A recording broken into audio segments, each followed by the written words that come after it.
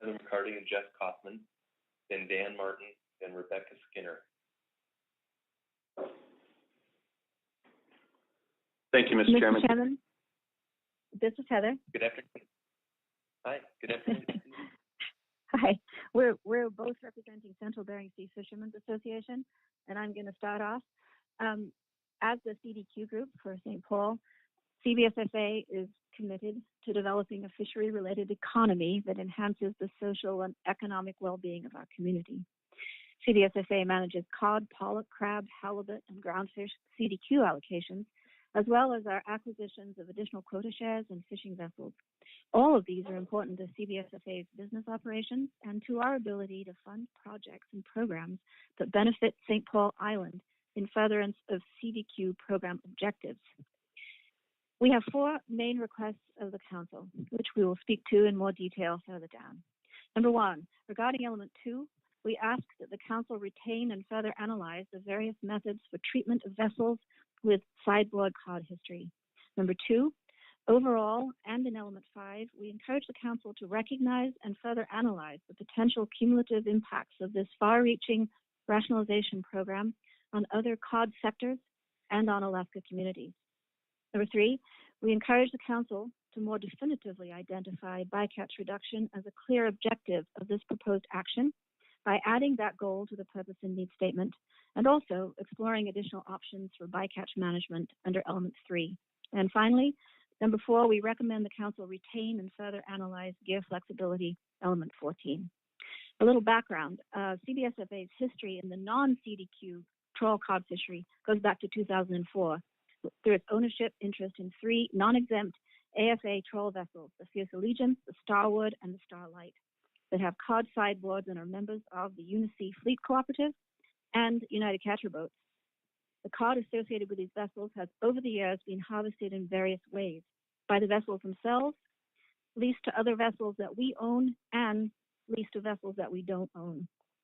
CBSFA is also actively engaged in the Pacific halibut fishery in IPHC Area 4 CBE, and as such is committed to maintaining a viable IFQ and CDQ halibut fishery for St. Paul residents. CBSFA is also heavily involved in the BSAI crab fisheries, holding significant amounts of both harvester and processor quota, and we have ownership in 3 crab vessels that operate in the BSAI. So we're very much interested in the careful use of PSC species in the trawl fishery and look forward to considerable improvements in bycatch use that normally come with the benefits of a rationalized fishery. Trawl vessel testifiers have consistently said that they expect bycatch savings from the program's implementation. So in element 3, we would like you to provide a wider range of bycatch reduction percentages as recommended in the AP motion. When the cod CV sector was removed from the ABM action, it was with the clear understanding that bycatch reduction would occur during the rationalization process. For comparison purposes, for halibut bycatch management in the A80 sector, the range of the 3 proposed action alternatives is from 15% more than the current limit to 45% below the current limit based on halibut abundance. Also, we ask the Council to determine a method to ensure that any halibut bycatch savings are not then available to other sectors, as suggested in the AP motion. And in element 3, we'd like you to provide an option for analysis to determine limits annually based on a stair-step lookup table using halibut abundance. This would provide functional consistency in bycatch management across sectors and adhere to a method that mirrors both successful target species management in the North Pacific as well as bycatch management for several fisheries in the North Pacific. So, in part to allow options for functional bycatch management by cooperatives, we also support the retention and further analysis of the element allowing for gear flexibility in element 14. Jeff will talk more about the potential advantages of this. Jeff? Thank you. Flexibility, bycatch reductions, adding value, full utilization, and community protections are critical components of all council rationalization actions, both past and future. A gear flexibility mechanism that provides maximum flexibility to the CV cod trawl sector could help accomplish each of these important goals. We support the AP's motion on element 14 and appreciate the structure and specificity it recommends for shaping a gear flexibility component. We feel the AP motion addresses many of the staff's questions about how to shape this element and provides important concepts to be analyzed in the next iteration of the initial review. As is clear in the AP motion, gear flexibility would be entirely voluntary or optional, allowing CQ holders to choose to fish with a trawl net or pot gear at their sole discretion.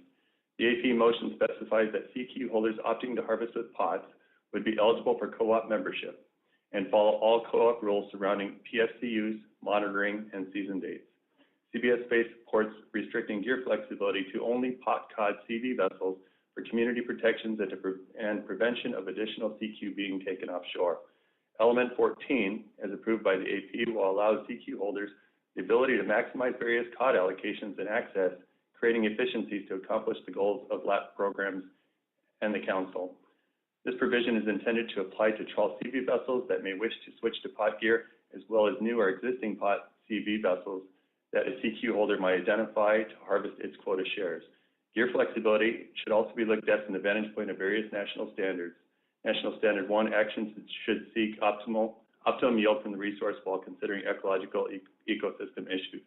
National Standard 5 and FMP should contain measures that result in as efficient a fishery as is practicable or desirable, and National Standard 8 sustain community participation, and National Standard 9 reducing bycatch to the extent practicable. Concluding statement, again, this element could prove very efficient in reducing bycatch, increasing ex-vessel pricing, adding value, and full utilization, all of which are important to CBS Bay and presumably others in the trawl CV sector. Use of pots can also help achieve Council and MSA's conservation goals. Thank you. All right. Thank you both for your testimony. Are there questions from council members?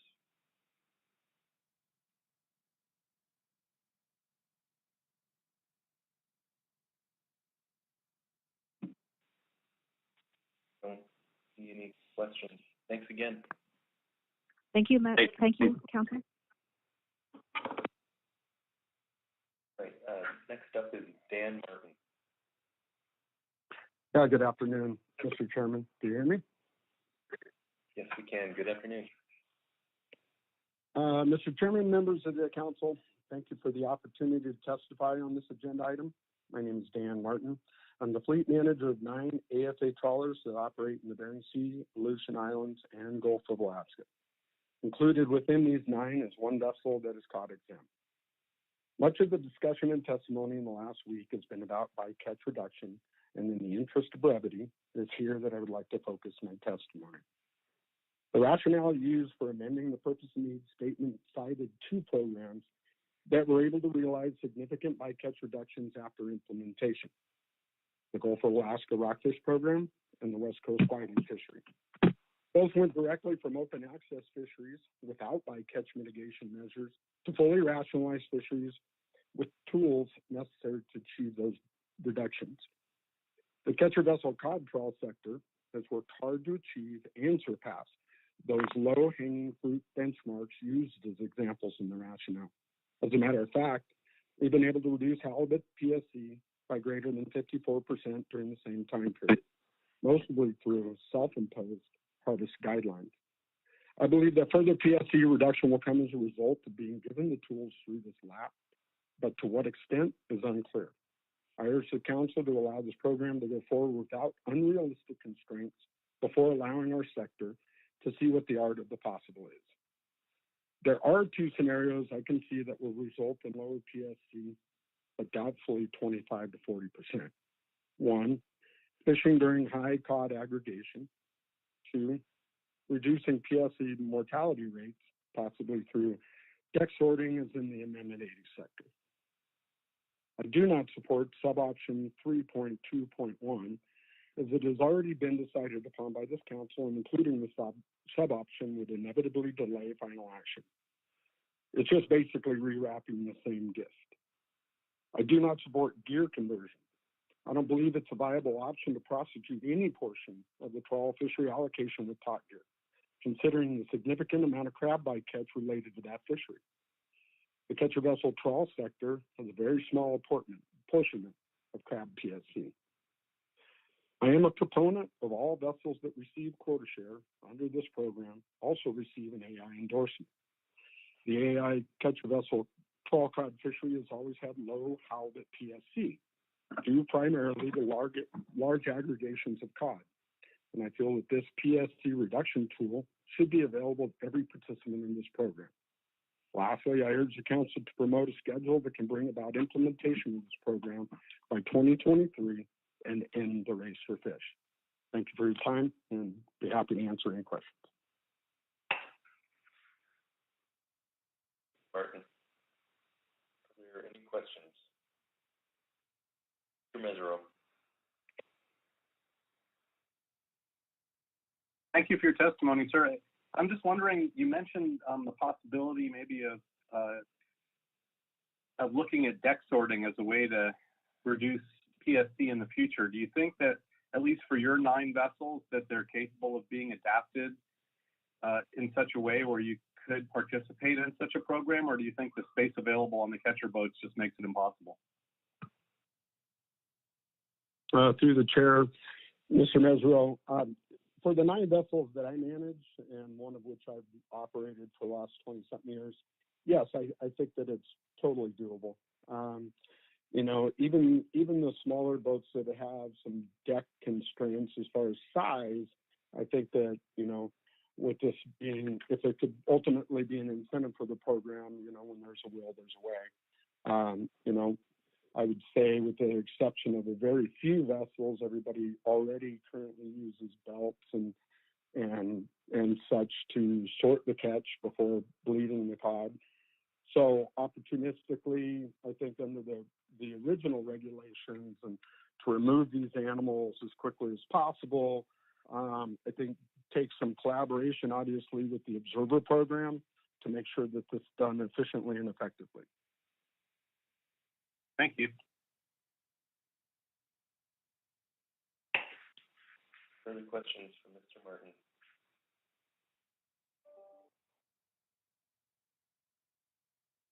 Right, thank you for your testimony. Thank you. Next up is Rebecca Skinner, then Patty Good O'Donnell, and then Hazelden. Good afternoon. This is Rebecca. Can you hear me? Yes, we can. Good afternoon. All right. Thank you. My name is Rebecca Skinner, and I'm testifying today on behalf of Alaska Whitefish Trawlers Association. I wanted to start out by thanking John McCracken for very quickly responding to all of the questions that I had on the analysis. With the lengthy paper and the COVID restrictions that are impacting how people work, I wasn't sure how that was going to go. And John's quick responses were very helpful, especially when I needed a clarification on something in the paper. So I did want to recognize that. AWTA membership comprises Gulf-dependent trawl catcher vessels. Some are AFA affiliated. Some of the members qualify for this COD program, and some AWTA members don't fall into either of those categories. However, all AWTA members are substantially or wholly dependent on Gulf groundfish. I previously submitted written comments, and today I'm going to focus on Gulf sideboards in Element 4, and I will be referencing specific sections of the AP motion. And I have 4 points that I'm going to go through. So number 1, AWTA supports option 4.1 of the AP motion, which creates sideboards for all AFA non-exempt CVs and Gulf of Alaska groundfish fisheries, whether qualified for this COD program or not. Sideboards should be based on the vessel, LLP, or both, and be calculated based on actual Gulf catch history.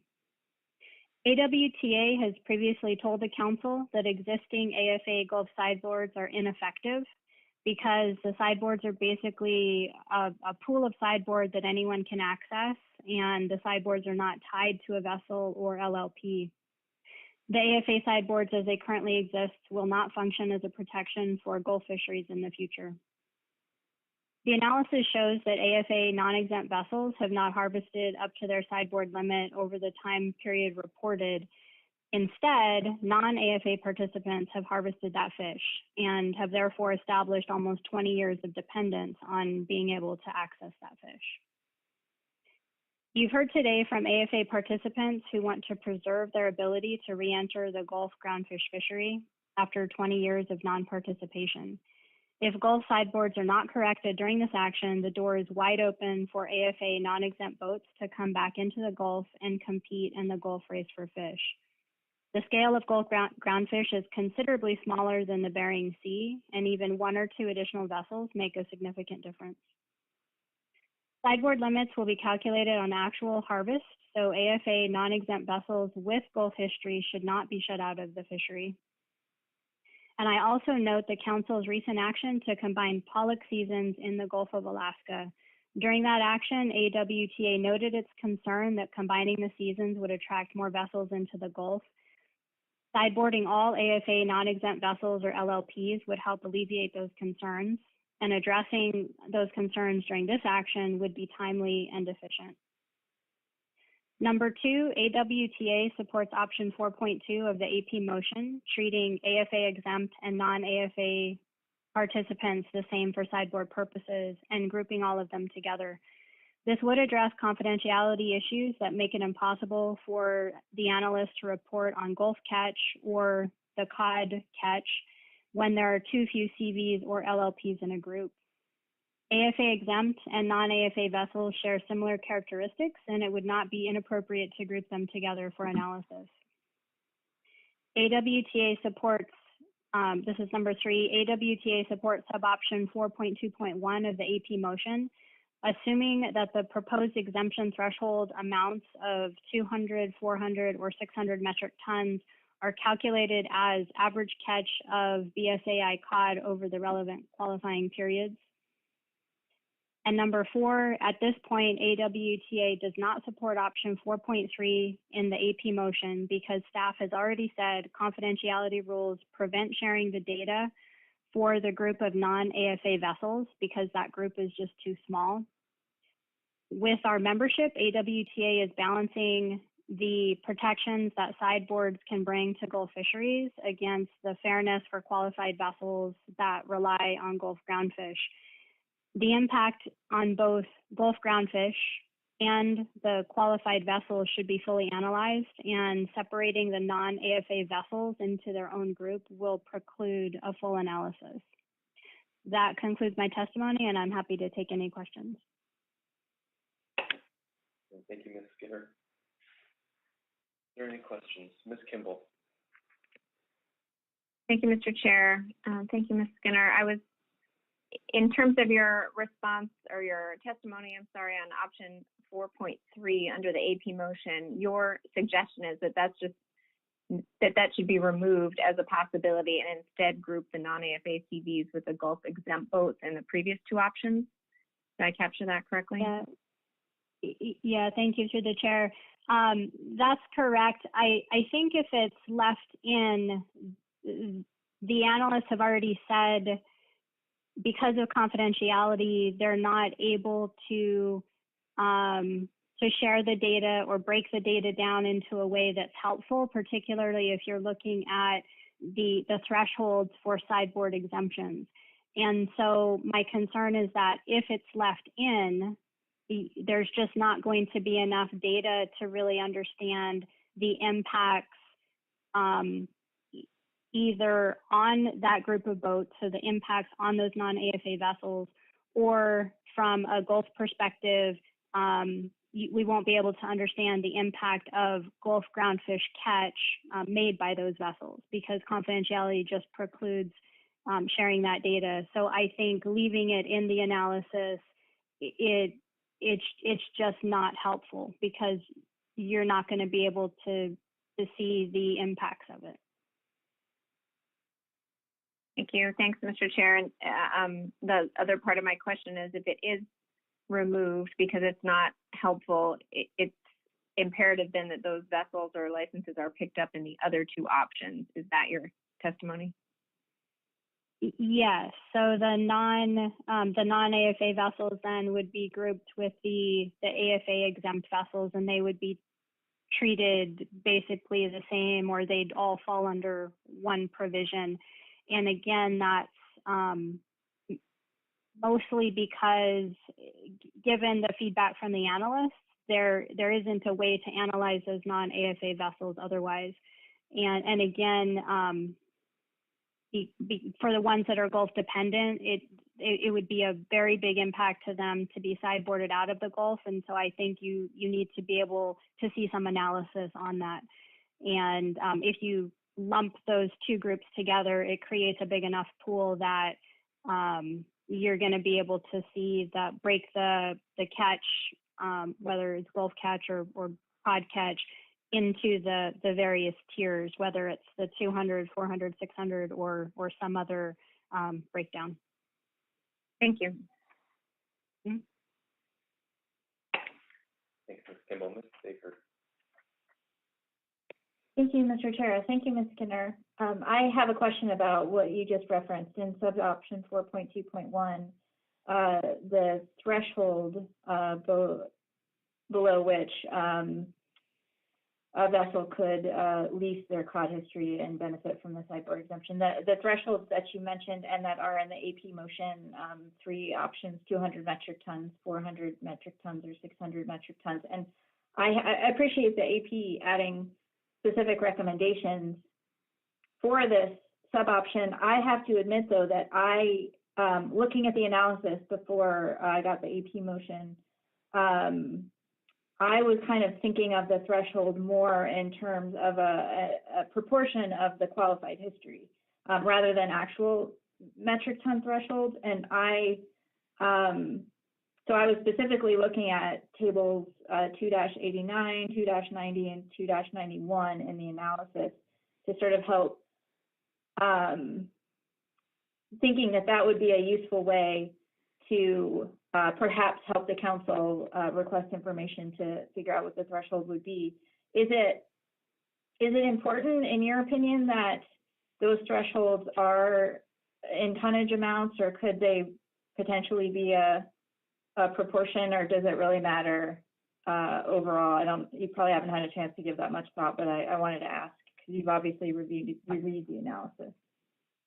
Yeah, thank you for the question, to the chair. I've actually given that quite a bit of thought, and that was one of the lines of conversation I had with John McCracken on the tables. I had to confirm how to convert the percentages or the proportions that are listed in the table into metric tons. So the short answer is I don't think it matters. I think it's easy enough to convert the proportions into metric tons or vice versa. And my understanding of the sideboards for exemption purposes, that exemption would be a snapshot in time. So you only have to qualify once. It's not like you're requalifying every year. So if you set it up as a proportion, you can easily convert it into metric tons. It's a one-time thing. The reason I think it's important to list it in metric tons is that's just how the, for AWTA, and I probably myself, that's just how we think. We're thinking in metric tons. We're not thinking in, 1% of the whole fishery, because what is that number? It's kind of, you're not going to know that off of the top of your head, but you are going to know if you caught something around 100 metric tons or 200 metric tons. So I think that mathematically it's easy to translate a proportion into metric tons, but I do think it's important to list the amounts in metric tons, because that's going to be a lot more accessible to the stakeholders, or at least the stakeholders that I work with, to help them understand where they're going to fall on the spectrum, or if they're going to be below a threshold or above a threshold.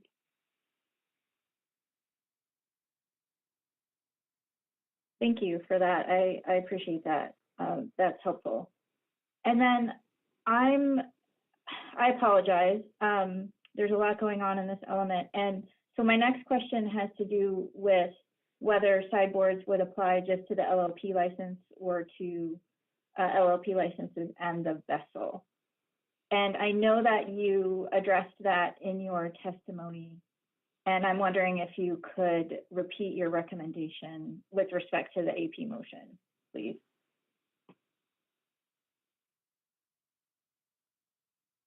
Yeah, thank you for the question, through the chair. I think that I think, and I stress that I did listen to the staff presentation to the council earlier this week, and I listened to the questions. I think that it doesn't matter if the sideboards are vessel based or LLP based. So I think basing it on the LLP would be fine. It would make sense if the program is LLP based. I guess I should clarify, in the letter that I submitted, I suggested that the sideboard should be both vessel-based and LLP-based. After listening to the exchange between the council and staff during the staff presentation, I understand that can add additional complication and complexity. Or from an AWTA perspective, though, the main point is that the sideboard limits and the use of the sideboards needs to be tied to a specific participant, and whether you're identifying that participant by the vessel or the LLP, I guess it doesn't really matter, but it's important that it be tied to one or the other. And again, I see a lot of logic in using the LLP because the program itself is LLP based. Does that answer your question? Yes, it does. That's helpful. Thanks very much, Ms. Skinner. Thank you, Mr. Chair. Thank you, Ms. Baker. Questions?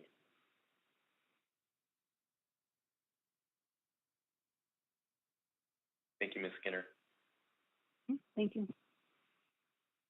Next is Patty O'Donnell. Following Mr. O'Donnell will be Mateo Passeldown and then Chris Cooper. Yeah, good afternoon, Chairman. Do you hear me, first of all, before I go on? Yes, we do. Loud and clear. Good afternoon. That's good, because often I talk and there's nobody on the other end receiving my conversation, which is normal Irish banter. So, for the record, my name is Patrick O'Donnell. I own the 85-foot Caravel tall catcher vessel. We're endorsed to fish in the Gulf of Alaska, the Western Gulf, and the Bering Sea. I am one of the non-AFA catcher vessels that qualify for this program. I have fished the Bering Sea cod 6 out of the last 10 years, and it is now part of my business plan. I rely primarily on the Gulf of Alaska and fish in the Gulf 9 months out of the year. I support the AP motion in regards to element 4, sub-option, apply sideboards to AFA LLP licenses only. I would like to emphasize the difference between AFA vessels and non-AFA vessels. So when the Caravel participates in the Bering Sea cod fishery, I give up fishing opportunity in the Gulf because the Gulf of Alaska is managed as a race for fish, and I do not have an allocation such as AFA pollock. On the other hand, non-exempt AFA vessels don't give up anything to go fish in the Gulf. Teal-ass cod or other unrationalized fisheries, quota can be leased, traded, or fished at any time because there is no race. When I fish Bering Sea cod as a non-AFA boat, I give up part or all of the A-season pollock in the Gulf. I support consideration of a sideboard exemption for boats like mine that depend on Gulf of Alaska groundfish, similar to the exempt AFA vessels that fell below the 1,700 metric ton limit. I asked the council to look at selecting 2014 to 2019 with the control date of February 2018 intact, because this option reflects recency as well as dependency. I delivered cod offshore in the Bering Sea in 2 years, and I would like to maintain that option in the future. I would ask the council not to limit a CV's catcher vessel's ability to deliver offshore to a catcher processor if it has any history, in order to maintain flexibility and to allow future opportunity, keeping in mind that there's a migration north of the Pacific cod stocks in the Bering Sea, which in the future may be out of range for shoreside deliveries, which in turn could end up stranding fish. I don't believe there should be any reduction in PSC halibut on the front end of this program. The Telas fishery PSC was reduced by 15% by the council action taken in Sitka in 2015. I don't have the amendment number or whatever it was. Any reduction in PSC should be looked at the first review of the program, and that's all I have, Mr. Chairman. Thank you. Thank you, Mr. O'Donnell. Any questions?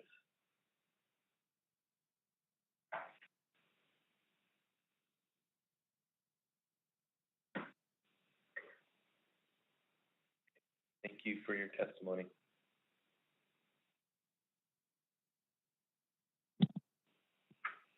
Next up is Chris Cooper. Or sorry, Mateo Pasadon. Apologies. Hello, can you hear me? Yep, good afternoon. Good afternoon, Mr. Chair, members of the council. My name is Mateo Pasadon, and I'm here speaking on behalf of the City of St. Paul. To start, the city supports this action, given its potential benefits to the long-term viability of the cod fishery, its ability to minimize halibut and crab bycatch, and its potential to provide for the sustained participation of fishery-dependent communities. As a fisheries-dependent and Alaska Native community, St. Paul's primary interest in this action is to preserve and maximize the opportunities for the community and its Aleut residents to participate in the surrounding Bering Sea fisheries, and this includes cod. In addition to National Standard 8, the city's perspective on this is grounded on the directive by the U.S. Congress in 1983 through the Fur Seal Act, which mandated that the federal agencies operating in St. Paul phase out the commercial fur seal harvest and directed these agencies to help the Pribilof Aleuts develop a, quote, stable, self-sufficient, enduring, and diversified economy not dependent on sealing, end quote. The cod resource that is abundant around the Pribilofs and the central Bering Sea has figured prominently in St. Paul's plans for diversification, as dependence on crab and halibut is insufficient, at this time at least, to ensure St. Paul's self-sufficiency. Through CBSFA, St. Paul has led a number of actions before the council to benefit Western Alaska CDQ villages from the cod resource, such as the action a few years ago to allow small boat fishermen to retain CDQ cod while fishing for their halibut. The RIR analysis is very impressive and discusses how communities may be impacted positively and negatively by this action. However, aside from the communities in the Aleutian Islands and the Gulf of Alaska, there's little information on how communities that are actually in the Bering Sea, communities like St. Paul or further north, may be affected by the action. Arguably, these communities don't currently have engagement with or participation in this fishery. We understand that.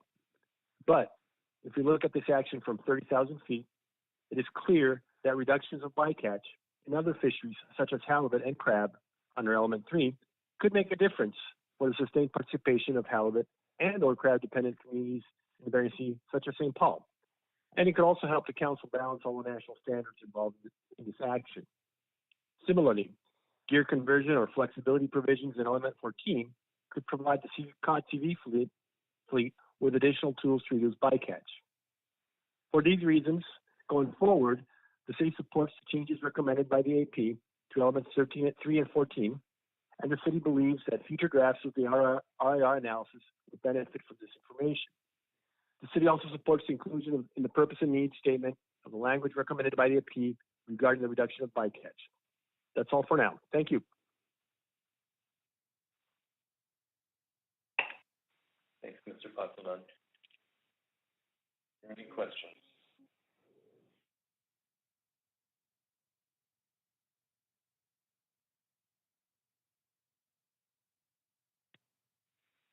Yeah, it's popping up. Thanks again. Yep. Okay, now to Chris Cooper and then Forrest Braden. Yeah, can you hear me okay? Yes, we can. Okay. Mr. Chair, members of the council, my name's Chris Cooper.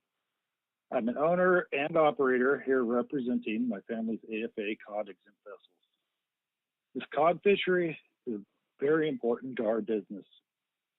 In recent years, it has gone from what has been half of our yearly income in a 3-month season to what is most likely going to be less than a week-long fishery for the 2021 year.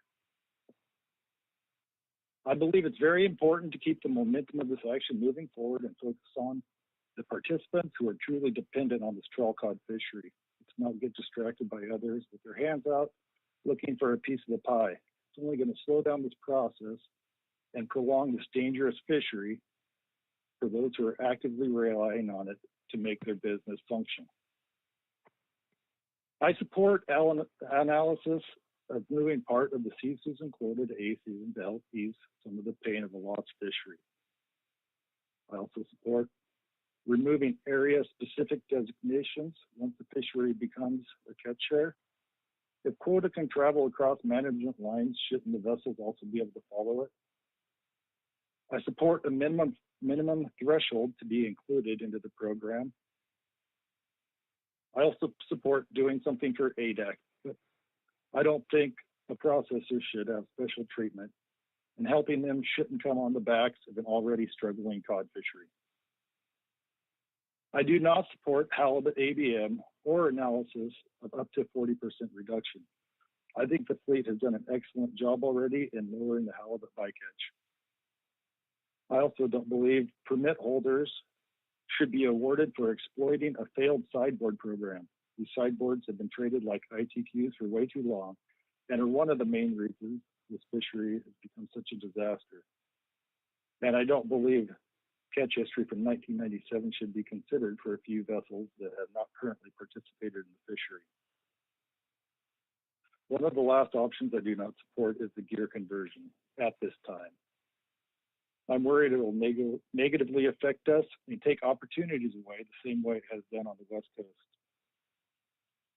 I hope we can continue making progress in solving the problems for this issue, and I really hope it doesn't get bogged down with unnecessary issues that distract the council process and lengthen out the time in which this fishery is rationalized. I truly believe it's only a matter of time before something catastrophic happens in this derby fishery that has forced participants to make decisions that are unsafe for them and their crew. That is all I have, and thank you for your time today.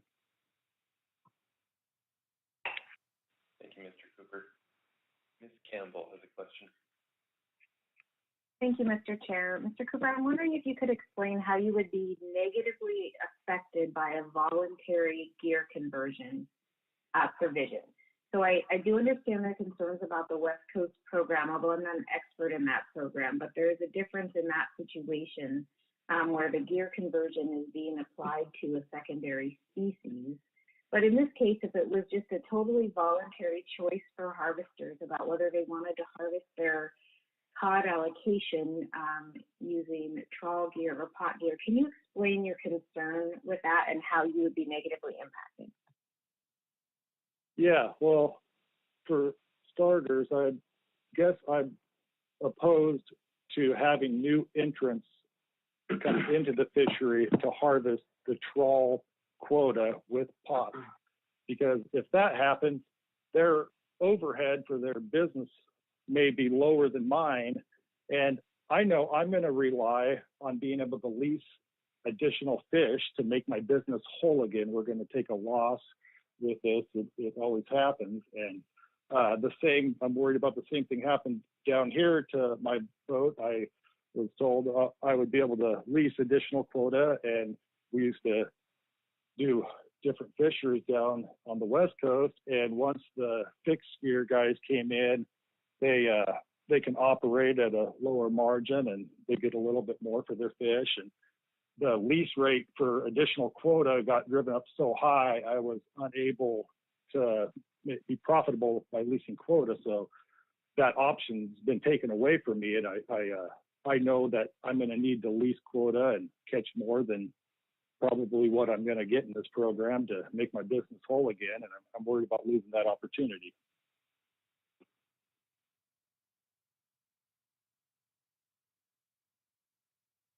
Thank you, Mr. Cooper. Mr. Chair, if I could follow up Can you explain how you think this, or how you expect this program to affect your business in a way that would require you to lease quota going forward to get back to where you are today?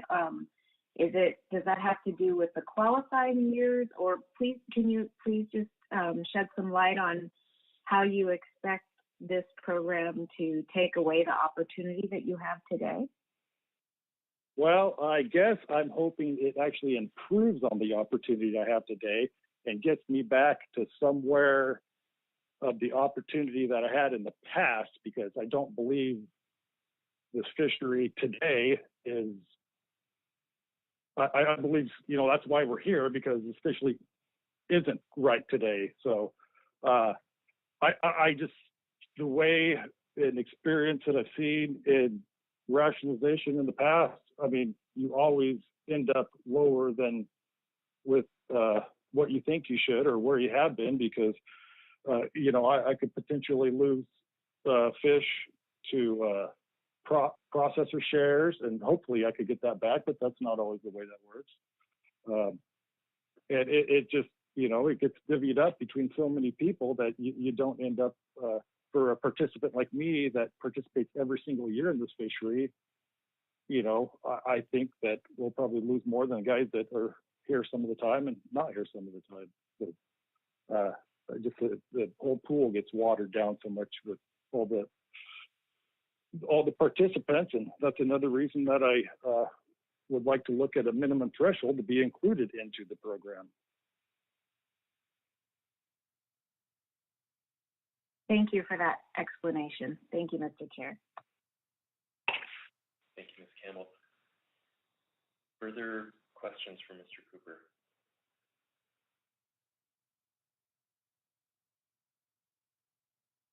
Thank you for your testimony. Okay, thank you. Right, next up is Forrest Braden. Following Mr. Braden will be Chandler Johnson and then Alexis Kwachka. Thank you, Mr. Chair, members of the council. Good afternoon. I'm Forrest Braden, speaking for Southeast Alaska Guides Organization, and we appreciate the opportunity to weigh in on the development of the cod trial program here. And I'll be speaking specifically and only to Element 3, prohibited species catch limits, and we support option 3.2 with at least a 25% reduction in PSC limits, which I'll talk to you shortly. And I'm commenting today from a paradigm of the Pacific Northwest as a kind of a broader ecosystem with fish stocks that are mobile and interconnected, whether we're talking salmon or sablefish or crab or halibut or any of the other migratory species. And we have across this area a lot of stressed fishing fleets, we hear, and they're fighting stock declines in their target fish. And we need to look at every realistic way of conserving those species for the directed fisheries.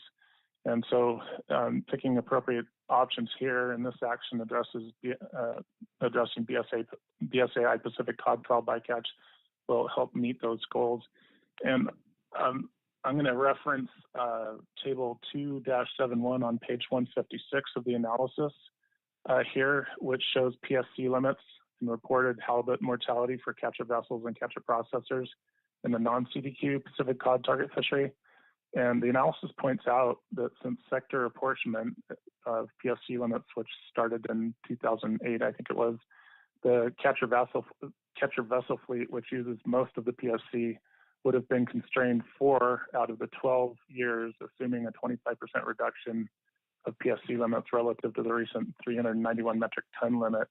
And I did some math on that, and I'll point out that one of those years, which I think was 2008, one of those 4 years out of 12, the fleet was within 4 metric tons of meeting a 25% reduction if it were imposed.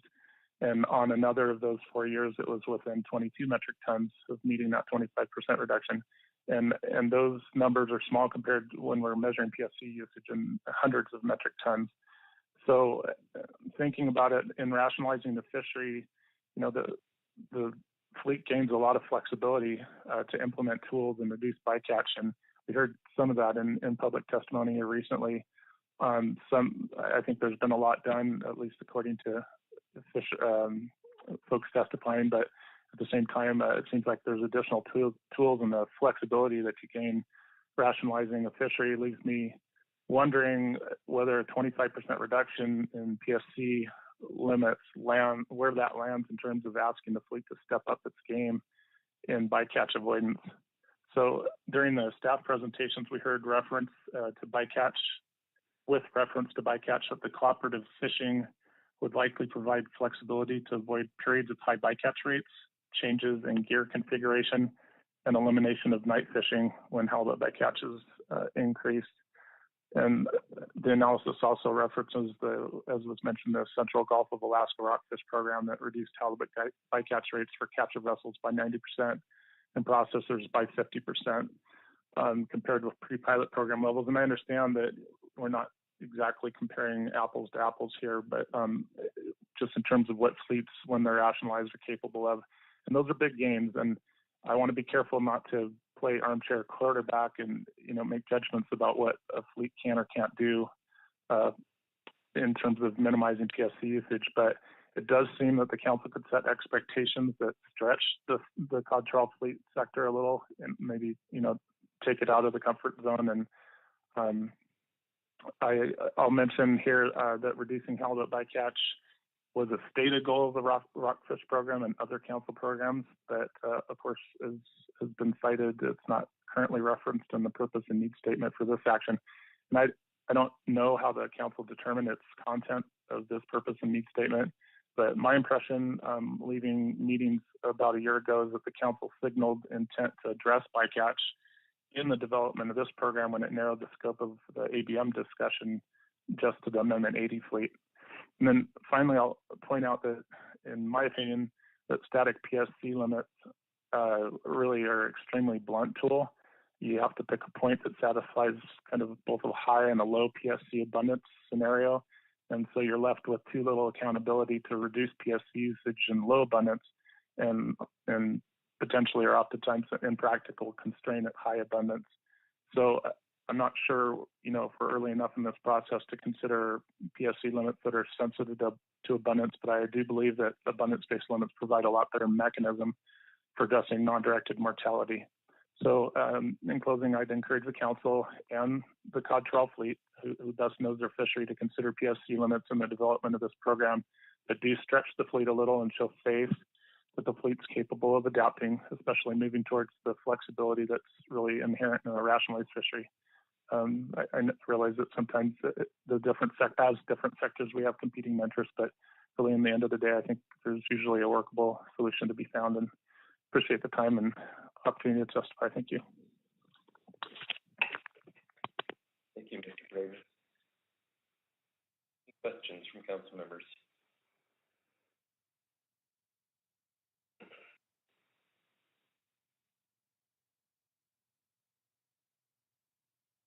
Thank you, Mr. Braden. Thank you. All right, that brings us next to Chandler Johnson. Yes, can you hear me? Yes, we can. Good afternoon. Good afternoon, Chairman and the council. I'm Chandler Johnson. I've been operating a 99-foot trawler out of Kodiak for the last 29 years. We're dependent on both the Gulf and the Bering Sea fisheries. We usually fish the Gulf until late May and then head for the Bering Sea to fish AFA pollock. We haven't had much Bering Sea cod that we were allowed to catch under AFA restrictions, so we concentrated on the Gulf in the early season. Then when we head to the Bering Sea, we've been trying to fish the B season cod opener on April 1st. Sometimes we lease unused fish from one of the co-ops. This has worked out pretty well for us. While we probably won't be allocated very much cod under this upcoming program, it's important to me that we retain the ability to qualify to fish it. I understand that there's an option to drop vessels that would have under a set amount of cod allocated to them. Even if our allocation is minimal, I'd like to stay qualified to fish and join a co-op. Maybe there will be an option to sweep up other small amounts or even lease unused fish, as we have been doing. I don't believe that our catch history, no matter how small, should be allocated to other vessels based upon some arbitrary amount. What makes our catch history any different than others with more history? Thank you. Thank you for your testimony. Questions from council members?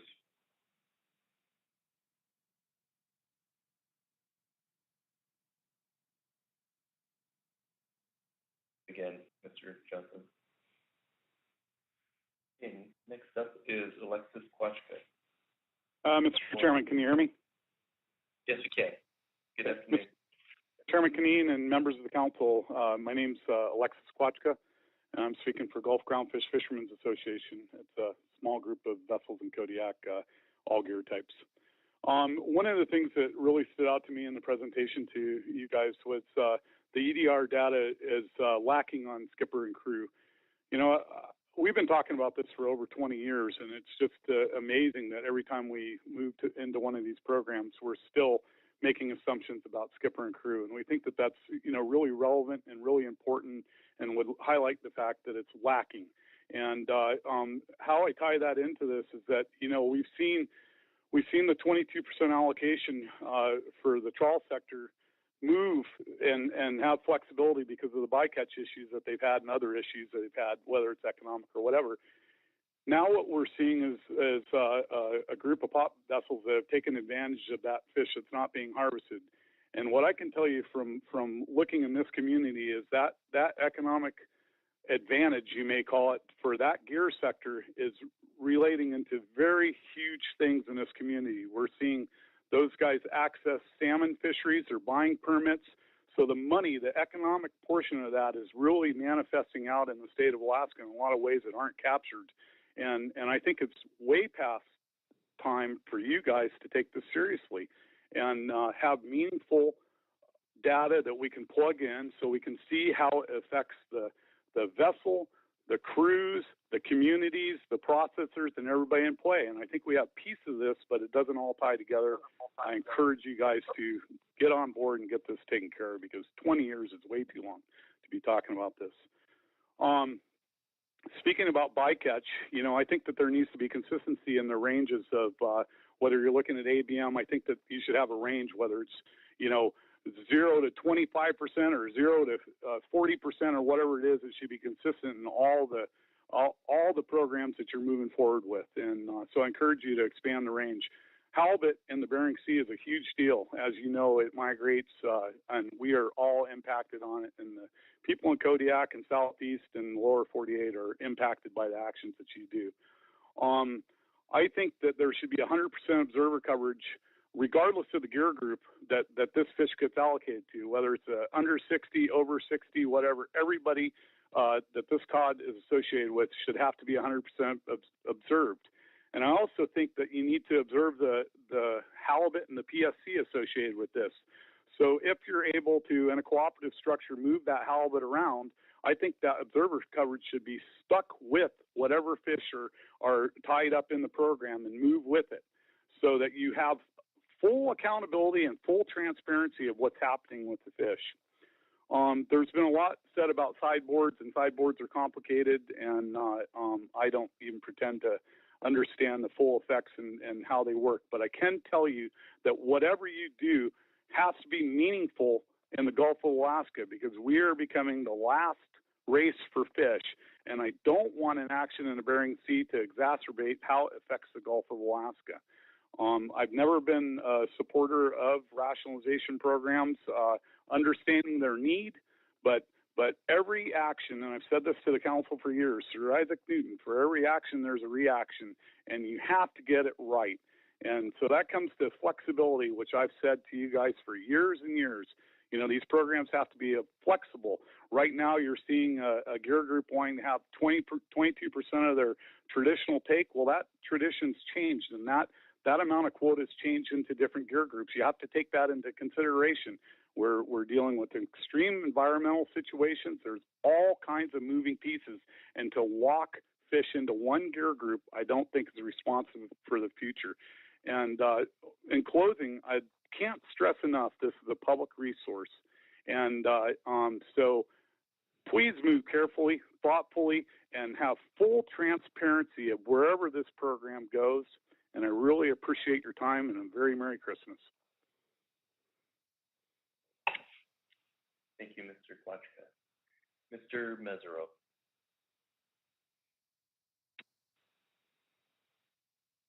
Thank you, Mr. Chairman, and thank you, Mr. Kwachka, for your testimony. So the question I have is this. I want to talk to you a little bit about the PSC.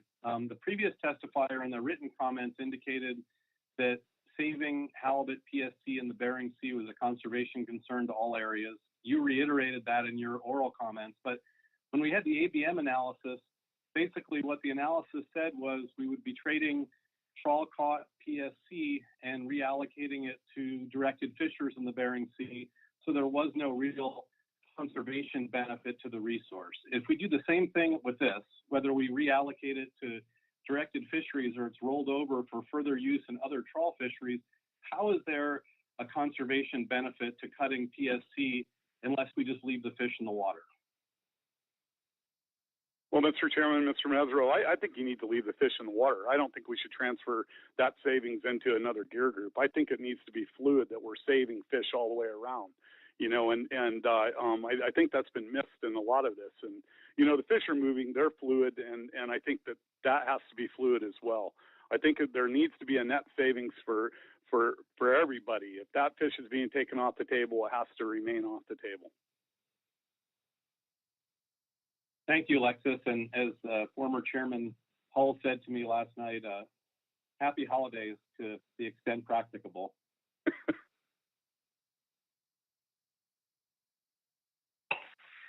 Further questions for Mr. Kwachka? Ms. Kimball. Thank you, Mr. Chair. Thank you, Mr. Kwachka. I appreciate that testimony. And the very last statement you made, I just want to have you clarify what you meant, that we should be cautious of or not be walking fish into one gear group. And I just tried to paraphrase that so you'd know what I was talking about. Could you clarify that for me? Well, I think that looking in the past is not the right way to think about the future, and I think that these environmental conditions, fish are changing, their patterns are changing, and just because we caught it with the trawl in the past doesn't mean that we're going to catch it in the future. And I think when we do a program like this, we're just kind of solidifying that into that's the way it's going to be caught. And you see a lot of pushback from one gear group or another saying, no, don't take my fish. I think there needs to be enough flexibility within the program to realize if there's a problem to move it.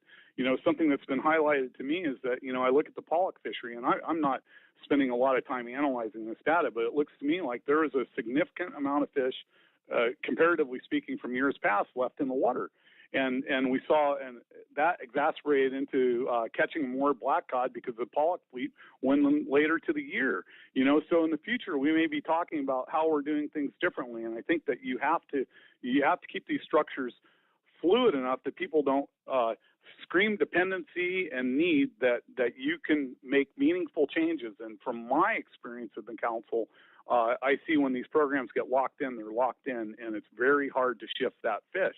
And to highlight that these programs have the most management tools in the shed, and we're still seeing bycatch issues and problems. I encourage you guys to think about that when you develop this program, that the fish may need to morph in a different direction, whether that's long line or pot or, some fishery that we haven't seen, some fishery gear group that we haven't seen yet, that things change and you need to consider that. And I don't think we do it well enough yet. Thank you.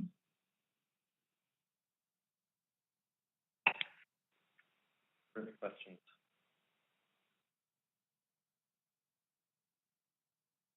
Thank you for your testimony. Thank you. All right. Next up is Teresa Peterson and George Pollock, and then Linda Benkin. Good afternoon, council members. Can you hear me okay? Good afternoon. Yes, we can. Great. Thank you so much. Teresa Peterson with the Alaska Marine Conservation Council. Thank you for the opportunity to comment today, and thanks for all the hard work you're doing to keep the council process moving forward. It's definitely challenging to develop a catch-share program in a virtual setting, and as this action moves forward, which we support, it's important to be inclusive of a comprehensive range of alternatives, elements, and options. AMCC supports the AP motion, especially the additions addressing bycatch, and we appreciate the work done by the advisory panel last week. There were a number of amendments and lengthy discussions which led to a full suite of options to consider that provide the framework for a comprehensive analytical document to inform the final decisions. It is clear that this issue is complicated, very complicated, and should come back for another initial review to provide increased understanding of all the moving parts.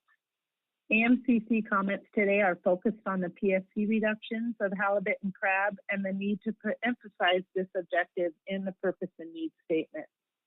Reducing bycatch has long been recognized as a benefit of a catch share program and must be identified upfront as an objective.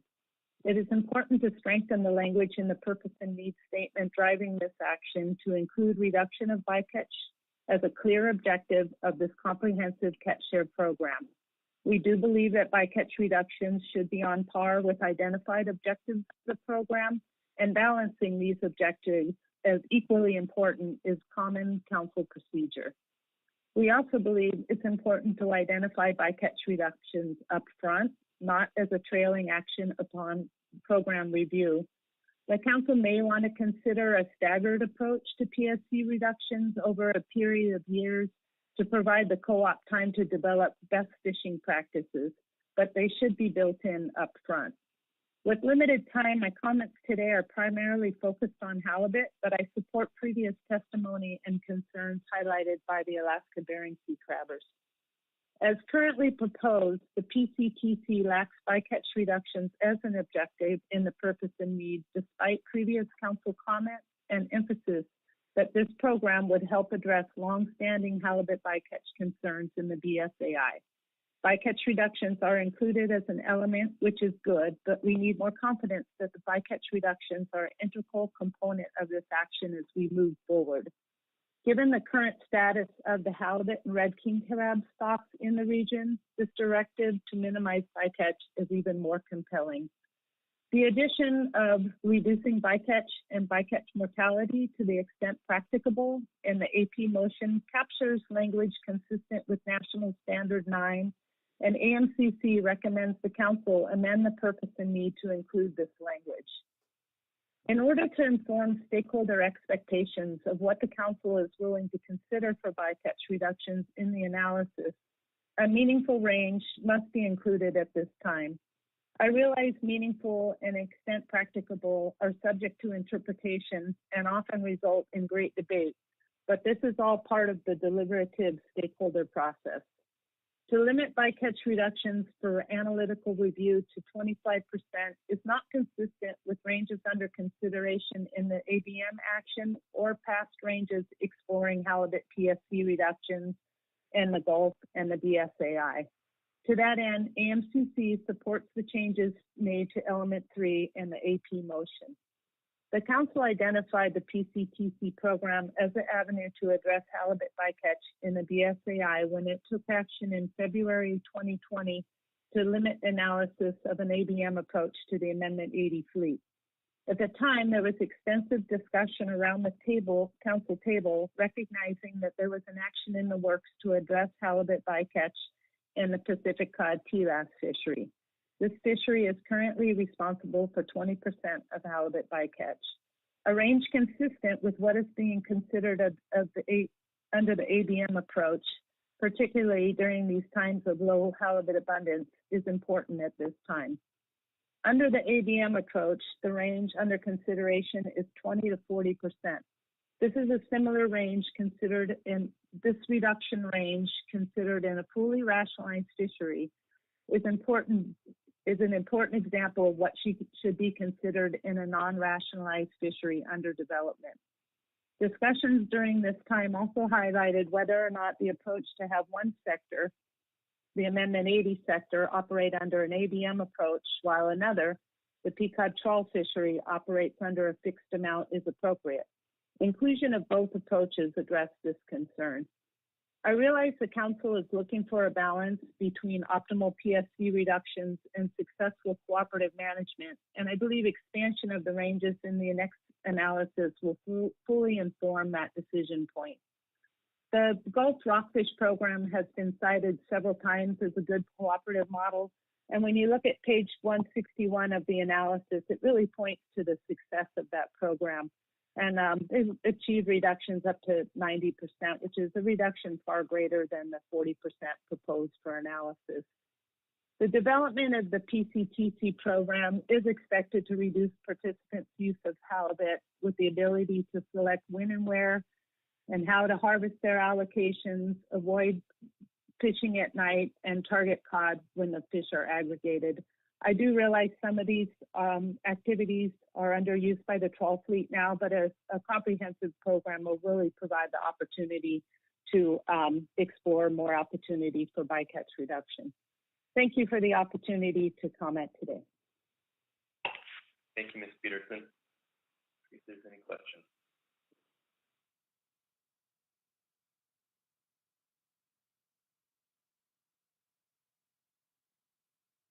Seeing any hands, thank you for testifying with us today. Thank you very much. Happy holidays to y'all. Okay, next up is George Pollock. Yes, can you hear me? Yes, we can. Good afternoon. Good afternoon. Chair, council members, my name is George Pollock. I'm speaking today in my capacity as the president of Valued Enterprise LLC, which is comprised of several operational companies on ADAC that support commercial fishing interests. The loss of access to federal fish has significantly affected the ADAC fish processing plant and the community of ADAC. Extensive effort by myself and many parties on ADAC has been expended to ensure the operational capacity of the fish processing plant is maintained. An effort is underway to secure a new tenant to operate the plant. Toward that end, a memorandum of understanding has been executed with Northwest Fish Company. Several years ago, the Alliu Corporation was awarded Aleutian Islands pollock quota with the express intent to benefit the community of ADAC. For various reasons, including stellar sea lion, it is not possible to fully harvest that allocation in the Aleutian Islands. As a result, this allocation rolls over to the Bering Sea pollock sector without any compensation. No lease fees, no royalty payments, nothing. It is a giveaway with no benefit returning to the community. The current motion potentially sets up the same problem.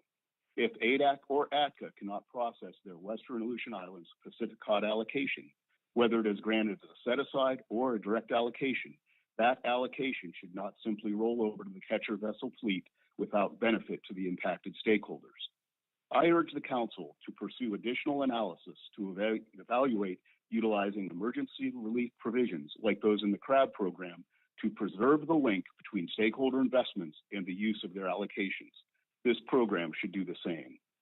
I support the development of emergency relief provisions and oppose rollover mechanisms that break the link between AI allocations and Western Aleutian Island stakeholders.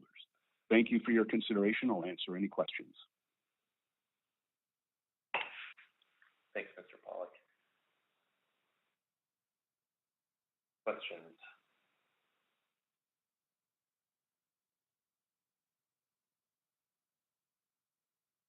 Thank you for your testimony. Next up is Linda Benkin. Following Ms. Benkin, Julie Boston, Craig Brown. Good afternoon. Good afternoon. Thank you for this opportunity to testify. Linda Benton, representing Alaska Longline Fishermen's Association. I'm not in the thick of this issue, as you know, so I'll be brief and limit my comments to the bycatch component.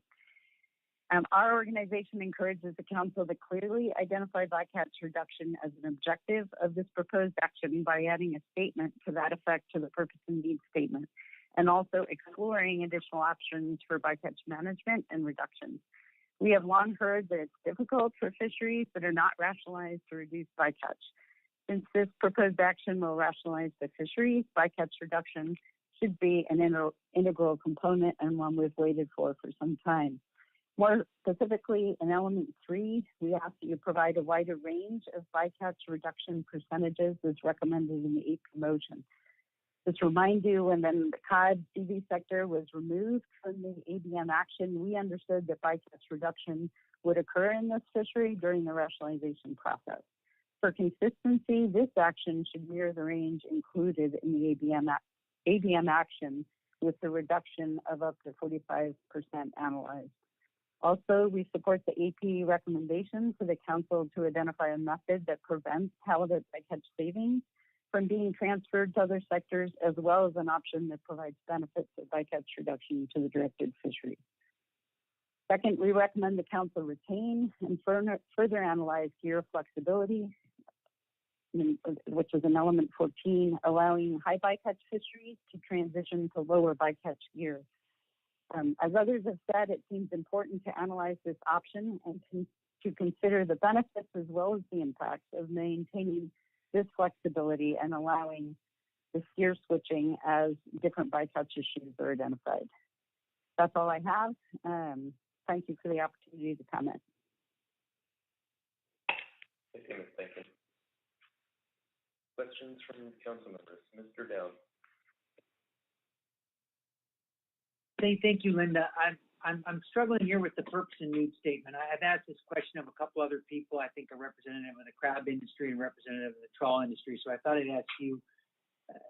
There seems to be a lot of testimony today on the need to add to the purpose and need statement the language on reducing mortality to the extent possible as a goal of the program.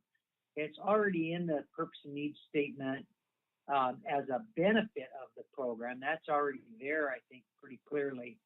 So I'm just trying to understand why we have this passionate testimony is the need to add that to the purpose and need statement. Is there some mechanism that you feel that gives the council motivation to choose some different range that we might not be able to? Or I'm just curious, in your opinion, how does that change things for the council or for the ultimate decisions that we'll make on this action? Through the chair, Mr. Down, thank you for that question. I think all of us recognize that your action will be judged or measured against your purpose and need. And so to the extent you are quite clear that a purpose of this action, along with other purposes and objectives for this action, but that bycatch reduction is part of your purpose, then in weighing your action against national standards, that action, that purpose, and National Standard 9 is highlighted that much more. So to the extent that is an important objective to you, it certainly is to many of us in the halibut and crab fisheries. It's essential that it's identified as a tangible goal in your purpose and need statement. Thank you, Linda. Thank you, Mr. Chairman. Thank you. Further questions for Ms. Bacon?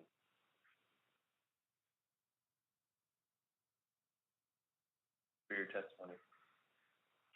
Thank you. Hey, Bonnie. Mr. Chairman and members of the council, can you hear me? We can. Good afternoon. Good afternoon.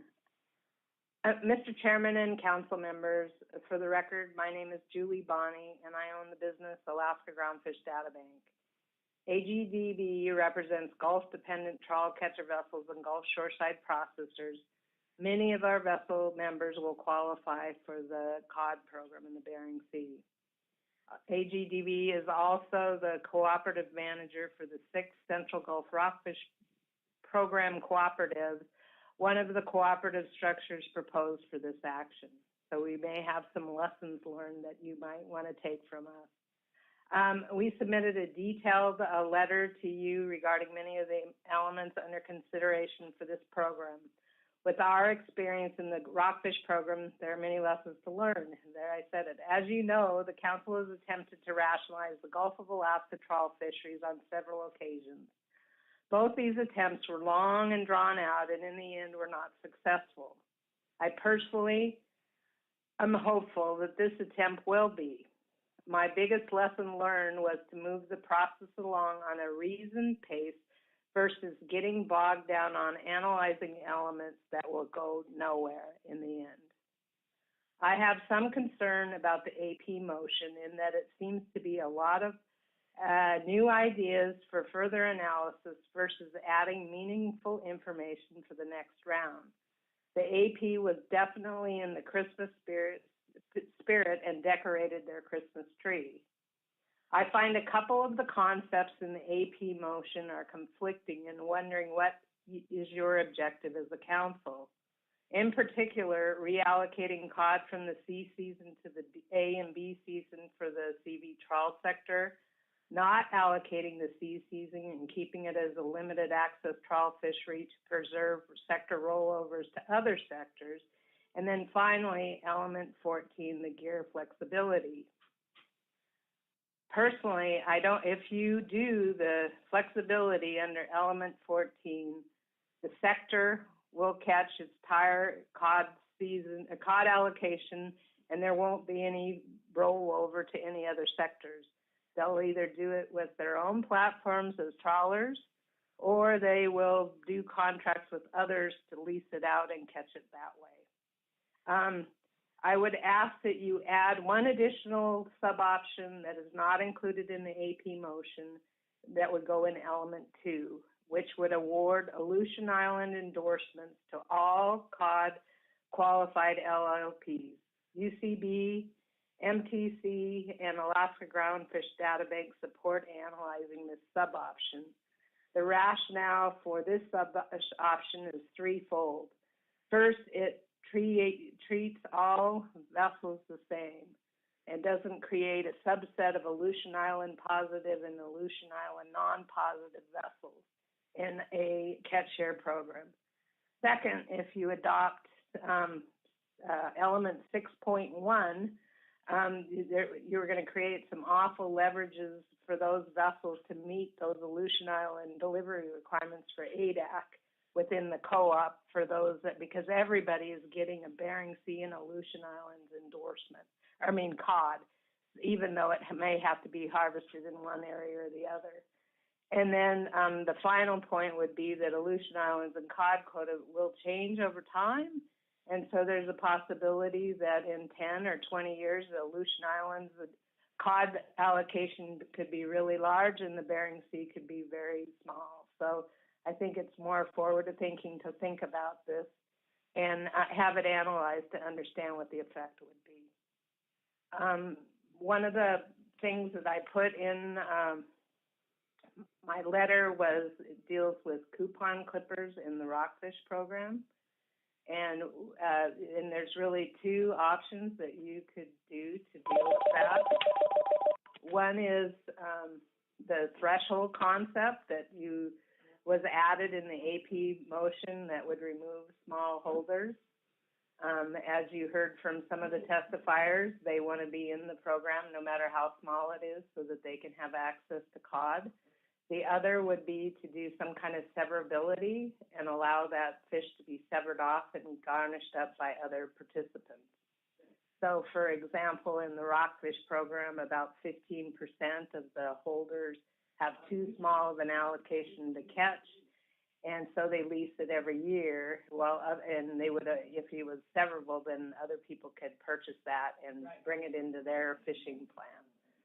So you all look tired. It's been a lot of public testimony, so I'll close early. Thank you very much. Thank you, Ms. Bonnie.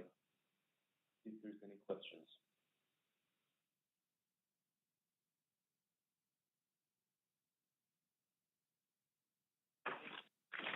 Don't see any. Thank you for your testimony. Next up is Frankie Brown and Jeff Lackey and Heather Mann. Yeah, good afternoon, Council Chairman, Council members. My name is Frankie Brown. Can you hear me? Yes, we can. Good afternoon. Good afternoon. Hey, my name is Frankie Brown. I'm a 33-year fisherman and resident of Kodiak, Alaska. I jointly own the fishing vessel Vanguard with Vern Hall, which is a longtime family-owned business and has been involved in the Gulf of Alaska and Bering Sea fisheries for over 35 years. The vessel is home ported in Kodiak, owned by Kodiak residents and operated by Kodiak families and crew. Our fisheries operation has been dependent on the current AFA Gulf sideboard allocation since 1999. We have abided by the rules set by this council 20 years ago, which includes the ability to lease AFA sideboards from others. The way the sideboards have functioned has made our operation full and complete. When AFA pollock quota was allocated, our vessel was right at the cutoff line between being exempt and not exempt in the Gulf of Alaska fisheries. But a decrease in AFA Gulf sideboards will have a detrimental effect on our local operation crews and family. And also, I'd like to mention too our markets, which is new, and their business plan was based on our harvest opportunities in the Gulf of Alaska. Now with the cod, we're prepared to make the most of this cod catch share program. However, we do not stand to gain much, if any, cod allocation, especially when considering all the potential trimmings and fish grabs that would rather be disconcerting, considering the investment in time and effort put in by the crew and owners. I believe that every opportunity, every vessel that's been out there and participated in this fishery deserves an allocation based on if it's 10 pounds or whatever, and then go from there. So we're asking is how is this possible for us to increase our sideboard opportunity under this cod share program when we'll be a minimal player in the Bering Sea cod fishery, if not cut from the program altogether based on some of the options. We see this proposed cut in AFA Gulf sideboard as a petty fish grab, and are strongly against any changes. I will conclude this testimony stating that we are not here today to present to this council a fish grab from any group or fisherman. We are here to request your protection to stay whole in our fishery. Thank you for your time in considering this matter, and I will be happy to answer any questions. Thanks for your testimony, Mr. Brown. Are there any questions?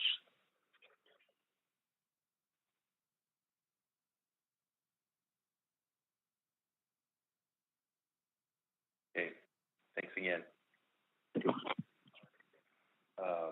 Next up is Jeff Lackey. Yes, hello, council members. Thank you for your time today. My name is Jeff Lackey, and I manage the fishing vessel Seeker, an independently owned AFA exempt cod catcher vessel. Bering Sea cod has been the Seeker's primary Alaska-focused fishery every single year for the last 3 decades. In some years, cod was upwards of a third or a half of the vessel's revenue. The Seeker's investment in and dependence on the cod fishery is extensive. I agree with earlier comments about the need for this action to move forward for timely implementation. I have 5 suggestions, with the first 2 suggestions based off lessons learned from the West Coast rationalization.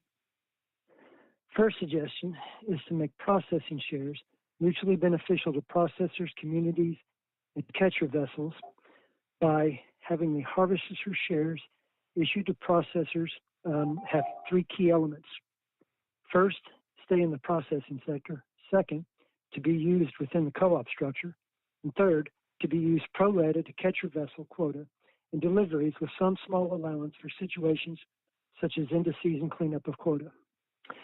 Second suggestion, remove further consideration of gear conversion concurrent with trawl rationalization.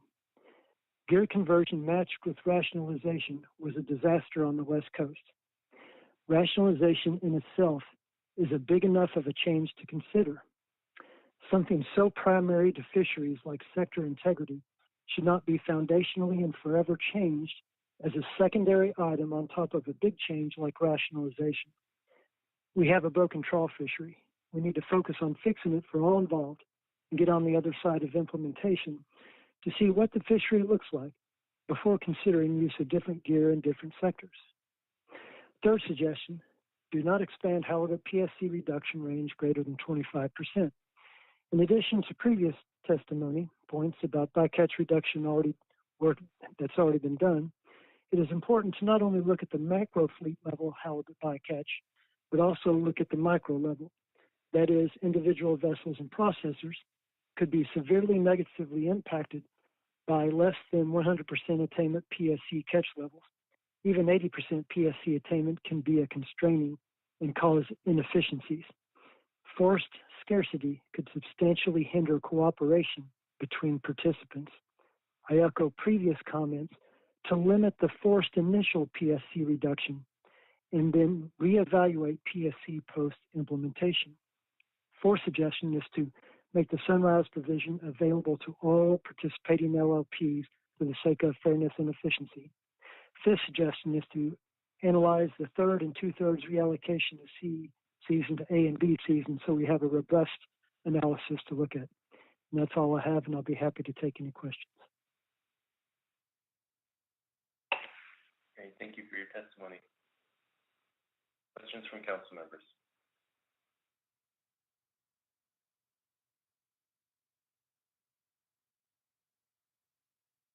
Okay, thanks again.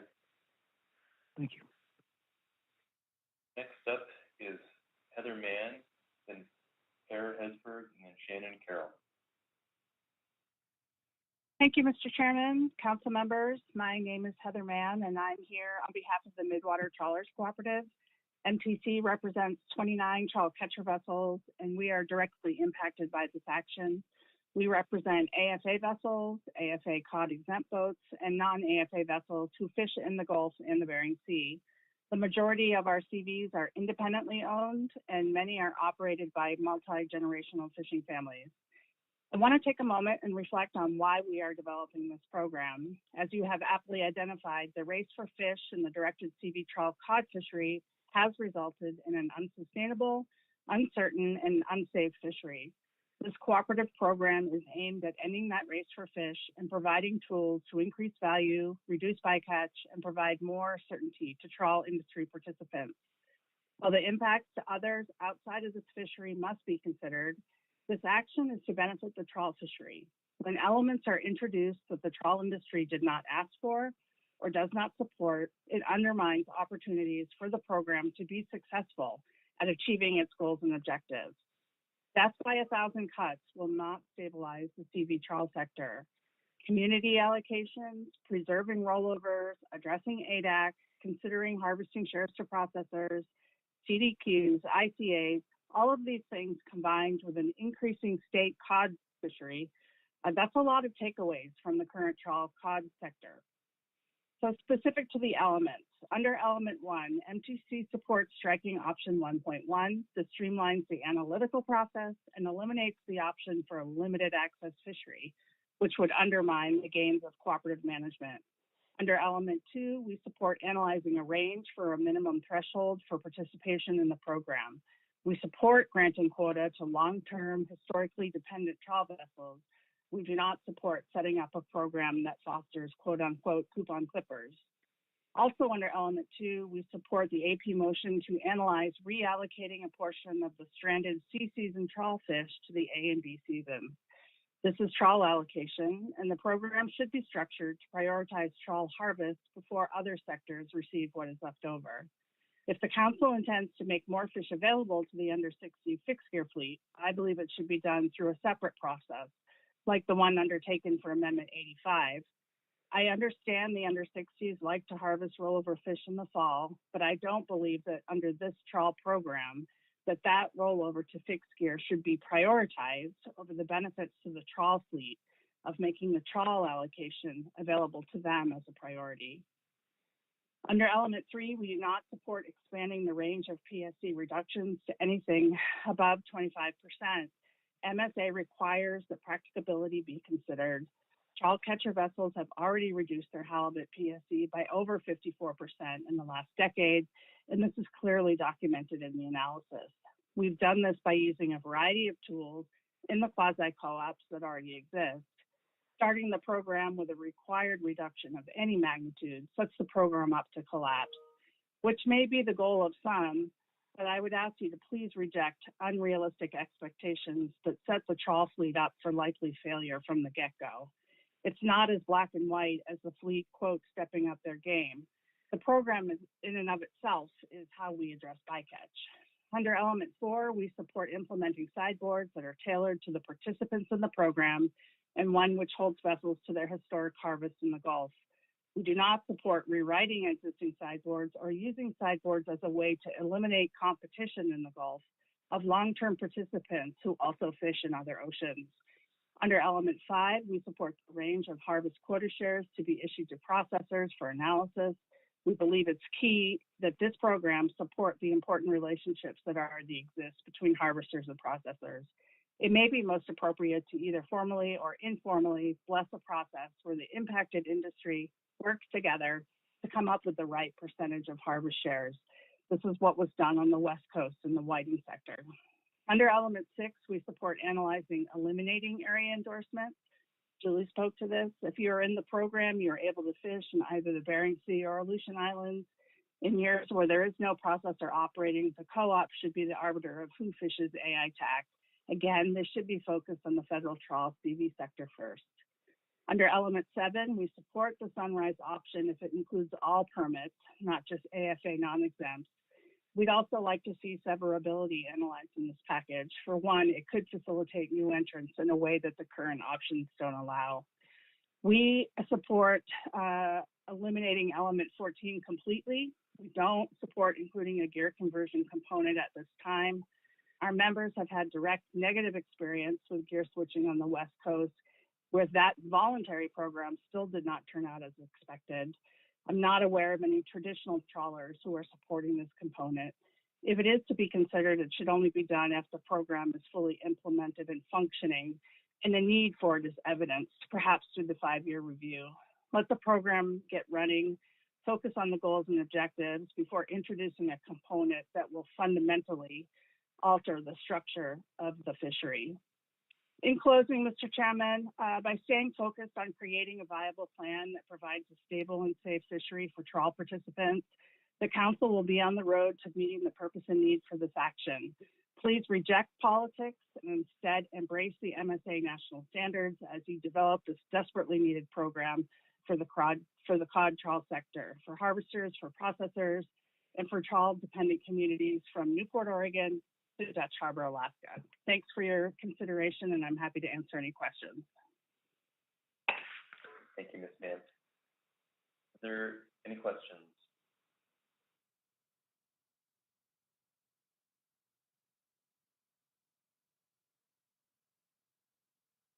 Ian? Thank you. Great. Next up is Tara Hesberg and Shannon Carroll and Andy Wilder.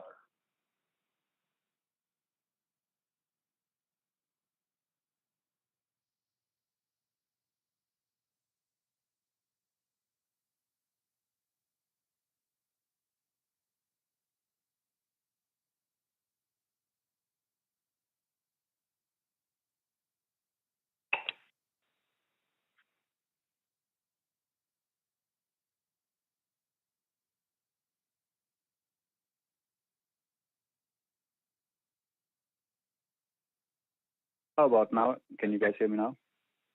Yes, we can. Good afternoon. Okay. I didn't realize I actually had to dial in on my phone, so sorry about that. So, can everybody hear me? I believe. So this is for the chairman and the members of the council. I work on the Vanguard. My boss here was just on earlier, but nevertheless, I would like to give my 2 cents worth too. And I've been working on the Vanguard for over 20 years, and I've been running the boat for the last 4 of that time period. Vanguard, as was said earlier, it has been operating out of Kodiak, Alaska for the last 35 years, and it's locally owned by people living in Kodiak, and it's been a big part of the community. So I have been on the Vanguard since the sideboard was put into effect in '99. And in all these years, we have complied with all the rules and regulations put forth back then. And because of that, we have tried to streamline our operations, to maximize the benefit for that.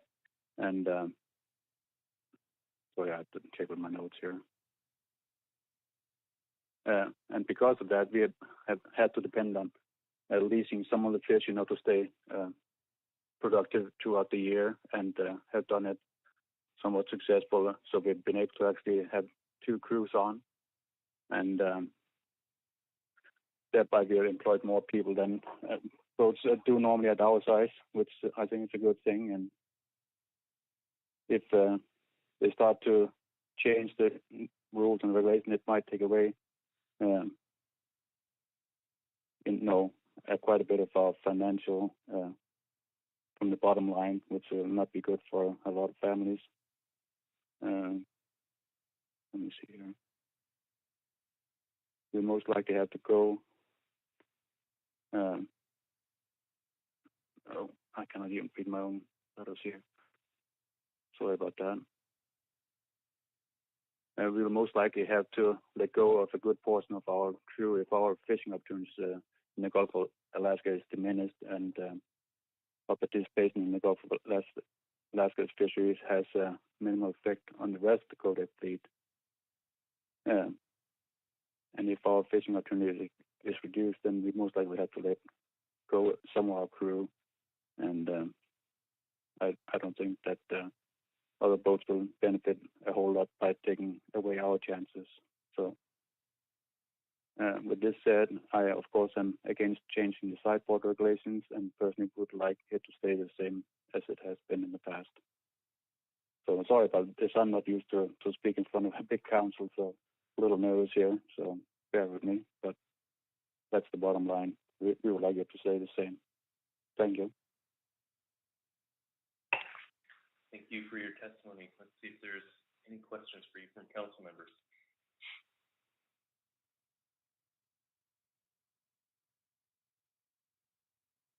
Any?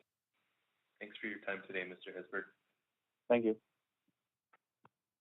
Next up is Shannon Carroll.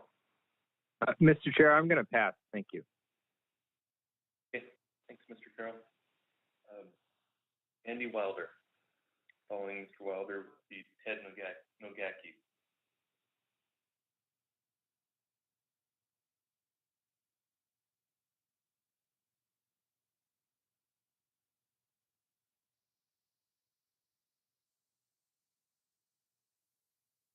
Good afternoon, Mr. Nogaki. Supposed to be testifying next. Good afternoon. Hello? Hi, Mr. Wilder. Sorry, I think I'm there. Hello? Hi, Mr. Wilder? Yes. It's me. We can. Okay, good afternoon, Chairman, members of the council.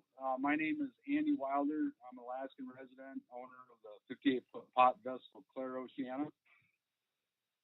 We participate in the under 60 pot cod fishery, and we have since 2011. Historically, we rely on the B season quota that's available. The reason I'm testifying is the LAP program under consideration could negatively impact the under 60 pot cod fleet. The idea of the trawl sector incorporating fish caught by other sectors in the sea season due to rollovers and incorporating it into the catch share program is not compatible with the analysis, which states using legal landings on an LLP.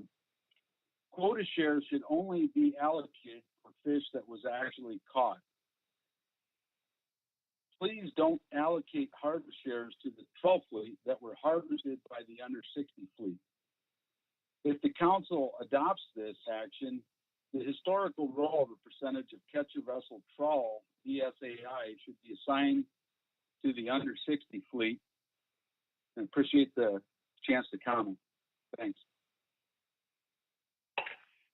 Thank you for your comments, Mr. Wilder. See if there's questions from council members.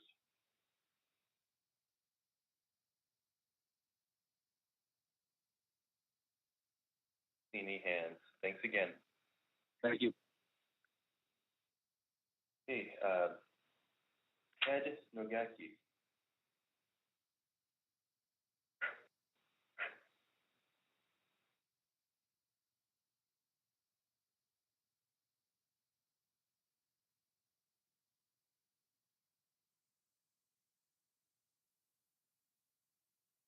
While we're waiting for Mr. Nogaki, then we will go back through the list again for those who were not able to make the first call, and I only have Mark Fina down on that list. So, Mr. Nogaki, are you available?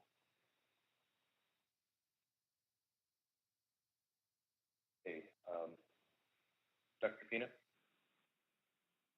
Hello, Mr. Chair. This is Mark Fina from U.S. Seafoods. I would like to comment on two subjects. First, the provisions dealing with the offshore sector and putting a limit or a cap on the offshore sector. Our concern with what is on the table in the existing council motion from the last meeting is that imposing this kind of broad limit as a simple cap on processing could be disruptive and lead to the offshore sector not getting the benefits of the program that you intend. We have a letter in your package that I think describes our concerns fairly well. A couple of the issues that I've heard you speak to in this discussion, though, I think play right into this. One being that if you look at the numbers, people are wondering, what are the numbers? What's the limit going to be? And you only have two processors here. I would propose that you flip this around and look at it the way you're looking at the rest of the fishery, which is to make allocations to catcher boats and define the catcher boats that are eligible for the offshore sector. If you do that, I think you will find that you're going to have more than 3 or 4 qualify if you use some reasonable threshold or some reasonable provisions. Our proposal is to identify own boats, which is granted for our purposes, but also you could use some relative participation threshold, like 3 or 4 years of participation in the offshore as a way to define boats that can participate. If you do that, I think you'll get more than 3 or 4 entities. You'll be able to look at the number that would be permitted to go offshore, the percentage. The other thing that you do with this is you don't have boats splitting their allocation between onshore and offshore, and you create what I think is a much more functional cooperative setting. One of the suggestions that I heard earlier is allowing, just giving each company or each processor its own cap and then letting them go out and find boats that would land the cap. I guess my concern with that is that you're creating an environment where we're going to be going potentially to vessels that have never delivered offshore and trying to entice them offshore. And we could end up displacing some of the boats that are only capable of delivering offshore. To me, it seems like you want to look at the boats that have history offshore, that demonstrate that they're part of that sector, and bring them into the sector. It's just a much more functional structure. The other topic that I wanted to comment on briefly, I guess, is the ADAC provisions. And I think that having 6.2 is really kind of gets to where you want to be. That structure does. Is that you're really looking to support an operating plant there. That provision is designed to support a plant that's open and running and taking deliveries. I guess I would be concerned with making more allocations without having a plant open out there. You've got a fishery that's well over capacity now, and to make an allocation just for somebody to lease it doesn't really make sense to me. Thank you very much. Thanks, Dr. Fina. Any questions?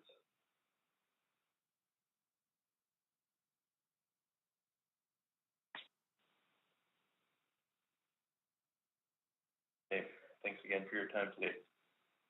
Okay, thank you all and have a good holiday. Thank you. Circle back to Ted Nogaki.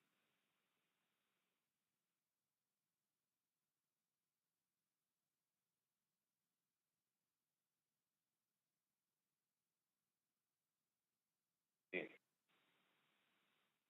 Well, with that, that should conclude public testimony. So let's go ahead and take a 15-minute break, come back just after 2:30 Alaska time, and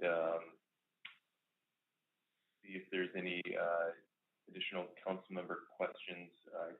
It looks like we will have time to take action this afternoon, so come back just shortly after 2:30.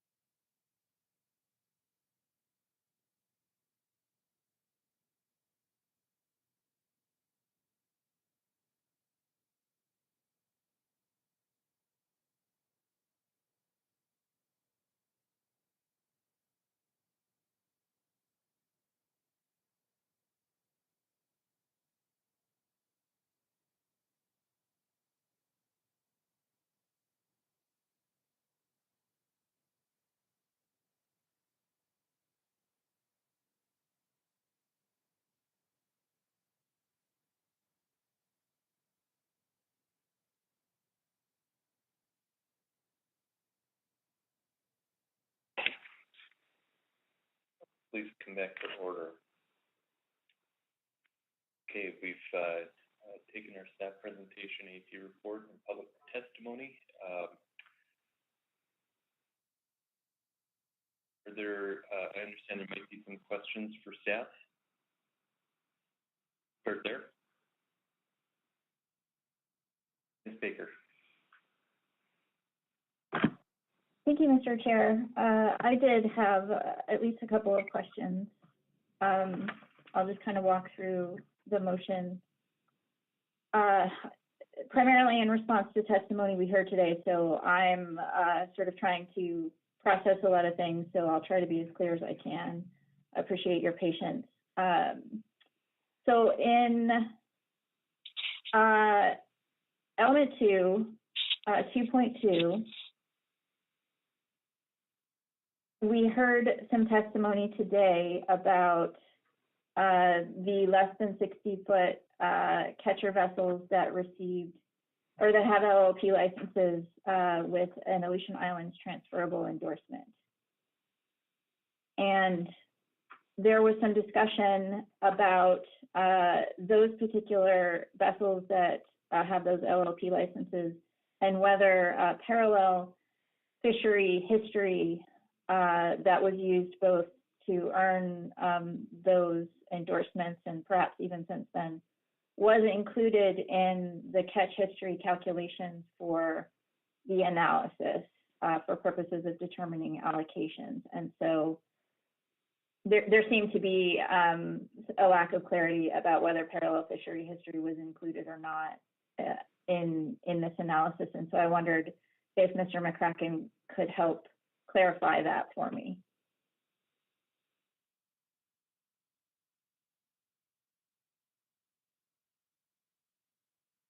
A little bit here. Can you guys hear me? Because I'm getting. Yes. Okay.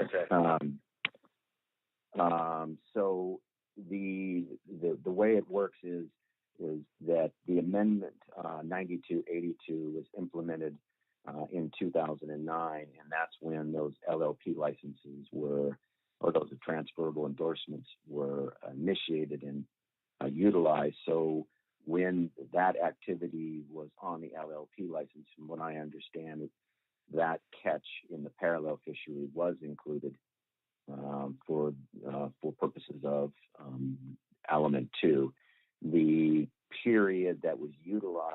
generate those endorsements, those area endorsements, the Aleutian Island endorsements, which was, from what I understand, prior to 2004. I think it was 2000 to 2000, and I can't remember the end date, but so from 2004 to 2000 through 2008, that catch history, since it did not have an area Aleutian Island endorsement on that LLP license, that catch history was not credited as qualified catch history. And so the council, if the council intends to include that 2004 to 2008 history as part of this program, they would need to clarify and that in their motion.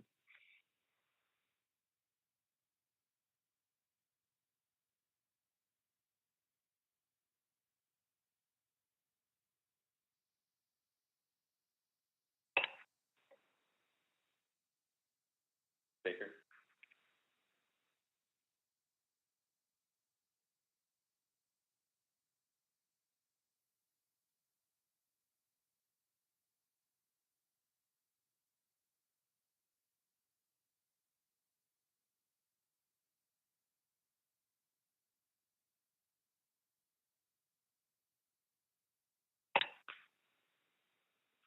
Ms. Baker, did you have additional questions? Yes, I did. I'm sorry, I was on mute. Thank you. My next questions are relate to element 6.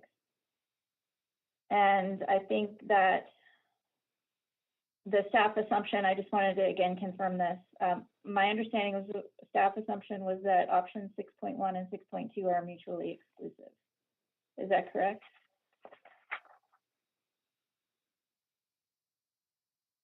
Mr. Chairman, I'm going to let Darrell take that one. Mr. Chairman, Ms. Baker, that is my understanding as well.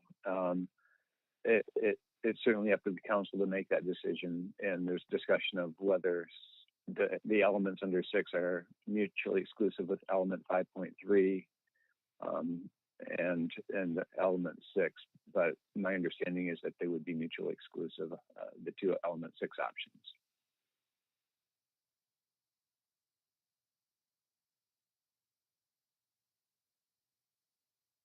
Okay, thank you, Mr. Brennan. My next question relates to some testimony that we heard today related to 6.2. And I'll look at the AP motion. I find it's a little easier to do that. Sorry if I'm a little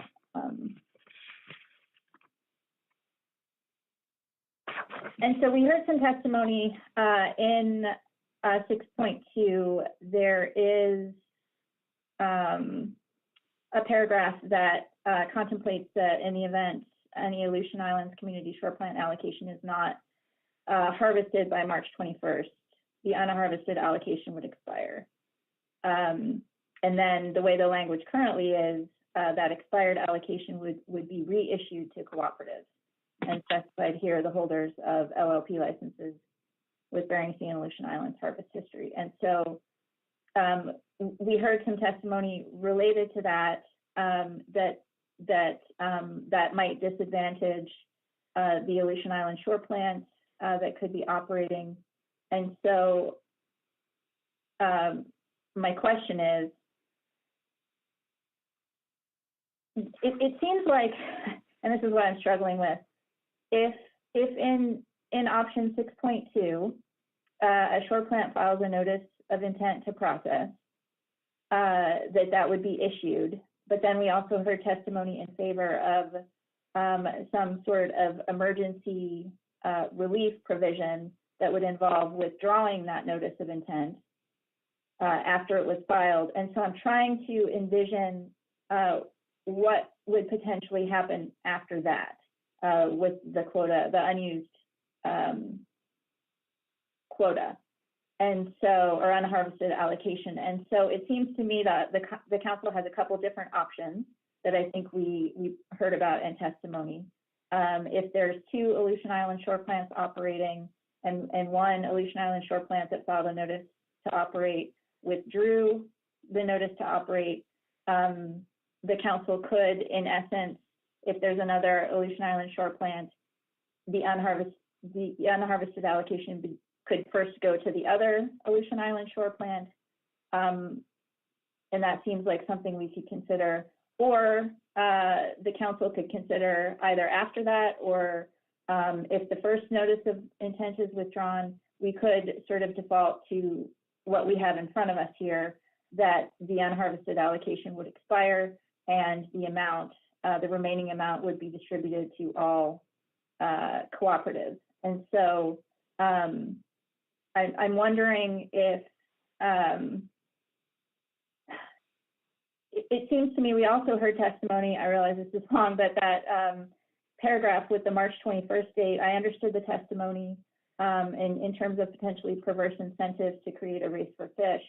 But it seems to me, and this really is my question for staff, that even if we removed the provision that the shore plant allocation would need to be harvested by March 21st, we wouldn't necessarily want to remove everything in that paragraph, because it seems like the council does want to include a couple of provisions, or a provision about what would happen if this idea of an emergency notice of withdrawing your notice to process, and then what would happen. And I know that's a really clumsy way of asking. Am I understanding that correctly? I'm just trying to figure out how to be responsive to the testimony, but I feel like we do need something like we have in that paragraph about reissuing to cooperatives or reissuing to the other Aleutian Islands plant. Would that help with the analysis and flesh out the next version of the analysis rather than just removing that paragraph altogether? Ms. Chairman, Ms. Baker, I think it would be very appropriate to leave those two options in, or other ones if the council wanted to include them. I think it'd be important to signal for the regulations that are implemented later how that quota share would be redistributed if it was returned essentially by the Aleutian Island shore plant that could no longer utilize that fish. And so laying out those two options that are already there would provide us sufficient direction to begin that discussion, I think, and it would be appropriate to leave them in.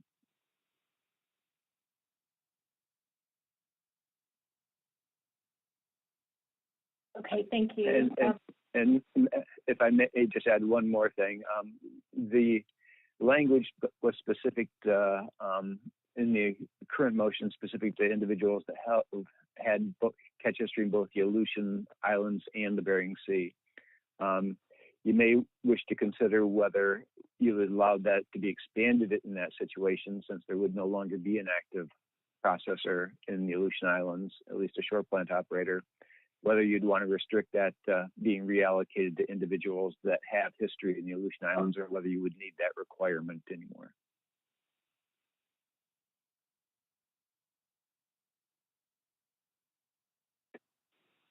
Okay, thank you. And my next question, Mr. Brannon, would be also in element 6, and I'm looking at the AP motion again on the concept of the emergency sort of withdrawal of notice of intent. And I think that general idea was picked up in the AP's motion, sub-option 6.2.5, but I wonder if the council included something like that in this motion. That seems, I don't think we usually ask staff to explore a framework, and so I was struggling with that a little bit. But if that was presented to you, what would you be able to do with it for the next version of the analysis? Mr. Chairman, Ms. Baker, I think what we would do is provide information on exactly how that exemption of regulations works within the Bering Sea Aleutian Islands crab program, and bring those forward and basically recraft them so they make sense in terms of the Aleutian Islands cod fishery. and just bring that discussion forward. Maybe bring some of the discussion of why it was implemented in the crab program, a little information of how it's worked since it was implemented in this last year when the plant was no longer active, and just expand the discussion and not necessarily make it as a framework, but try and weave it in as an alternative that the council is considering under its current motion.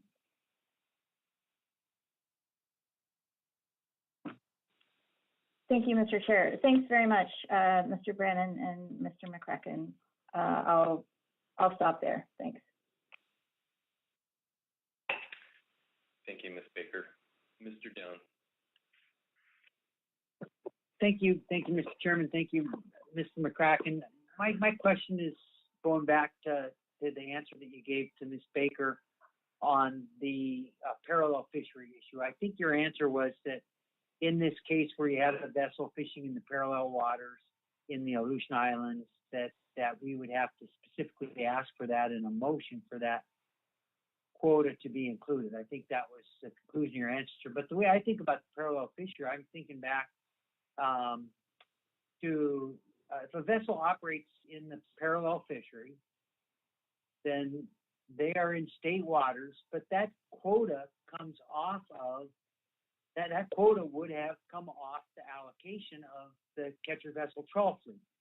That's where that quota would have come from, even though they're fishing in state waters. So it would seem to me that by default you would have included that catch in the allocation and made that clear in the analysis that was being included. It's not. It seems a bit odd to me that the council would have to ask for that specifically in a motion for that quota to be included. So let's answer that, and I may have a follow-up, Mr. Chairman. Mr. Chairman, Mr. Down, that only applies if the vessel that makes that landing has the appropriate area, well, has an LLP and has the appropriate area endorsement on their LLP. Because you got to remember that in that parallel fishery, you could have vessels that do not have an LLP at all fishing inside or fishing in the parallel fishery at the same time that you have federal vessels fishing in the parallel fishery. So any vessel that does not have an LLP or does not have the correct endorsement while it's fishing in that parallel fishery, that catch does not count towards qualified catch history in this program. It's not. Yes, it comes off of the federal. It comes off the TAC, and that's the way Sustainable Fisheries accommodates that. But remember that is a state program that they open in parallel to the federal fishery, and so the only qualifying catch history that comes from there that would be credited for this program would be those that are federal vessels. So they have an LLP with the correct area endorsement. Does that help? Yes, that does help quite a bit, John. And I certainly don't want to debate this issue. I don't have a particular position on this or not. And Mr. Chairman, if I'm debating John, please feel free to jump in here. That's not my intention. But it's my understanding, John, that at the time that fish was caught, which is different now. I mean, now you'd have, in order to go into Aleutian Islands without Aleutian Islands endorsement and fish in parallel waters, you would have to give up your FFP, and you would have to give that up for a period of time. I think the council took action on that in maybe 2009 and might have been effective around 2012, something like that. But that catch at that time that you're talking about was legal catch, and it came off of the catcher vessel trawl allocation. So what I'm hearing you saying is, does somebody else get credit for that fish unless we make this specific? And maybe I'm belaboring a small issue here, but and thinking about other actions that the council takes, that are we going to have to, because there was a long period of time when vessels were operating in parallel waters, they might not have had the right endorsement on their LLP, but they were certainly at that time was legal behavior. So that's the question I have, John, is who, I guess the question is who gets that quota then? The quota was caught, it came off the allocation. Is that now going to be divided up among the other participants? Or I know we're talking about a small amount of quota, but I'm sure it's not a small amount to everybody. Mr. Chairman, Mr. Down. Okay, there's two things here. So first thing right up front, obviously, given the level of questions on this issue, obviously staff needs to do a little bit more work in the next iteration to explain how we treat parallel fisheries in that analysis in the next iteration. So getting to specifically to your question, it wouldn't count at all. It doesn't. If it's not federal, if it's not caught by a federal vessel that would receive, a federal vessel that is authorized by an LLP with the correct endorsement, then that catch is not included as for that vessel, and it's not included in the denominator. It's just not included. So nobody gets credit for it. Mr. Chairman, that was quite helpful. That last piece, John, that settled in for me nicely. Nobody gets credit for that. This is not part of this unless this council makes a motion to particularly ask for it. And also your answer that staff needs to think about this and include a little bit more on this in the next version of the analysis. I think that was good. I appreciate the time, Mr. Chairman, that you allowed me to probe that issue a little bit. I think it needed some clarification, so I appreciate that very much. Thanks, Mr. Down. Thank you, Mr. McCracken. Okay, Mr. Twight. Thank you, Mr. Chair.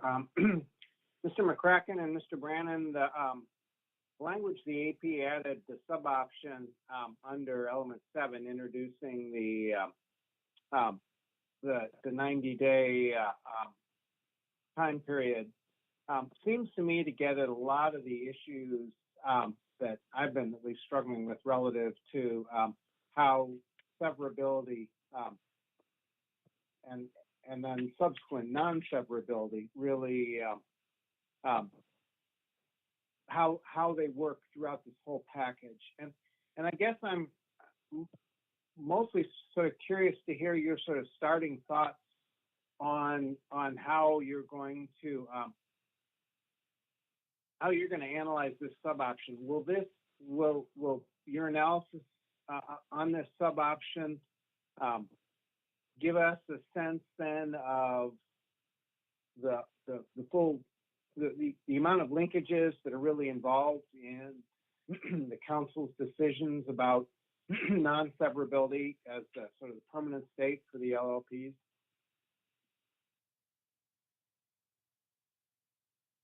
Mr. Chairman, I'll take a first shot at that, Mr. Twight. I think it does, because the assumption all along has been that the quota share would be non-severable from the license once it's initially allocated. This creates the 90-day window where people can petition the National Marine Fisheries Service to have the quota share assigned to licenses that didn't actually make the catch or move it around in some way. So I think because of that redistribution, there's several different issues that we'll have to consider. And the language currently is specific to the non-exempt AFA vessels. And so that's the group of vessels that we'd focus on. And the other two groups of vessels that John talks about in the sideboard issues, especially, they wouldn't fall under this provision because they're not included in the language. But if we would look at specifically the non-exempt AFA vessels and talk about how this could impact the initial allocation, how severability of the quota share could perhaps either allow new entrants come in that wouldn't have qualified before, maybe consolidation of quota share on certain licenses, and a lot of those issues that you've heard discussed in public testimony. And I think we'd need to describe them all in some detail since this issue has been brought up in specific sub-option under transferability in Section 7. Thank you, Mr. Brannon, and you really began to answer the second question I had on this particular subject, but didn't get quite all the way there. We did hear from a couple of individuals in public testimony that they felt that being excluded from this somehow disadvantaged them, and I have some questions about that, and I'm just wondering if we don't change this at all, if we simply adopt this as it is, as part of our motion, will you provide some information, though, relative to the concern of others who might not qualify for this, that they're actually disadvantaged by not qualifying for this provision? Mr. Chairman, Mr. Twite, given the questioning that I'm getting on this issue, I think that it would be incumbent on me to include that discussion because of concerns by the council, concerns by the general public that one subsector could benefit from a provision like this while others couldn't. And so, given the tenor of the conversation, I think I would probably go ahead and include that, whether you change the motion or not, to allow them to benefit from it. But by excluding them, just provide some discussion of how they could be disadvantaged, as you indicated, because they weren't included in the provision.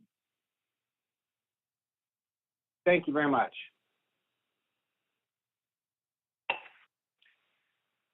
Thanks, Mr. Twite. Further questions for staff?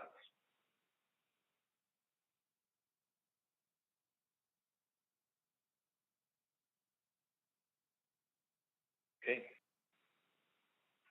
Thanks again to staff. Are we ready for action?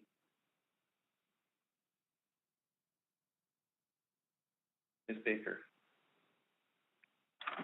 Thank you, Mr. Chair. I have a motion that's been sent to staff.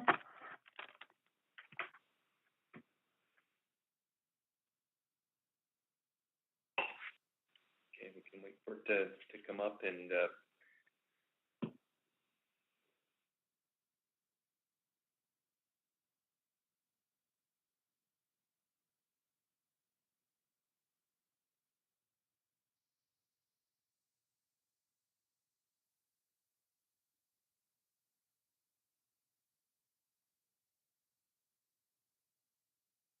All right. Thank you, Mr. Chair. The motion is the council recommends releasing the analysis for another initial review after making the following revisions to the purpose and need, elements, and analysis. Additions are shown in underline and deletions are shown in strike through. Purpose and need. Over the last several years, total allowable catch for Pacific cod in the Bering Sea Aleutian Islands has steadily decreased. The pace of the fishery has contributed to an increasingly compressed season, resulting in decreased ability to maximize the value of the fishery and negatively impacting all fishery participants, catcher vessels, motherships, shoreside processors, and communities. This race for fish also discourages fishing practices that can minimize bycatch and threatens the sustained viability of the fishery. The council is considering the development of a cooperative-based program to improve the prosecution of the fishery with the intent of promoting safety and stability in the harvesting and processing sectors, increasing the value of the fishery, minimizing bycatch to the extent practicable, providing for the sustained participation of fishery-dependent communities, and ensuring the sustainability and viability of the resource. Element 1, option 1.1 is deleted. Option 1.2 is deleted. Or excuse me, no, sorry.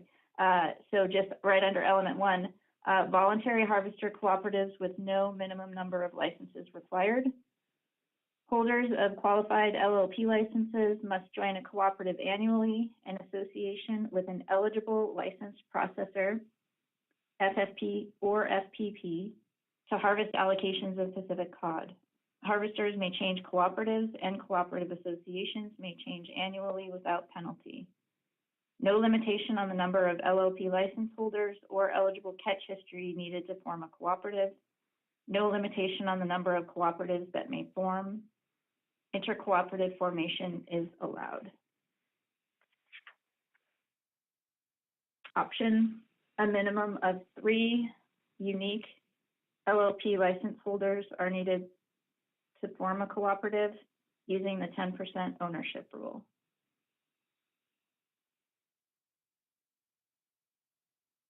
Just wait for the motion to move on the screen, Mr. Chair.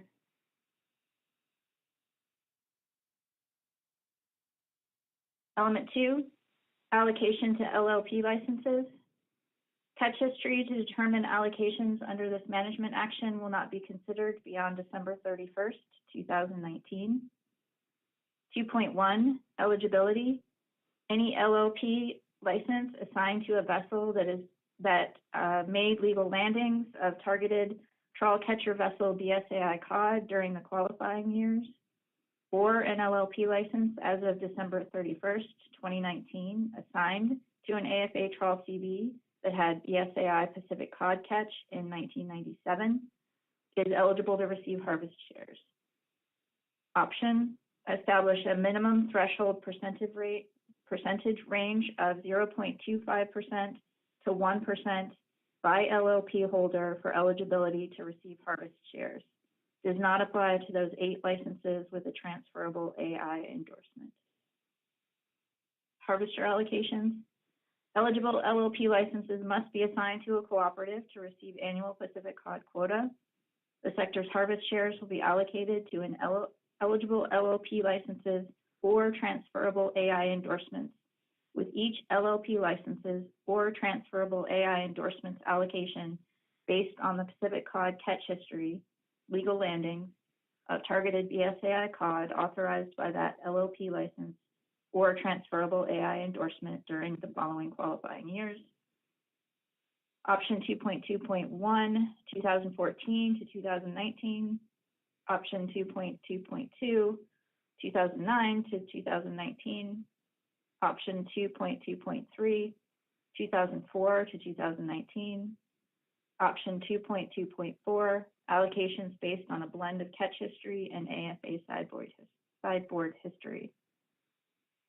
Suboptions to credit catch history sideboard at suboption 2.2.1, 50% to 50%, suboption 2.2.2, 80% to 20%, suboption 2.2.3, 20% to 80%, suboptions that are applicable to options 2.2.1 through 2.2.4, suboption 2.2.1 drop 1 year, suboption 2.2.2 drop 2 years. 2.3, catch history is assigned to the LLP license at the time of harvest. If multiple license authorized catch by a vessel in the absence of agreement of the license holders at the time of application, history will be option 2.3.1 divided equally between those licenses, option 2.3.2 assigned to an LLP license by the owner of the vessel that made that catch. 2.4, annual quota will be issued to each license based on its share of the total qualifying BSAI trawl catcher vessel history. Allocations will not be designated for harvest in a management area, i.e. BS or AI, but may be harvested from either area. 2.5, option to allocate A and B season BSAI trawl CB Pacific cod only. A and B season tax after deduction of the ICAs will be allocated to cooperatives as annual cooperative quota and to seasonal limited access fisheries if applicable. Annual cooperative allocations and seasonal limited access allocations if applicable. Attributable to each LLP license will be that LLP license's proportional share of the total qualifying Pacific cod history. The sea season allocation will remain 15% and remain a limited access fishery to any vessel with an eligible groundfish LLP license with an applicable area endorsement. The CCs and limited access fishery will be managed as currently by NIMS, including management of incidental catches of Pacific cod and other directed fisheries. C season TAC and A and B season ICAs and cooperative quota that NIMS projects to go unused are subject to reallocation to other sectors under current reallocation rules. 2.6, all species not allocated to cooperatives will be managed by maximum retainable amounts, MRAs, as current management. Element 3, prohibited species catch limits. The annual crab and halibut PSC available to the BSAI trawl catcher vessel Pacific cod sector will be as follows. Establish trawl, CV, Pacific cod, crab, and halibut PSC apportionment based on historic use using qualifying years selected under Element 2 between the trawl CV sector and the AFA CP sector. Option 3.1, crab PSC will be maintained at the BSAI trawl limited access sector level.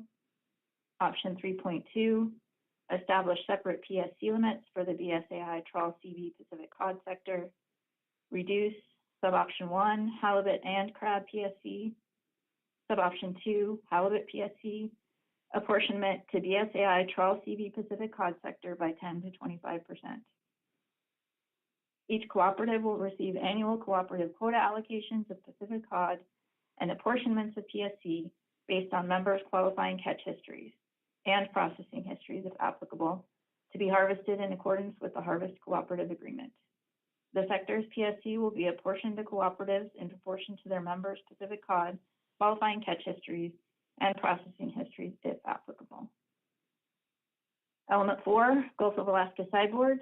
Option 4.1, all AFA non-GOA exempt CVs and AFA LLP licenses will be sideboarded as to all GOA fishing activity, except for the CGOA rockfish program, based on their Gulf catch history during the BSAI Pacific cod qualifying period.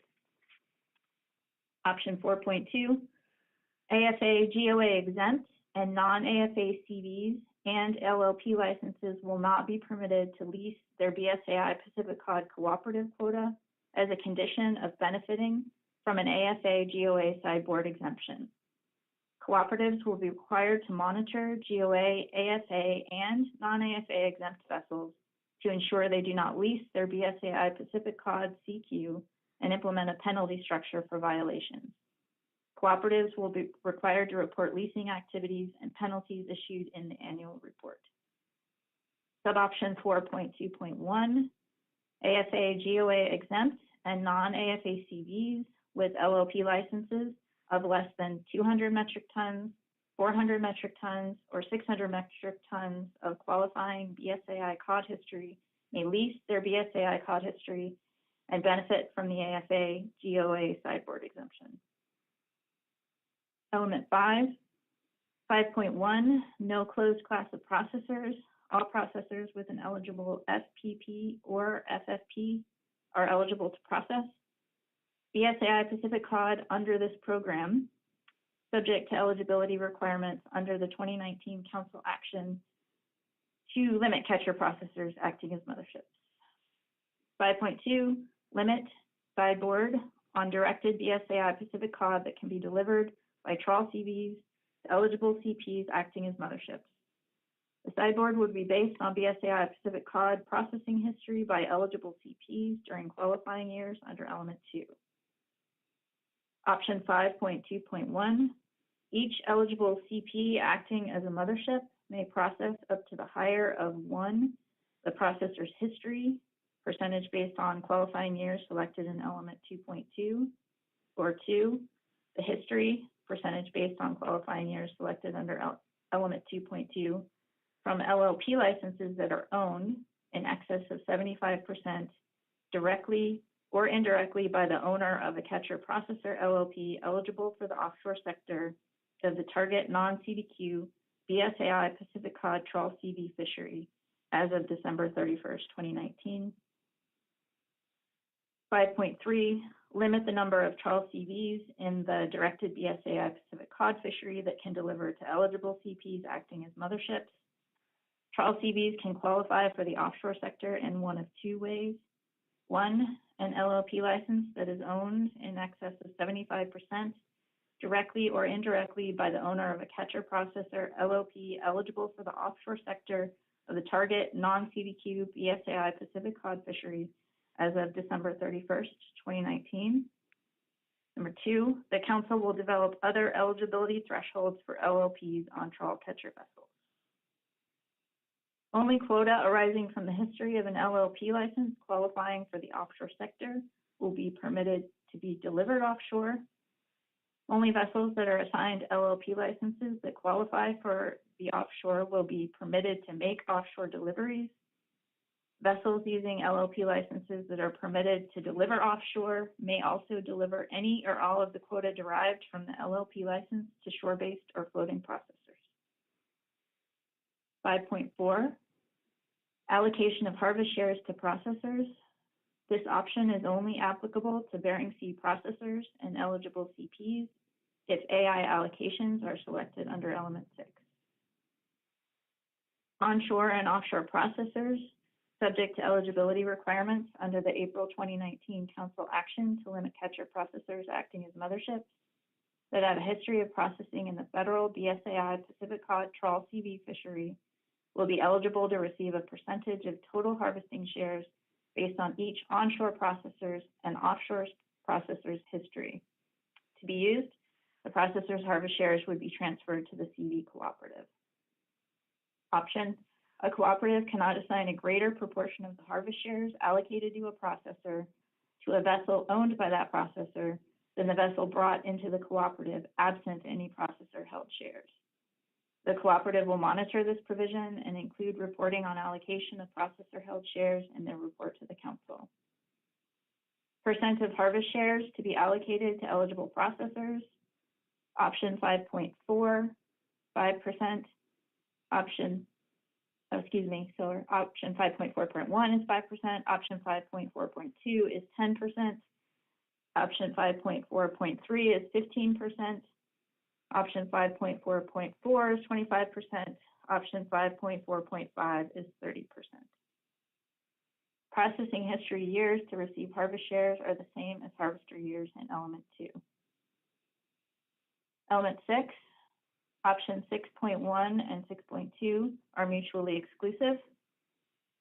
Option 6.1, in any year when the community of ADAC and or ATCA files a notice of intent to process, require the cooperative to reserve a set-aside for delivery to a shore plant as defined in Amendment 113 regulations in the Aleutian Island Management Region.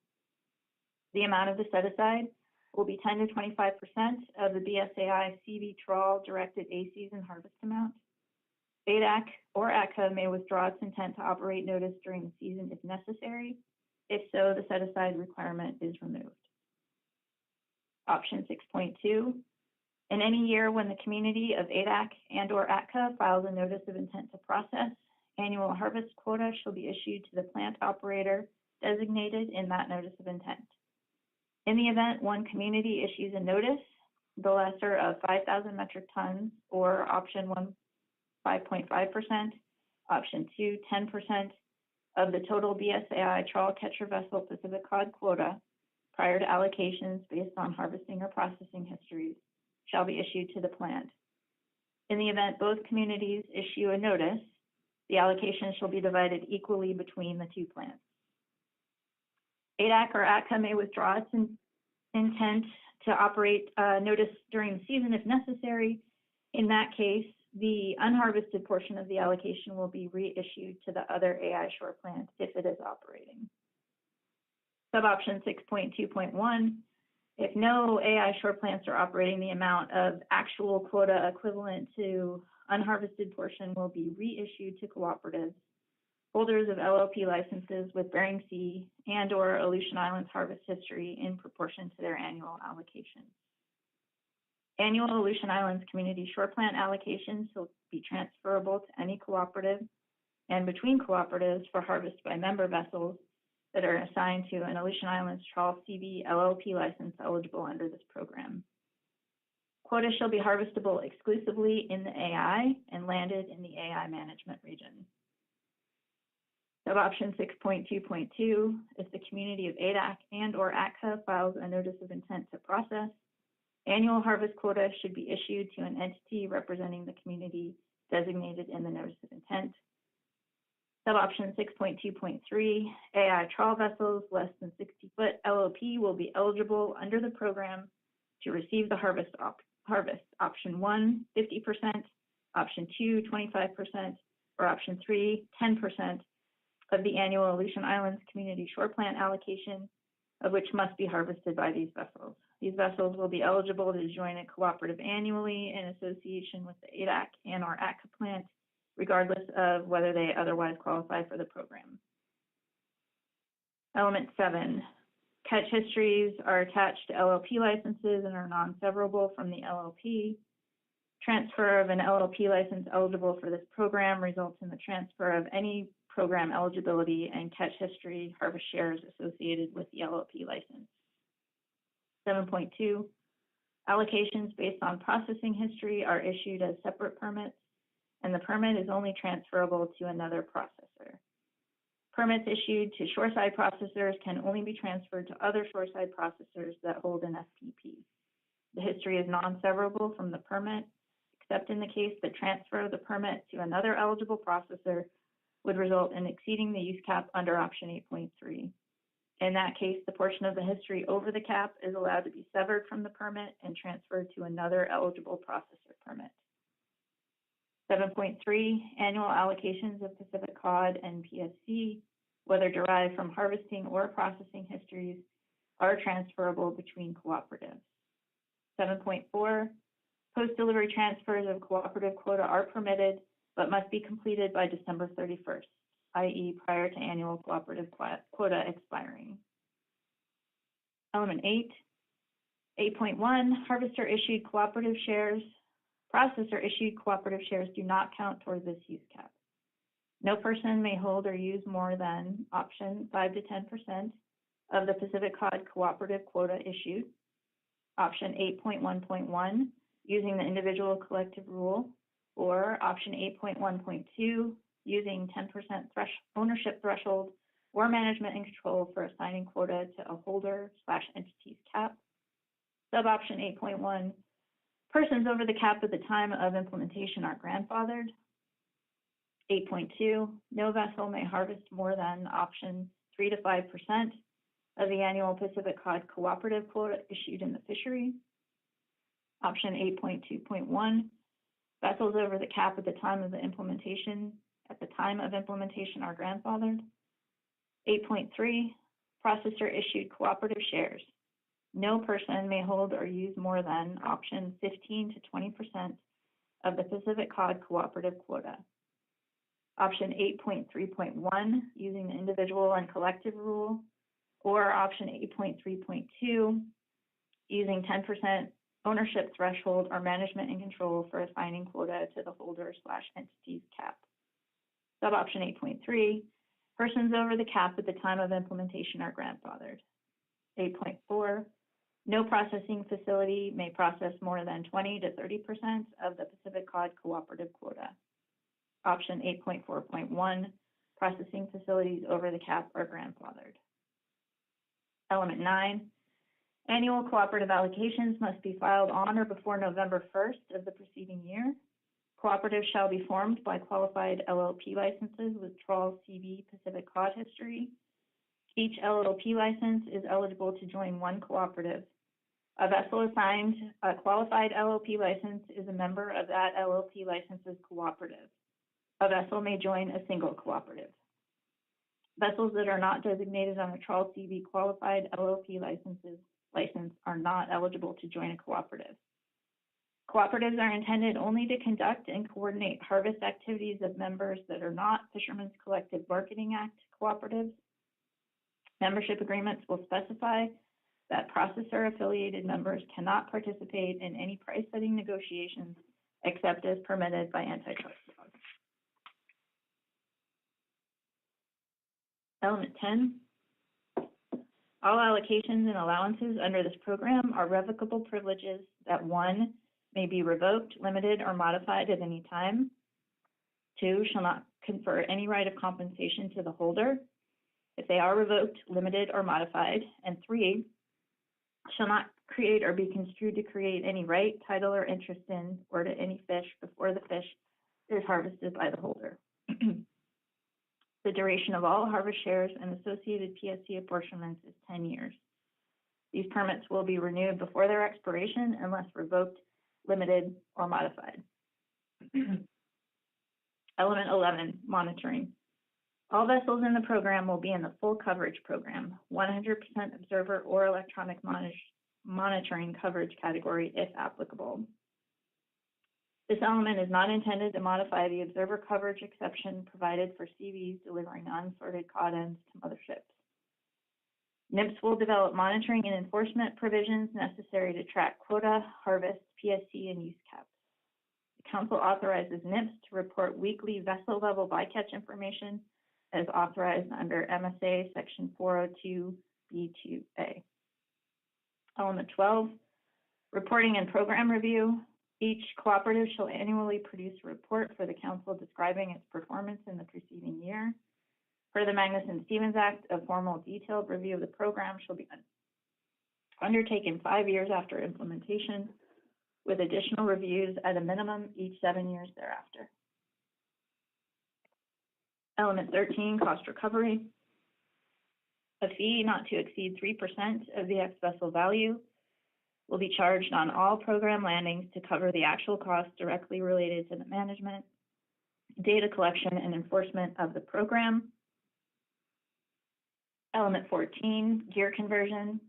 Pacific cod allocations and quota associated with the trawl CV licenses may be fished annually with pot CV gear by vessels that are a member of the trawl CV cooperative. A pot endorsement is not necessary, but the LLP license must have the appropriate area endorsement.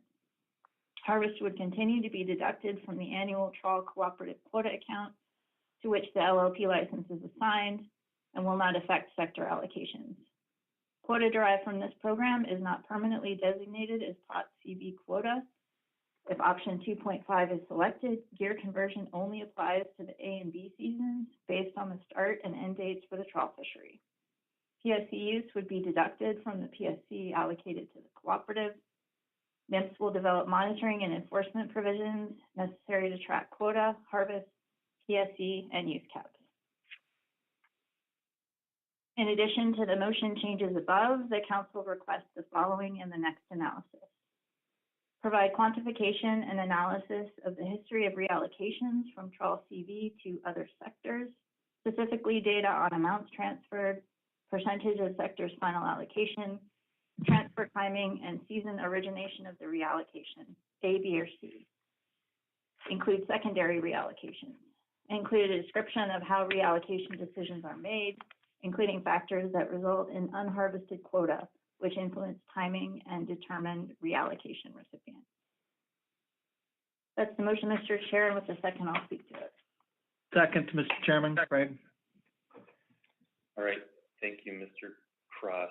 And before you speak to it, Ms. Baker, I would like to point out that a link to the motion is posted in our chat box as well as on the e-agenda. Just make sure you refresh the e-agenda and it should show up. Ms. Baker. Thank you, Mr. Chair. Given the length of the motion, I will walk through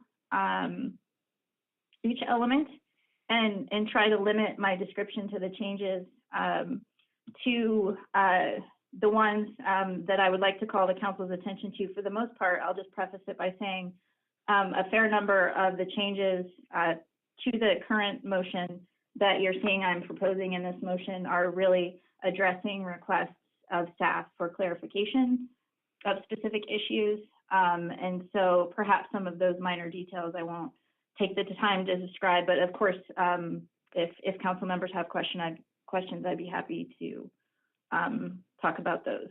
So in the purpose and need, I have suggested adding minimized bycatch to the extent practicable as a specific objective of this program. And we heard a fair bit of testimony about that today. And this is, I think, consistent also with the recommendation from the advisory panel to recognize that when you rationalize a fishery to end the race for fish, vessels are able to change fishing behavior and be more responsive to bycatch. I think the purpose and need statement did contemplate that outcome, but I agree with some stakeholders that it is important to identify that is one of the objectives of the program. I would just note one thing that is different from the AP's motion and some of the testimony we heard in my motion.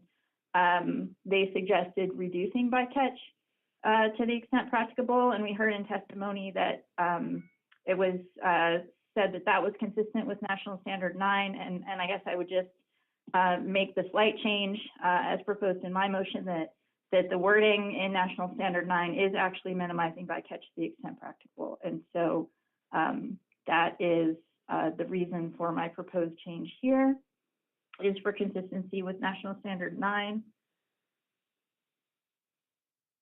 Moving on to element 1, I struck option 1 that contemplated creating an AFA and a non-AFA cooperative. And this is also consistent with the advisory panel's motion. I think we heard the AP report and also some testimony that there were some challenges related to that structure, and it was perhaps a little outdated. And so it seemed generally agreed upon that it was reasonable to eliminate option 1.1 as an alternative in terms of developing a program going forward. And so I've agreed with that.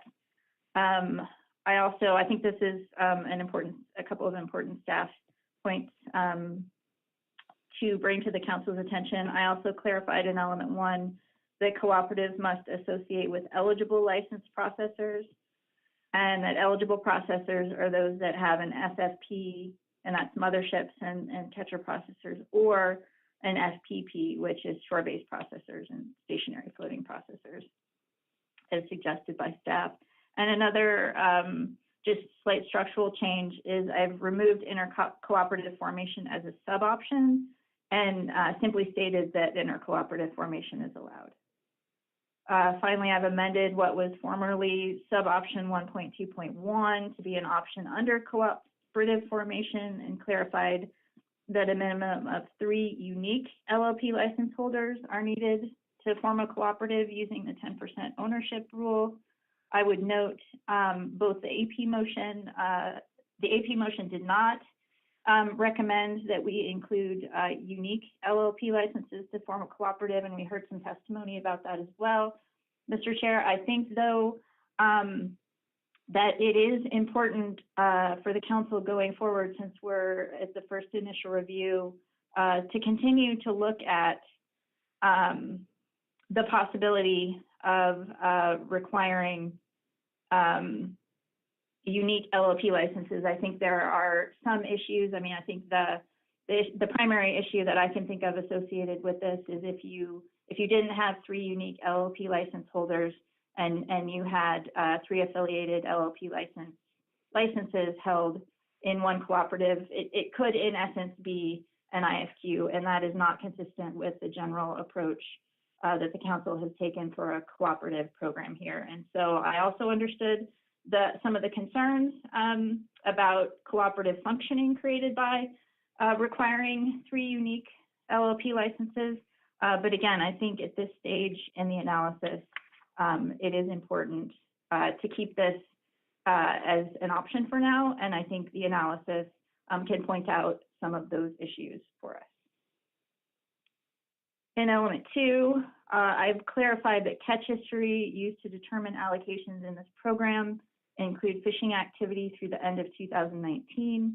The staff did point out to us in the analysis that while in February 2019, the council identified a control date of February 7th, 2019, in the council's October 2019 motion, the council did not refer to that control date, and so staff asked for or just recommended if we had specific clarification about whether that control date was to be applied in element 2, we should provide further clarification. And I think I've heard from some stakeholders that pointed out the original February 7th, 2019 control date, although that was the end of the A season for the Bering Sea that year, there was still fishing in the Aleutian Islands that year. And so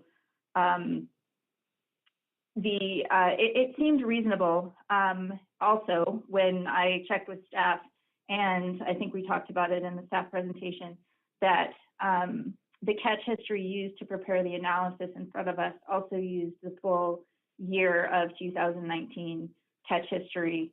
And I don't think, I think because of that, those three factors, it seems reasonable to me to consider the full year of catch history for 2019 to keep things consistent. And so that is the purpose of doing that. In 2.1, again, changes track what was suggested by staff and picked up in the AP's motion. And I would just note the edits are responsive to option 2.2.4, where a blended approach is used to assign harvester allocations. If the blended approach is selected, LLP licenses that were assigned to AFA trawl CVs that had BSAI Pacific cod catch in 1997 would be eligible to receive harvest shares from this program.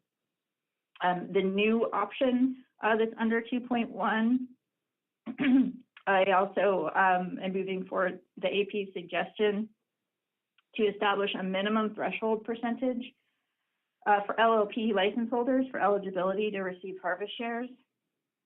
Some allocations may result in an amount of quota that are too small to be fished and would therefore result in some portion of the quota that is probably leased.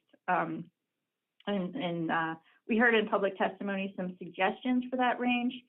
I've incorporated, excuse me, a range of 0.025% to 1% as a starting point for analysis. And just had some notes here. That was based both on the testimony that we received earlier today and the tables in the analysis that also helped inform that seemed to be a reasonable range to start with this analysis. In 2.2, I've included language such that allocations are based on catch history authorized by LLP licenses or a transferable Aleutian Islands trawl endorsement. The staff pointed out in the analysis, and we've had a fair bit of discussion yesterday and today, that most of the reported retained catch on vessels without LLP licenses was harvested in the Aleutian Islands on vessels that had transferable endorsements.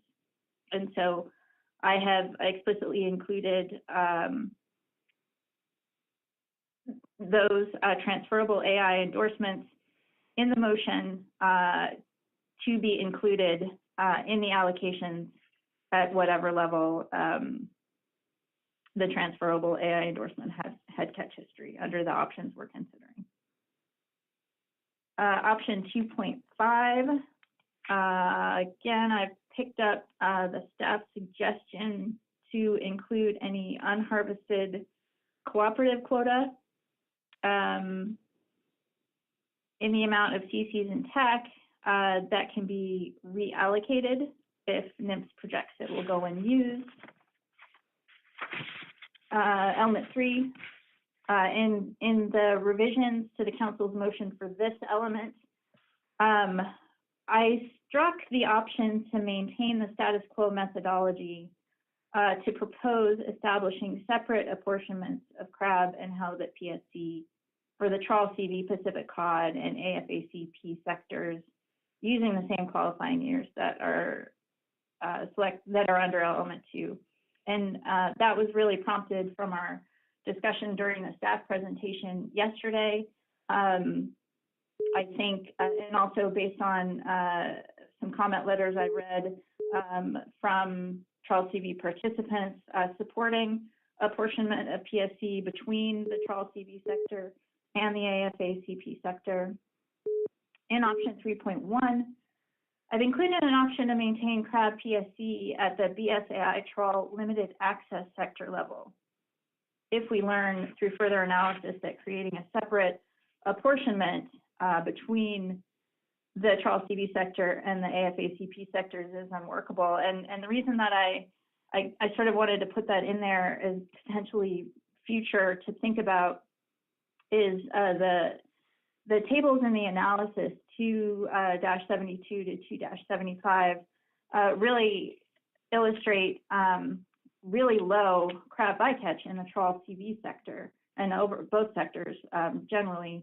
And so I was just thinking through if there's a apportionment of crab PSC between the trawl CV and the AFA-CP sectors, and then that crab PSC is allocated to cooperatives, the numbers were just getting really small. And so I don't know exactly what the outcome is going to be. We don't know how many cooperatives we're going to have. So that was the thinking in option 3.1. However, in option 3.2, there is a separate option to establish separate PSC limits for the BSAI Trawl CV Pacific Cod sector with sub-options to reduce the separate PSC limits for either halibut and crab PSC or just halibut PSC. And so if, and I probably could have structured this a little bit better.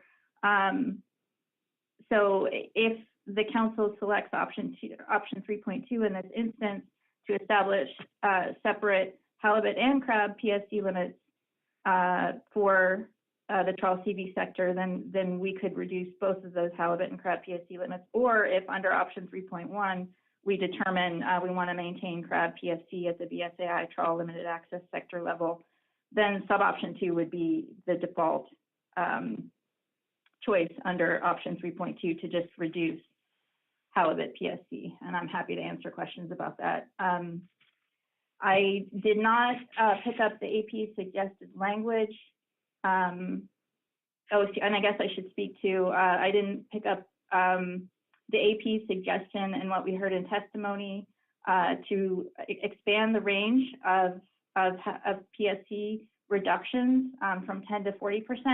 And that was, I really appreciated the testimony that we had on that. And I considered that really carefully. And I ended up considering a number of factors, starting with the halibut PSC reductions, or just PSC reductions that we've implemented in other rationalization programs.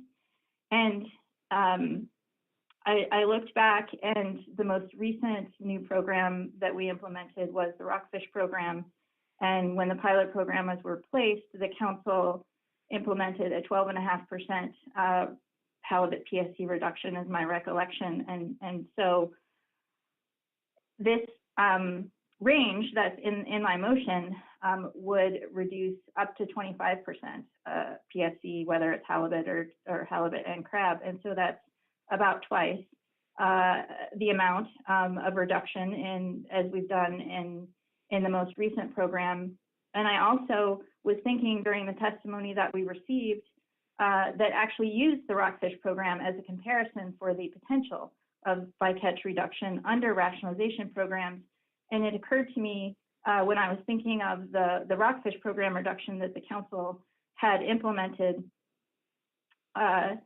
we saw those really significant bycatch reductions in the other rationalization programs without the council reducing the limit to the level that they got to. That's a really clunky way of saying it. And so what I think the most important thing is that also came out in testimony today is that rationalization does provide the fleet with tools to end the race for fish and actually promotes fishing practices that are likely to reduce bycatch. And so I think I was very, I heard the concerns about expanding that range too much when the fleet has already taken a number of steps to develop halibut avoidance programs.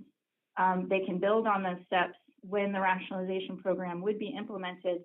but I was a little bit worried given that the TLAS sector had already taken the 15% reduction in the council's 2015 action, that another up to 40% reduction on top of that. It just wasn't clear to me that type of reduction would be practicable for this sector. And so I do think that the range that we're looking at of 10 to 25% would provide meaningful bycatch reduction in the context of the sector that we're looking at and the potential reductions that we're looking at. And again, if those bycatch reduction measures are effective, just because we reduce the limit 25% doesn't mean the fleet can't ultimately end up at 15%, or excuse me, 50% below. That didn't stop the fleet from achieving those gains in the rockfish program and in the whiting program. So the actual PSC limit, in my mind, is an important backstop, of course, to bycatch management, but is not the only factor and probably not the most important factor in my mind in terms of incentives. And then finally, I just wanted to note, I did not pick up the AP's suggested language that would keep PSC reductions in the water, because in my mind, creating separate PSC limits for the trawl CV sector has the same effect. And so the last addition in element 3 allocates PSC to the cooperatives in proportion to the Pacific cod catch history that is allocated to the cooperatives. And this language actually was in element 9, but it became apparent over reviewing the analysis and working through this meeting this statement as to how each cooperative would receive its annual allocation and apportionments of PSC was much more relevant here. So moving on to sideboards, the suggestions I have here really were largely based on the advisory panel's motion, and I really appreciated the work that the AP did on that. So primarily the edits clarify that in option 4.1, it applies to both the AFA LLP licenses and AFA non-GOA exempt CVs. These sideboards would apply to all AFA non-exempt CVs, whether they qualify for this program or not. The analysis shows that AFA non-exempt CVs have not been harvesting up to the available sideboard limit, so revising the sideboards downward through this motion reflects actual Gulf of Alaska catch, and therefore I think would have limited negative impacts on those AFA non-exempt vessels. If sideboards for all the AFA non-exempt vessels are not revised, it could leave open the possibility that vessels with could significantly benefit that have benefited from one or more rationalized program would be able to come back into the Gulf of Alaska and negatively impact Gulf participants. We heard testimony about that today. Option 4.2, we heard support and public testimony to treat the Gulf exempt fleet and the non-AFA fleet in the same way. This was also reflected in the AP's motion. And as we heard in testimony, the current analysis specifies some confidentiality concerns about providing data for the non-AFA LLP licenses that would preclude sharing that data. And so grouping them with the AFA Gulf exempt vessels could address this confidentiality issue by creating a group large enough to report the data. And that seems reasonable since those two groups have similar Gulf dependencies. And so it seems appropriate. Option 4.3, I removed this option because we have included the non-AFA LLP licenses in option 4.2. And we also heard support for this from several Gulf stakeholders in testimony today. Option 5.1 picked up the staff suggestion to include processes with FFPs, and again, covering motherships, eligible CPs and floating processors, as well as those with FPs that that would be able to process Pacific cod under this program. Option 5.2.1 provides two options for to sideboard eligible catcher processors acting as motherships under this program, up to either their processing history based on the qualifying years, or up to the history of the LLP licenses owned by the eligible catcher processor. 5.3, this essentially was picked up from the AP's motion and would limit the number of trawl catcher vessels that are eligible to deliver offshore to catcher processors acting as motherships. And there are two ways that catcher vessels could qualify to deliver to the offshore sector. The first applies to LLP licenses owned by eligible catcher processors in the offshore sector. And the second mechanism for qualifying catcher vessels is still under development. And so, as the AP noted, we'll be relying on stakeholders to provide suggestions for that.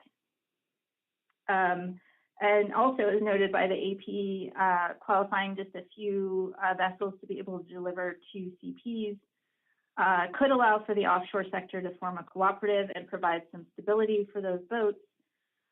This provision would allow for the council to see basically the amount that could potentially of landings that could potentially go offshore, harvested by these catcher vessels, as opposed to a shared sideboard between the two eligible catcher processor companies acting as motherships that is confidential and likely could result in a race for fish, as we heard about in testimony.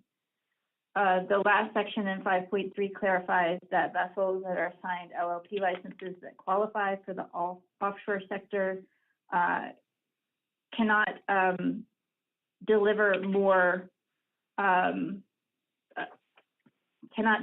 than their history offshore. Apologies, Mr. Chair. 5.4, the edits here clarify that this option is only applicable to Bering Sea processors and eligible catcher processors if Aleutian Islands allocations are selected under Element 6. The new option under 5.4 stipulates that a cooperative cannot assign more harvest quota to a processor-owned vessel than the vessel brought into a cooperative. And this was really prompted by the previous note that we had that is stricken toward the end of 5.4 in terms of additional restrictions on use of quota. I think it also is responsive to some concerns we heard in testimony in terms of the potential ability of a processor to assign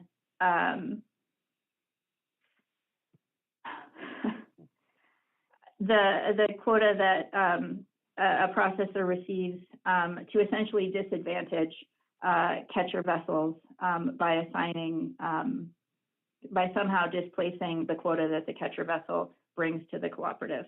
Apologies for not explaining that very clearly. I've also removed the reference to PSC allocations to processors in the bottom of 5.4 there. That was essentially taken care of in Element 3 and in the paragraph that discussed that Pacific cod quota would be allocated to the cooperatives, and PSC would be apportioned to the cooperatives, not allocated to eligible processors, just to clarify that. So in Element 6, I have added I wanted to pick up the very first thing in Element 6 is that options 6.1 and 6.2 are mutually exclusive. I asked a question about that just prior to the motion, Mr. Chair. I think that I put this in here just to make it clear, at least at this point in the analysis. That's how the analysis has been prepared. I think some of us are, there's a lot in this Element 6 here in terms of trying to develop appropriate Aleutian Islands processor provisions. And I think, at least for the next step of the analysis, I would like to continue the path that option 6.1 and 6.2 are mutually exclusive in order to try and flesh out some of the necessary provisions, because it's a lot to try and wrap your head around. And so in option 6.1, the edits clarify that the set aside is contingent on ADAC and or ATCA filing a notice of intent to process. And we've also incorporated the concept that we heard about in testimony in terms of if for some reason the plant can no longer process in that year, can withdraw its intent to operate. And the requirement for the set-aside would be removed in that case. Option 6.2, currently the amount of BSAI trawl CV Pacific cod quota that may be issued to a shore plant in the council's original motion was contemplated as the lesser of 5,000 metric tons or 5.5% of the total BSAI trawl catcher vessel Pacific cod quota. I've included an additional option of 10% of the BSAI trawl catcher vessel Pacific cod quota, and that was based on information presented yesterday in our staff report, particularly relevant to table 2-106, that shows 5,000 metric tons as a percent of the trawl CV apportionment, and we've heard quite consistently from representatives from ADAC that the 5,000 metric tons was based on sort of a minimum need from the federal fishery to keep the plant operating, and the table 2-106 was really helpful over the time period that we're looking at to help turn that 5,000 metric tons into a sort of a proportional allocation as Pacific cod taxberry. And I thought option 2 of 10% to increase that when taxes were lower seemed like a reasonable range to look at. In option 6.2.3, making sure I'm tracking here, I picked up the AP suggestion to provide access for less than 60 feet trawl CVs to harvest a portion of the shore plant allocations. And these are essentially the smaller trawl catcher vessels that have the transferable Aleutian Islands endorsements on their LLP licenses. And I think it is important. We heard some concerns in testimony today from representatives of that sector. And while element 6 is about Aleutian Islands processor provisions, it is also, I think, a very important objective to ensure that those vessels with those Aleutian Islands transferable endorsements also have an opportunity to harvest Pacific cod out there. And so I am interested in seeing what the analysis of option 6.2.3 would look like. And so I appreciate that coming forward from the advisory panel. Element 7 is transferability. 7.2, the suggestions here essentially just provide some clarifications on how processing quota can be transferred. Again, in response to an earlier note we had in the motion to develop this a little bit further. And one important thing I think to point out in this new language is that processing quota can only be severable in the instance where a transfer results in exceeding use caps. 7.3, annual allocations of Pacific cod and PSC. It clarifies the Pacific cod and PSC are transferable between cooperatives, regardless of how the allocations are derived, to promote efficiency and flexibility in harvest. Element 8, I'm proposing that processor issued CQ does not count toward the cap that applies to harvesters. And I think that, honestly, I'm not sure if we got testimony on that today, but it was a request or a clarification that was requested from staff. And just in thinking about some of the harvester concerns about harvesting shares issued to processors, this seems like a reasonable approach. And then I have also included, to start for analysis, you'll note that in element 8, our previous motion did not include any ranges of use caps for analysis. And so this motion in 8.1 through 8.4 does that. And I'll just walk through really quickly. In general, I used the information that was available in the analysis, and I really appreciated what was in there in order to derive the starting point ranges. And so, for example, in element 8, 8.1, I looked at table 2-108 in terms of potential use caps for harvester issued cooperative shares, and that seemed within sort of the middle range of the data there in terms of what the harvester issued cooperative shares in the holdings would look like. Sort of same approach generally for all of these, and I'd appreciate any council member comments on these. 8.2, the information I looked at for vessel use caps came from figure 2-15 and figure 2-16.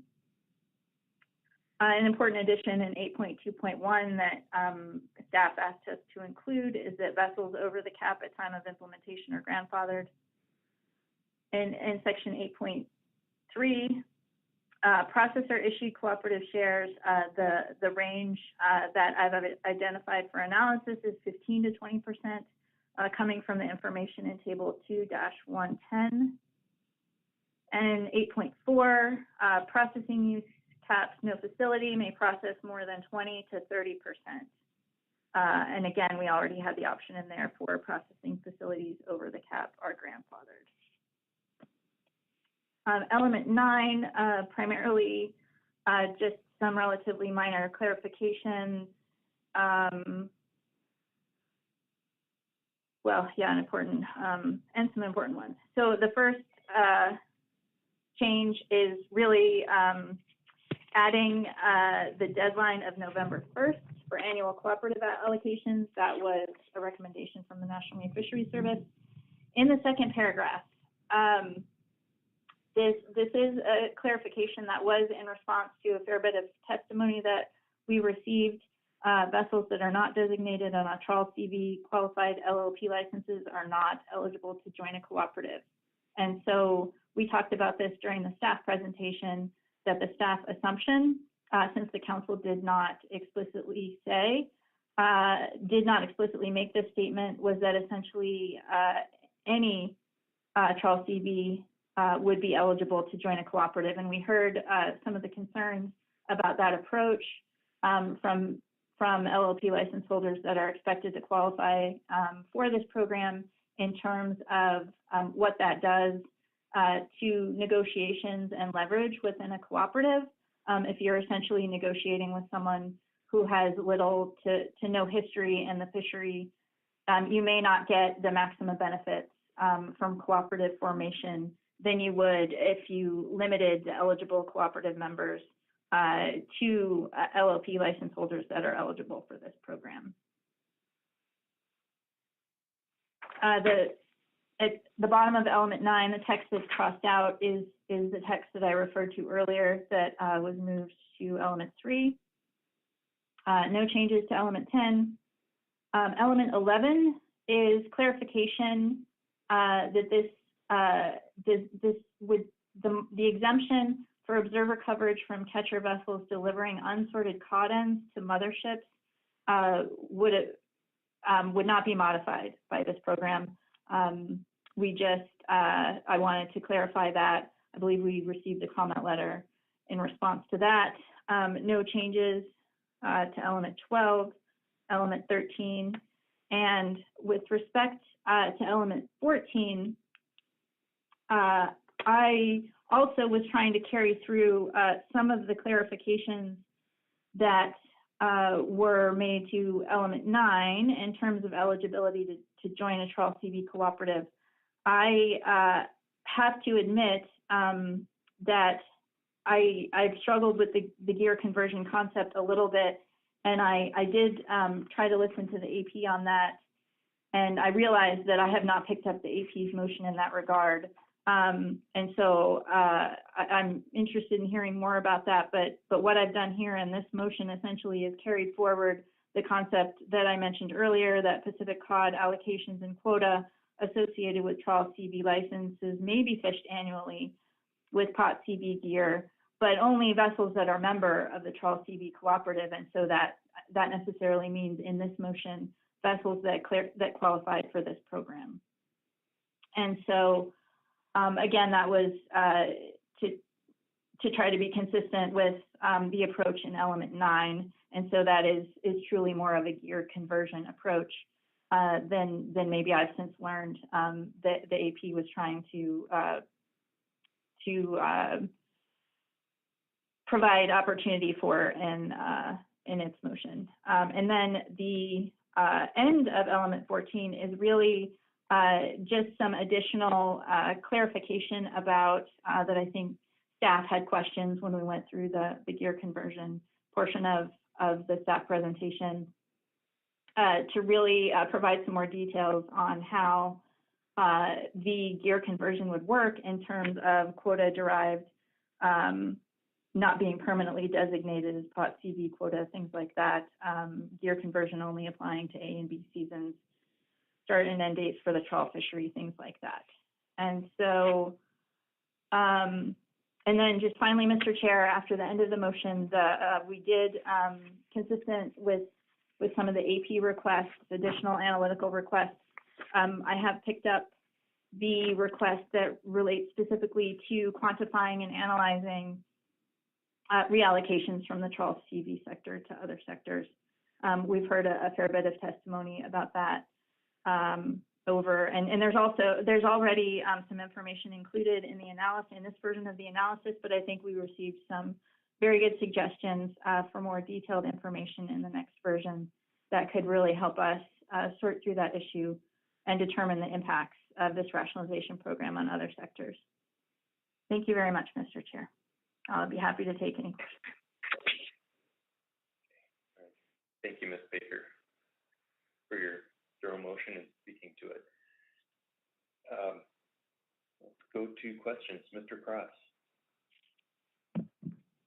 Thank you, Mr. Chairman, and thank you, Ms. Baker.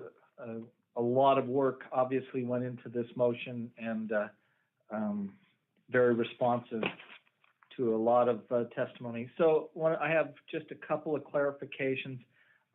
Under your last part where the AP asked for other things to be looked at, and you have one in there about the rollovers and transferring, et cetera. There was another one in the AP where they asked that see if I can get it here.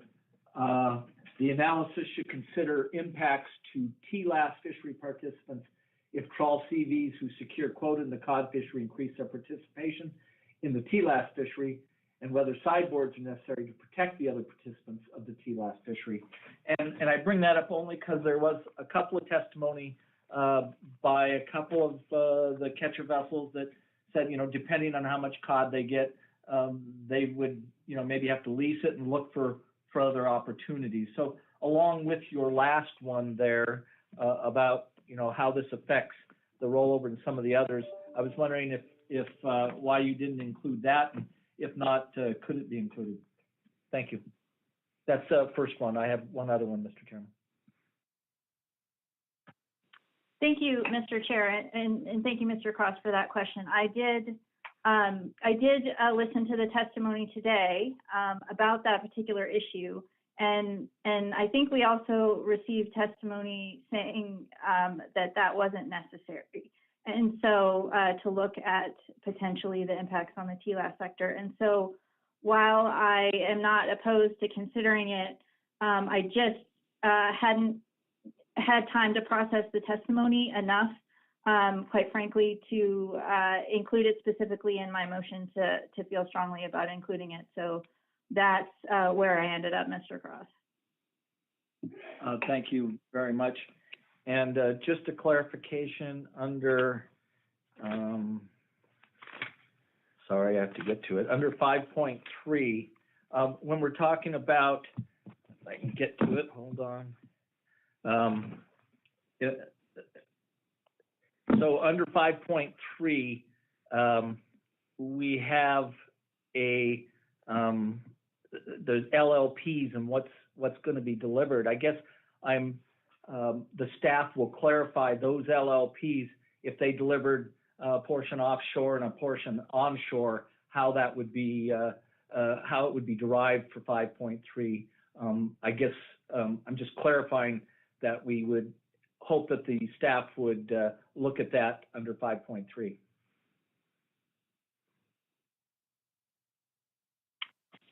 Thank you, Mr. Chair, and thank you, Mr. Cross. Yes, I think, again, the general approach for this motion, I think we were trying to compile a lot of things that we heard in testimony.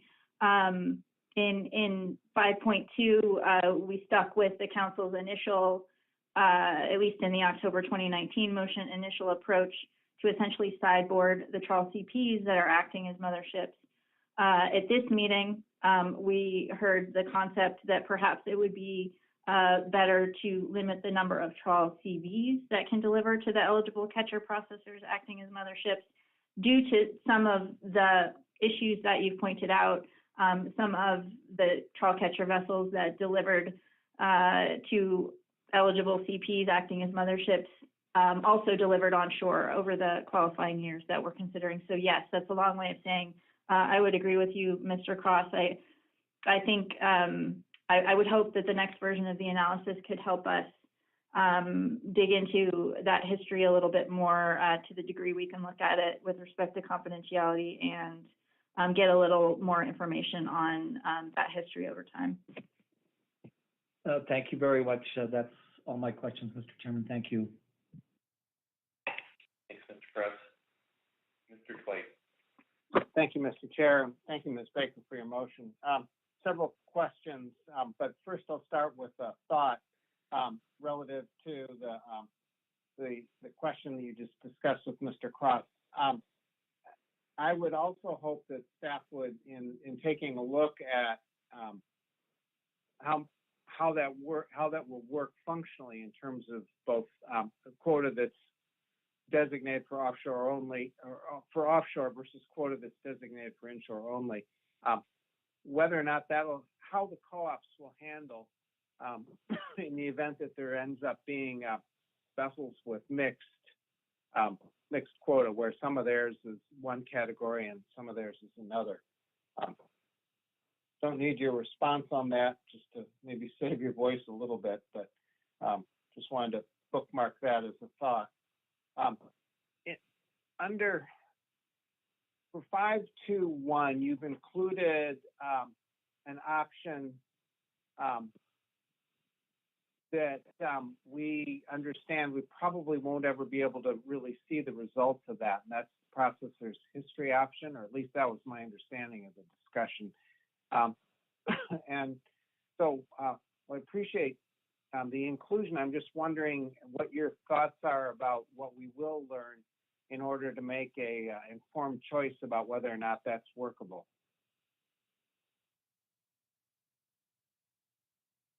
Thank you, Mr. Twite, for the question. Yes, I generally agree with your characterization of that. And I know that is challenging, essentially not being able to see that information.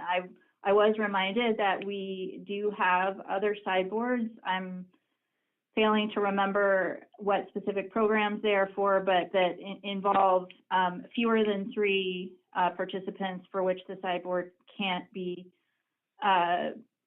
made public. And so it's not completely unprecedented, is my understanding. But I really think it's important. I thought it was important to leave it in there as an option, because really, if you recall, the intent of the council's April 2019 action to limit catcher processors acting as motherships was to really stop the continued erosion of deliveries of Pacific cod onshore.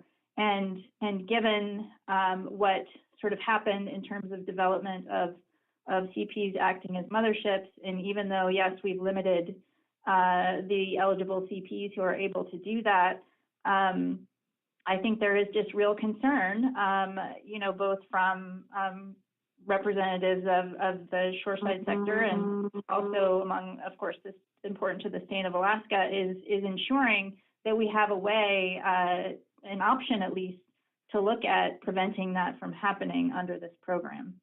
And so I understand the challenges. Again, I don't think it's unprecedented, and my preference was to leave it in the analysis for this next round to continue to look at.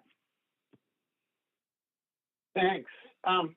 In element 7 on transferability, the AP had suggested a provision that would allow that provides one avenue for industry to adjust to some of the changes in their current practices. That option 4.2, if we finally adopt it, will certainly create some fairly major changes in at least some of the business practices. The function, as I understood it, in the language that the AP was suggesting for element 7 regarding the 90-day period for readjustment was designed to provide some amount of orderly transfer. You haven't picked that up. I'm wondering what your rationale was for not picking that up. Thank you, Mr. Chair. Mr. Twite, yes, I appreciate that question, and I did give that a fair bit of thought. I think while I understand the practicality of that particular sub-option, I have to admit I'm still struggling a little bit with the policy approach to sort of through catch history through a rationalization program that will result in exclusive privileges to be based on sideboard history that was leased. And sideboards were not allocations, they were a limit on a group of vessels. And so I understand the practical reasons that both the blend options under element 2 and this sub-option has been included in the AP's motion. And so I didn't change anything in element 2. And I think perhaps based on what I heard in testimony, this sub-option in element 7 of the AP's motion could be another way to get at that issue. I guess I'm not opposed to perhaps considering it, but I was not ready to put it in my motion for consideration at this point. Thank you. Thanks. And then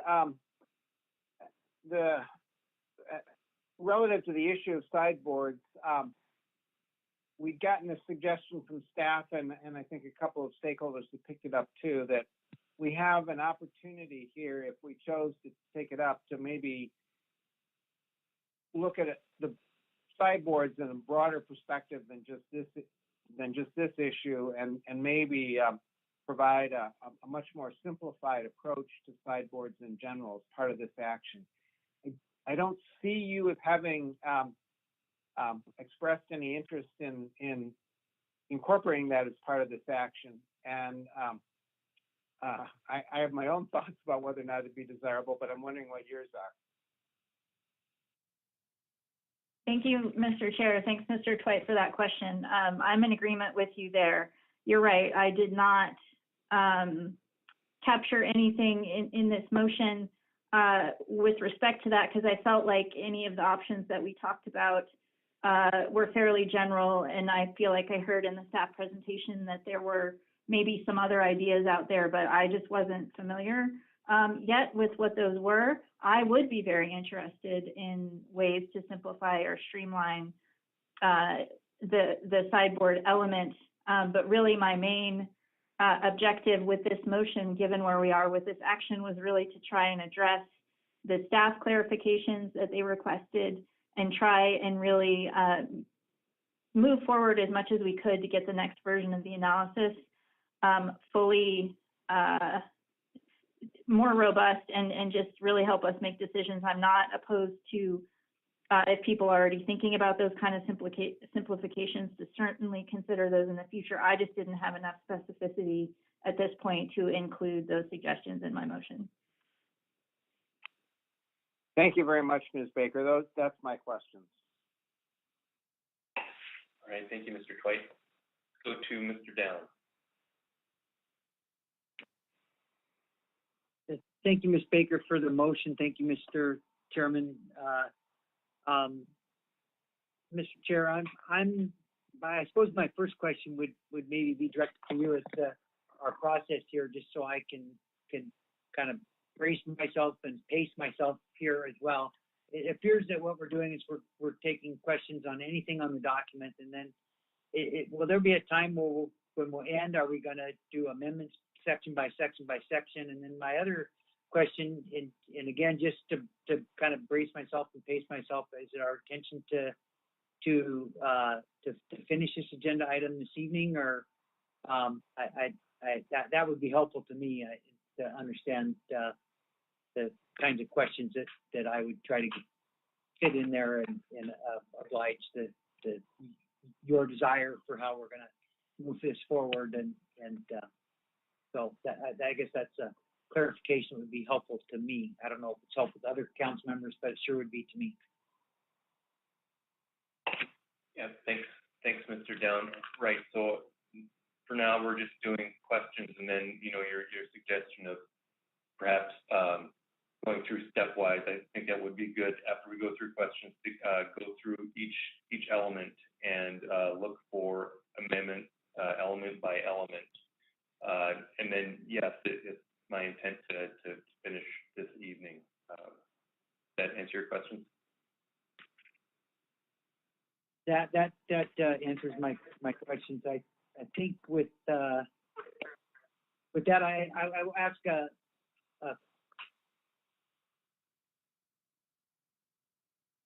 I'm sorry, Mr. Chair, my computer monitor just went dead there for a second, so I'm going to hold off on any questions and wait till we get to the amendment portion to clarify a few things. Thank you. Okay, great. Ms. Kimball. Thank you, Mr. Chair. Thank you, Ms. Baker, for the motion. I wanted to go up to element 2 and ensure I'm understanding this new language correctly. I see somewhere direct result from staff requests for clarification, but we had kind of an extensive discussion resulting from questions on hour, and I got to be on mic 30. Mr. Down, can you mute? Mr. Down, just make sure your phone is muted. Ms. Kimball. And I wanted to make sure the language that you've added under, I think it's 2.2, or transferable AI endorsements, that intent is capturing these 8 licenses that were fishing in the parallel fishery, but without the potential endorsement at that time. All still legal landings, but it's capturing those folks if we move in that direction for catch history under element 2. Did I understand that correctly? Mr. Chair, Ms. Kimball, yes. Originally this issue came to light from the analysis. The staff pointed out that there were landings during the qualifying years that were not on vessels with an LLP license, and that most of those landings did come from the vessels that now have LLP licenses with these transferable AI endorsements, and I believe there are 8. So yes, that's correct. Thank you. And as a follow-up, then, there are any small bit of landings that aren't covered by those words or transferable AI endorsements would just not be counted. And that Am I correct in that? That would be my assumption. Mr. Chair, I have one other question, just because of the questions on element 5. My understanding, and it is not a lot of new language to absorb, but that what we would have in front of us for the next initial review is our current sideboard option on offshore processing, an individual sideboard for the 2 eligible CPs based on history of the CVs that delivered to them, and then a totally new approach that came from the AP motion that limits the catcher vessels and designates a portion of catcher vessels to deliver offshore. Doesn't require them to, but they can if they want. Did I capture what we've got now under element 5 for those 3 approaches? Yes, that was my intent to include in the motion based on the council's original concept for a sideboard, in addition to the additional approaches that we've heard at this meeting. A quick follow-up, Mr. Chair, on this one. That then we haven't filled in, and neither did the IAP under 5.3 number 2, any possible thresholds. And I think, you know, you were asking about that in testimony some, but what I'm assuming is we would look for public input to fill that out in the next iteration, somewhere in the sense of what was talked about in testimony, some potential number of years of the qualifying years of those vessels delivered offshore. But we're leaving that blank for the time being to receive more input. Is that the intent? Mr. Chair, Mr. Kimball, yes, that is the intent. Thank you.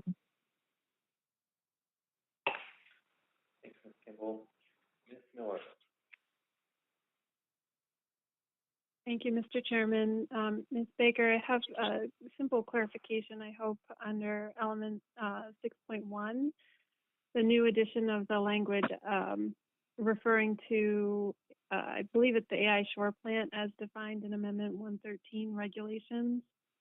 I believe that your intent there is clear, but just a technicality that Amendment 113 was vacated, so it might be more appropriate to say previously defined. But that's, I think it's clear, but I just want to make sure that that's your intent. Mr. Chair, Ms. Miller, yes, that is my intent. I think we talked about that even a little bit in the staff presentation, so my apologies for not getting that exactly right. But yes, as previously defined in the since vacated Amendment 113 regulation.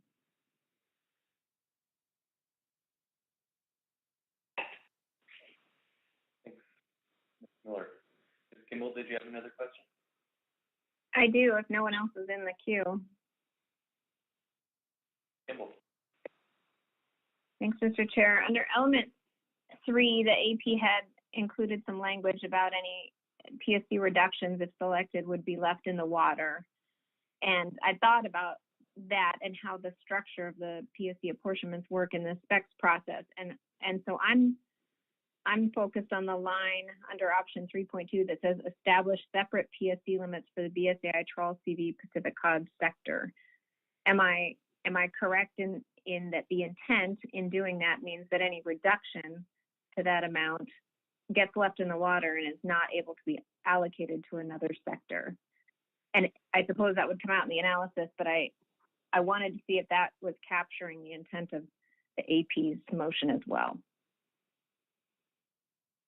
Thank you, Mr. Chair, and thank you, Ms. Kimball, for that clarification. Yes, I agree with the AP's intent in order for any reductions to PSC limits for the trawl CV sector through this program should stay in the water. And my understanding was the same as yours, is that if in option 3.2 we establish a separate PSC limit for the BSAI trawl CV sector, and then one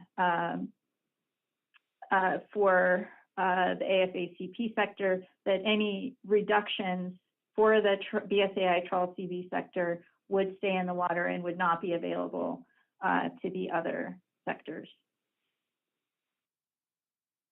Thank you.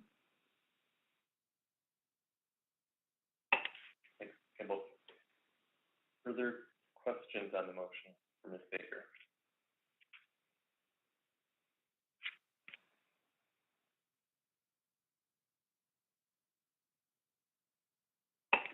Okay, with that, we can move into amendments, and let's do work through it in a stepwise fashion. And again, if you have substantive amendments, you can email them to npfmc.admin@noaa.gov, or we might be able to just handle them verbally, depending on how this goes.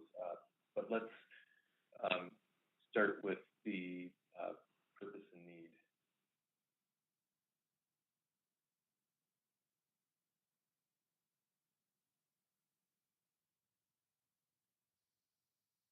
And element 1.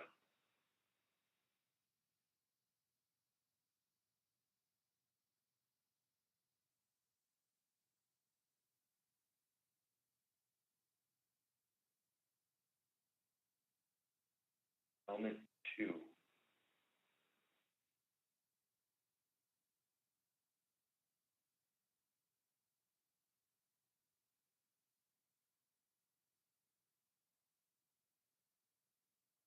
Element 3.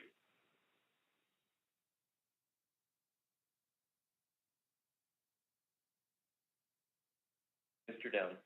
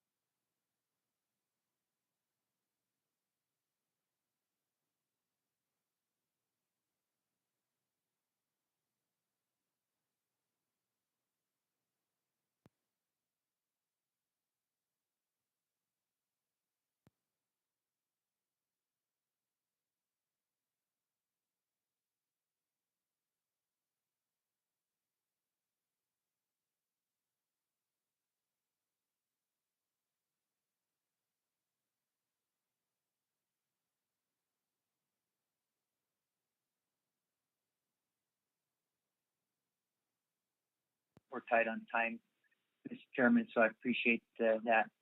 My motion is to strike 25% and insert 35%. Okay, thank you, Mr. Down. Questions on the amendment? Or amendments to the amendment?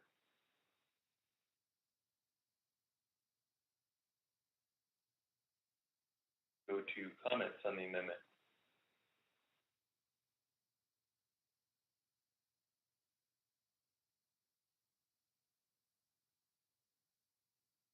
Baker.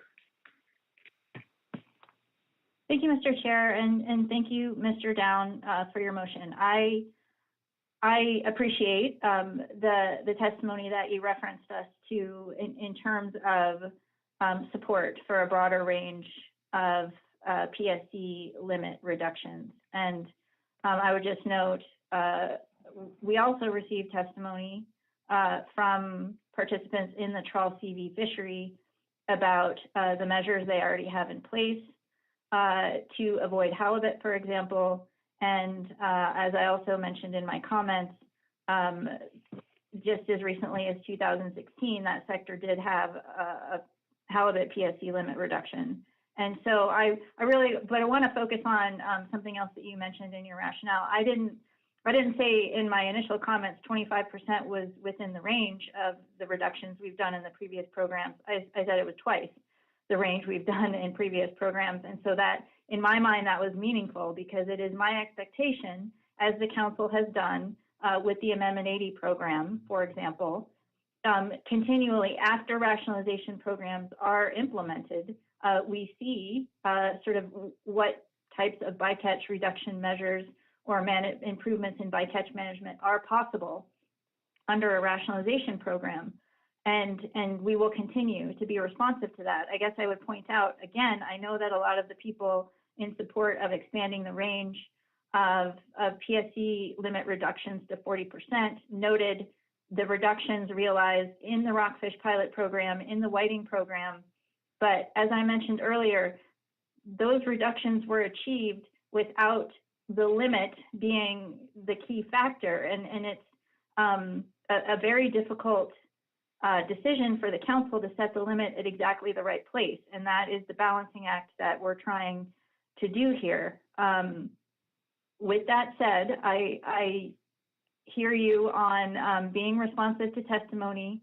I will reluctantly support this going forward for analysis, but quite honestly, I'm not sure what extra analysis the staff will really be able to provide us on this. But in the interest of being responsive to testimony and the fact that we're at initial review and we'll be having another step of initial review, I'll support this amendment. Thank you, Ms. Baker. I appreciate that reluctant support. And just in response, I agree with you. I don't know what the analysts will be able to come back with, but I think industries also, we can count on industry to come forward with some rationale one way or the other. And I think to move this up by 10% and give them a range to look at for industry participants across the board to make their case one way or the other, up or down, is likely. So I appreciate the support. I understand the reluctance in your voice and appreciate that. Thank you. Mr. Down, we have a few more comments, so let's go through the round and we'll get back to you again. Mr. Marks. Thanks, Mr. Chair. Thanks, Mr. Down, for the motion. I'm fine with keeping it in for analysis. As far as an actual, I probably would not support it in the future. And under the basic premise, if in fact the standard is to minimize bycatch to the extent practicable, we should be doing that irrespective of the percentage we put on it in the future, whether it's 10% or 25% or 40%.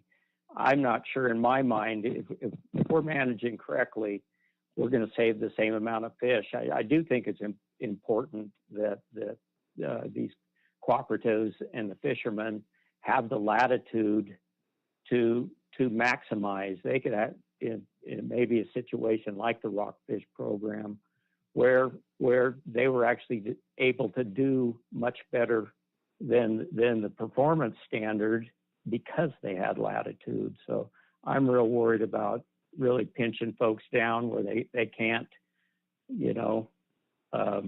really work to improve beyond kind of what a standard may be. So anyway, like I said, I won't oppose it for the analysis, but to me, there's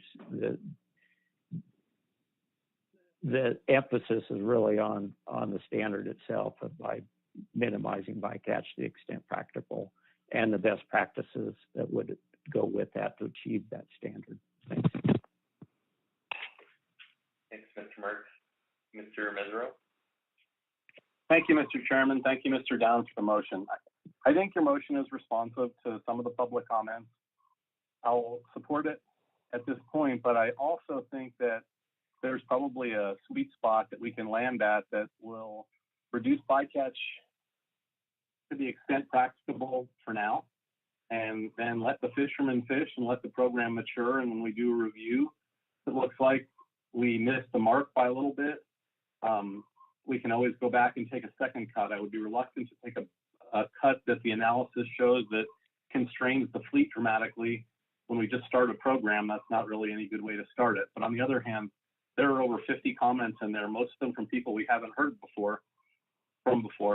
Some of them are pretty rude, but I think the point of it is they want to see reductions in bycatch. It's an issue where I don't think we can implement a program like this without expecting better performance from the fleet. And I think we can implement it in a way where we take a bite now and take a bite later if they perform well, but I don't want to support a reduction that's going to constrain the fleet dramatically until we let the program mature and make sure that when we take a reduction, it's measured approach and it's sensitive to the practicability issue.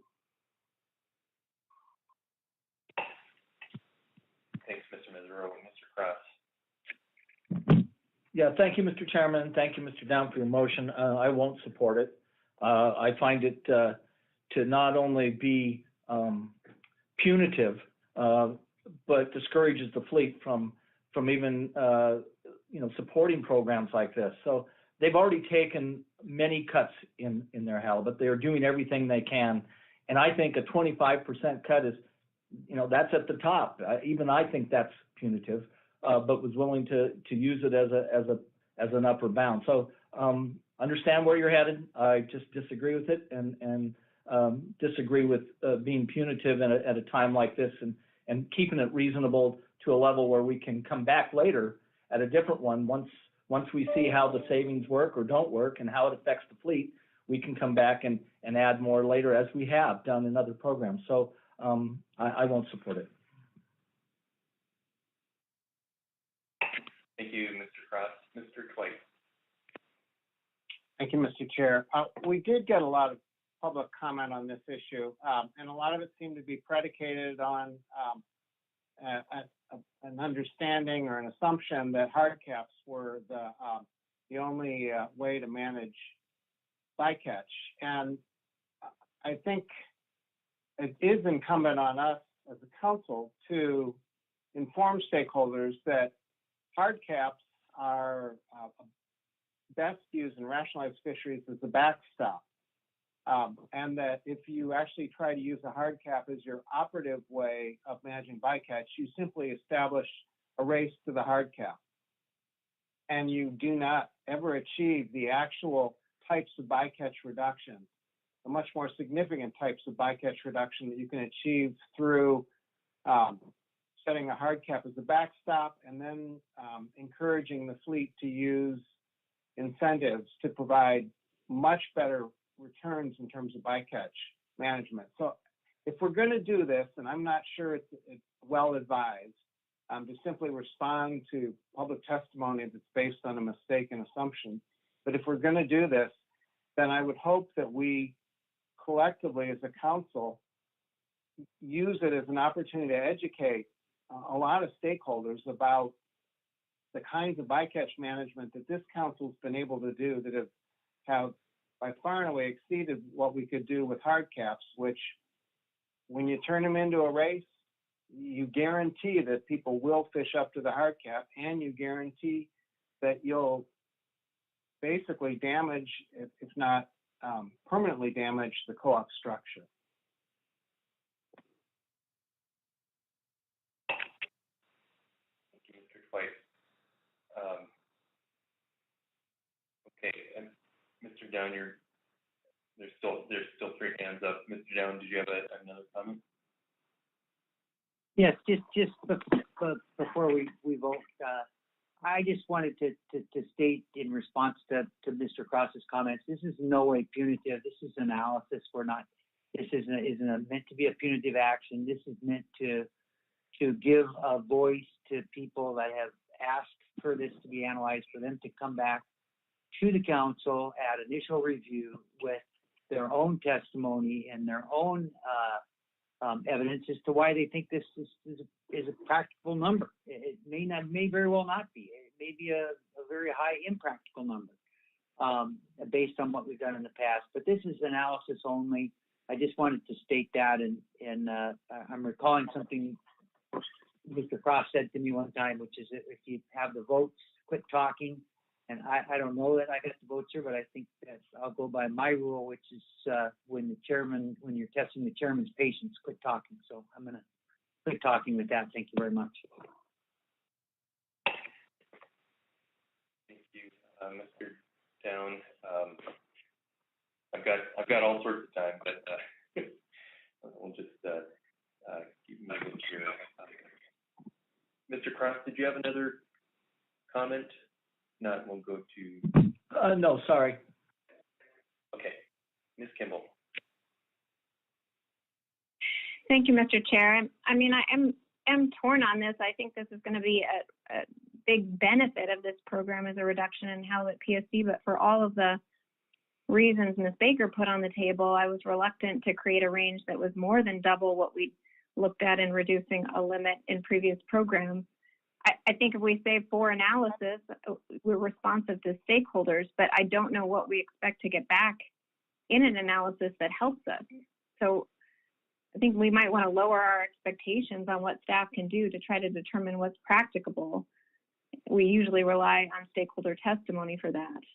I think right now we have an analysis that says that a 25% reduction, the sector would have been constrained under a race for fish 4 out of some of the most recent years.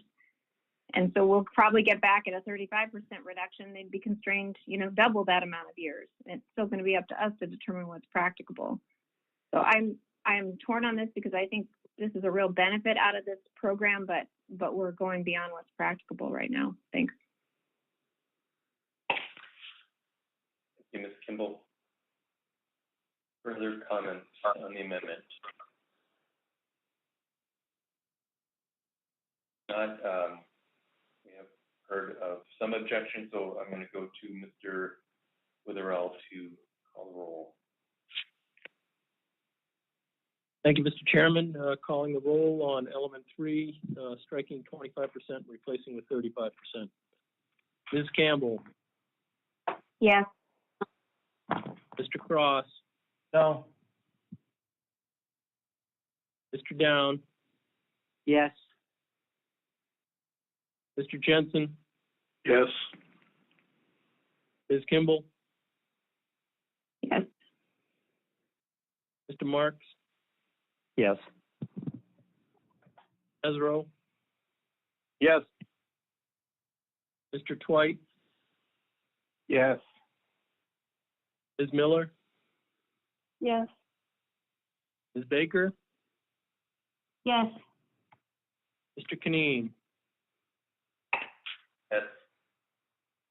Motion passes 10-1. Down. Further amendments under element 3.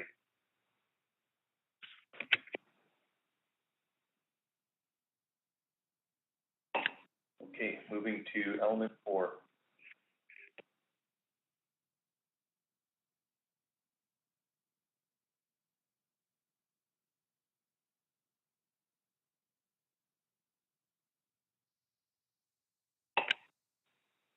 Element 5.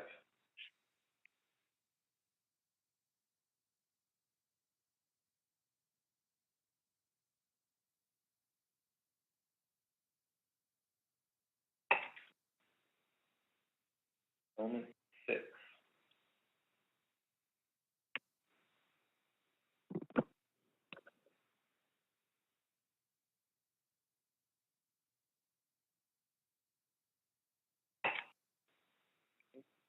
Element 7.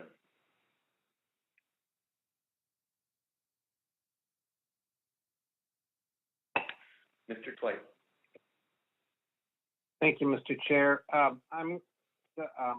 For staff, I'm going to be speaking from the AP motion, and so if staff could cut and paste, sorry, I'm trying to bring it up here on my screen. From the AP motion, the paragraphs that in bold with underlining that's immediately under 7.1. And Mr. Chair, while they're doing that, I can start reading that. My motion is to insert a sub-option under element 7.1 that reads sub-option. For the LLPs associated with the non-exempt AFA vessels, within 90 days of publishing the final rule of this program, the owners of the LLP licenses that are associated with AFA non-exempt catcher vessels that had engaged in fish transfer agreements during the qualifying period will be allowed to transfer the quota shares between other LLPs associated with AFA non-exempt vessels. Upon redistribution of the initial allocation to the designated LLP license, the BSAI PCOD harvest quota shares will no longer be severable from its applicable LLP license to which it was reassigned.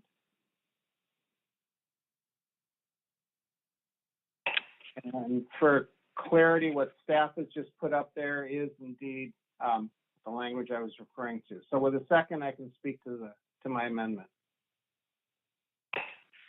Second. Mr. Twite. Seconded by Mr. Jensen. Mr. Twite. Thank you, Mr. Chair. This references back to a question that I asked of Ms. Baker as she was describing her motion, and the question I asked was relative to whether this is another way of addressing some of the changes that that industry will have to adapt to under element 4.2 in sideboards, in Gulf sideboards, that will prohibit further leasing, and that also reference back to a question I asked of staff during our after public testimony about whether this analysis of the sub-option would also help us understand some of the dynamics that are brought into play when we when we establish non-severability for these licenses for the future structure of the program. And while I'm not at all convinced this is the right option, I am convinced that some additional analysis of this would be useful at this time to help us as a council understand both how industry will be able to restructure some in order to adapt to element 4.2, and as well gain some insight into some of the long-term impacts of the decision to go with a non-severable approach for quota shares and the associated LLPs. Okay, thank you, Mr. Twite. Going to questions on the amendment, Ms. Kimball.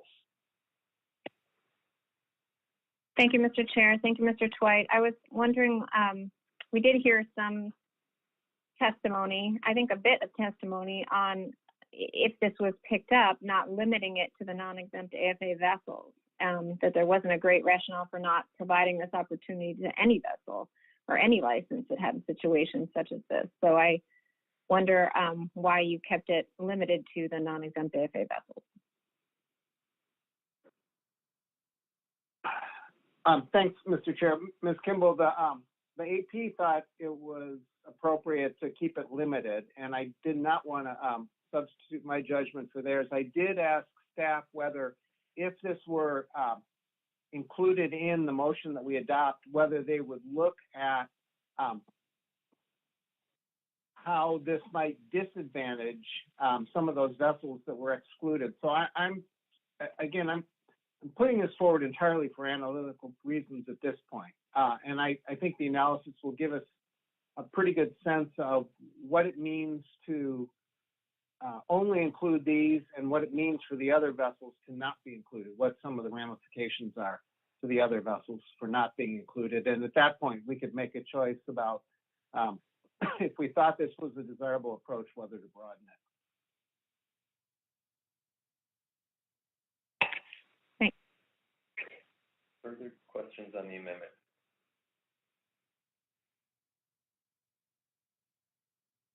Amendments to the amendment.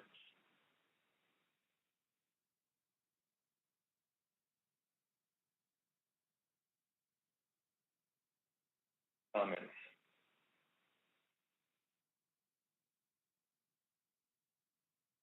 Ms. Baker. Thanks, Mr. Chair. Thanks, Mr. Twite, for the amendment. I won't repeat what I said earlier. I think we covered it in the discussion on my motion. I do have some reservations about this general approach, but as I said, since the previous amendment, I also had some reservations about. I acknowledge and appreciate your comment about where we are in the analytical process, and I'll support this for further analysis. Thanks. Thanks, Ms. Baker. Mr. Twite. Thank you, Mr. Chair. I just, relative to Ms. Baker's point, I wanted to also make it clear that I think for analysis, I think it's very appropriate to look at this, but I would expect the analysis as well to harken back to at least one of the council's longstanding principles that Ms. Baker reflected on earlier when she pointed out that sideboards are not allocations.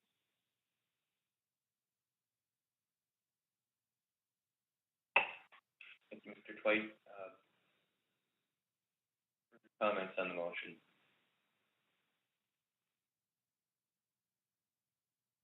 Right, I have not registered any opposition so far, so I'll just go this way.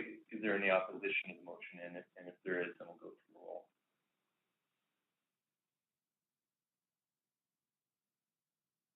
None. The amendment passes. Thank you, Mr. White. Okay, anything further on element 7?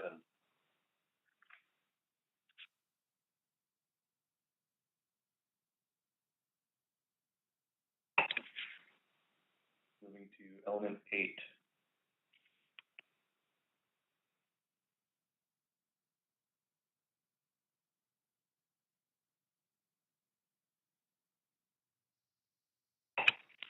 Element 9. Ms. Campbell. Thank you, Mr. Chair. I do have something on element 9, and it's relatively simple, but I sent it to our staff to put up anyway.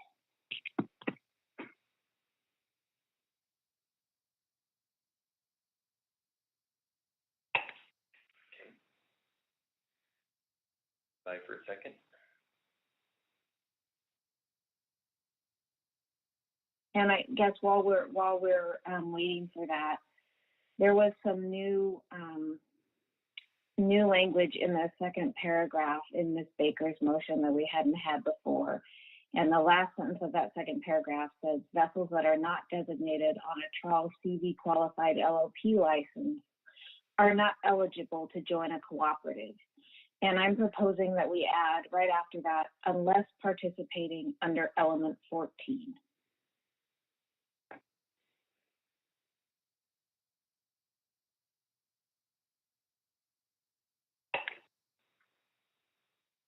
Okay. If anybody wants to second it at this point, feel free, or we can wait till the language is posted as well. Second by Mr. Down. Okay, thank you, Mr. Down. Ms. Campbell, if you'd like to speak to it. Thank you, Mr. Chair. I think that Ms. Baker spoke to this a little bit when making her motion, but in an attempt to be responsive to some concerns in public comment about negotiations between trawlers within cooperatives, there was this additional language, and the issue with this is that it really makes the gear conversion option unworkable, because under the gear conversion option, we do require any pot CV who's going to be taking advantage of that to be a member of the cooperative. And so we do need some language under Element 9 cooperative provisions that would allow those vessels who are participating as part of the gear conversion option to join a cooperative, even if they are not designated on a trawl CV qualified LLP license. And so adding these 5 words to the end of that sentence just continues to make gear conversion viable. Thank you, Ms. Campbell. Any questions on the amendment? Ms. Kimball. Thanks, Mr. Chair. A question, I'm trying to reconcile, Ms. Campbell, that new language with the first sentence of that same paragraph. Cooperatives shall be formed by qualified LLP licenses with trawl CV Pacific cod history. And I know we're not there yet, but in element 14 of Ms. Baker's motion that is in here somewhere, that says that Pacific cod allocations or quota associated with trawl CV license may be fished with pot CV gear by vessels that are a member of the trawl CV cooperative. So can you just walk me through those 3 sentences? Does this provide us an option still to limit who's in the cooperative to only those that hold trawl CV quota? Or are we making that decision at this meeting by including this language? Mr. Chair, Ms. Kimball, no. If you want to include, I mean, in my opinion, if we end up not selecting element 14, then the result is that the members in the cooperative are limited to those who are the trawl CVs, as it was in the original language. So I think that this just creates an exception for anybody who's participating under element 14. I don't know that this is the most elegant way to do this, actually, because of the way that these 2 elements are interacting. But what I was trying to do with this language is just make it really clear to the staff who's going to analyze this and bring it back to us what the council's intention is. And then I'm suspecting that they may have maybe a cleaner way to have the final language. Thank you, Mr. Chair. So one follow-up then, because I think it does change the intent, is the intent is not under element 14 to just limit those people that can take it, people that can use the quota on a pot vessel to be those that are already trawl CV quota holders, but that the trawl CV quota holder could bring a different vessel into the co-op and put the quota on that vessel. That's different from Ms. Baker's motion, so I'm just trying to track that. Through the chair, Ms. Kimball, that's right. It is different than Ms. Baker's motion. It tracks with the motion that was made by the advisory panel, saying that those vessels, could be outside of the original trawl vessels. And so it's an attempt to get this back to the original intent that was provided by the AP without necessarily adding all that language under element 14, but we could do that also for consistency. Thank you. Thanks, Ms. Kimball. Mr. Marks. Thanks, Mr. Chair. Thanks, Ms. Campbell, for the motion. I just want to clarify that it was my interpretation of Ms. Baker's rationale that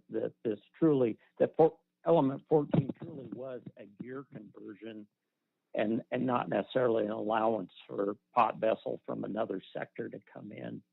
So your proposal is to change that, or was your just do you have a different interpretation?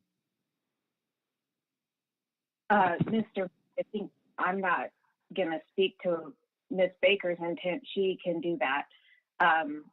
Her motion would not allow for an outside vessel to come in the way that it was crafted.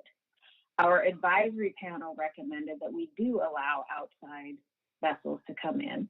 And so my intention is to not have prohibitive language under element 9 that prohibits outside vessels from participating in harvesting trawl CV allocation with pod gear.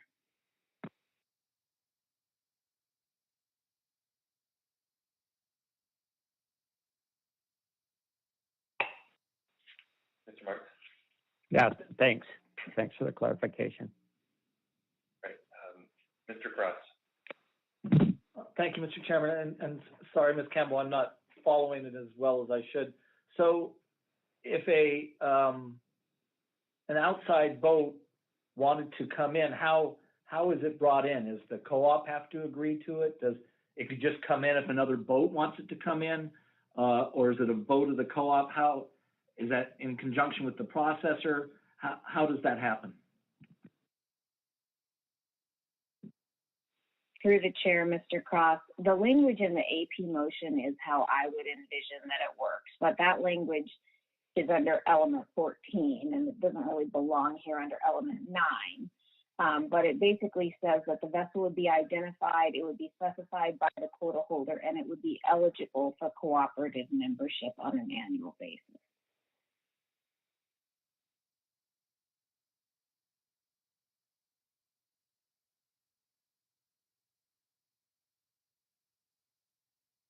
Mr. Cross? Yeah, so would this be an option, or would it be, so we have Miss Baker's, and then could we have that as an option? Is that what you're doing, or you're changing the whole thing?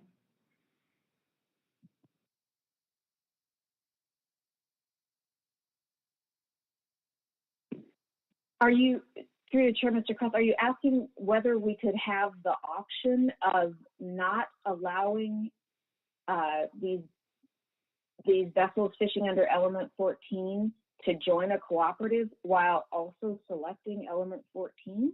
I think our option as a council is either we want a gear conversion program or we don't. But if you're asking if we could have an option that we have gear conversion and we have people fishing off trawl history outside of cooperatives, that is not what I'm envisioning here, partly because I don't think that it would work, in that we would still need, for example, to associate that harvest with PFC that would be allocated to a cooperative. And so I really don't think that that's an option that we want, and so it's not envisioned by my motion, my amendment. Thank you. Thank you, Mr. Cross. Further questions on the amendment? Mr. Twite?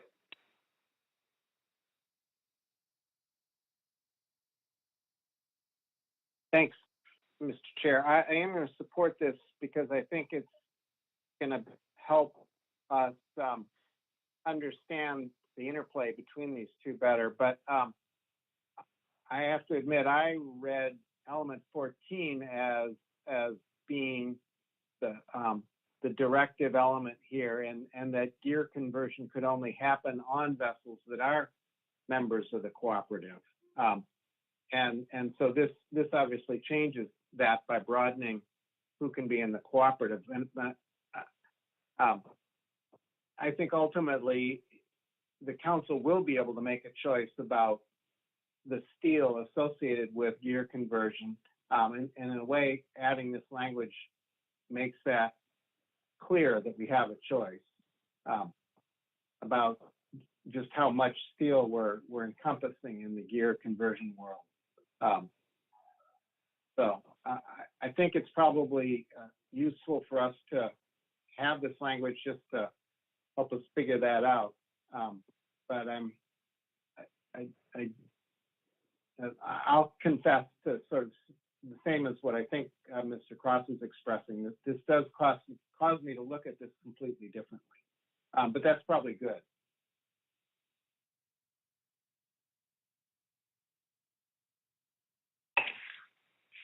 Thank you, Mr. Twite. Ms. Miller, did you have a question?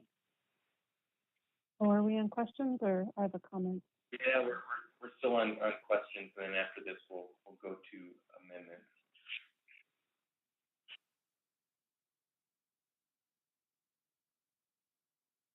Okay, any amendments to the amendment?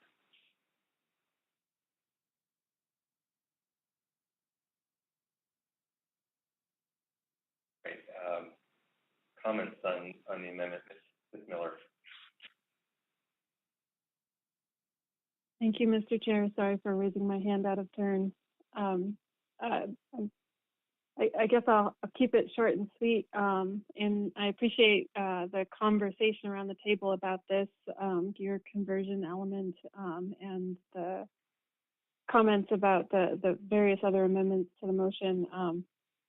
Thinking from a staff perspective, I'm just thinking about the long list of things that we've added to look at in the next iteration of the analysis, and just bringing it to your attention that every new thing that we need to look at kind of affects the amount of staff time it takes to put that together and when this comes back. And I've also heard discussion about wanting to make sure that we stay on task and stay on focus. So I'm not opposed to looking at this, but I just wanted to put that comment on the record.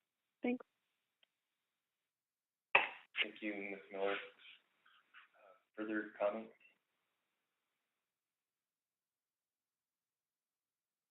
Mark. Thanks, Mr. Chair. And this, after looking through it and thinking about it, we also heard a number of folks testify that they did not support it at this time, and it's certainly something that, as far as looking outside the sector, we could consider at the 5-year review, but I'm not prepared to support it at this time.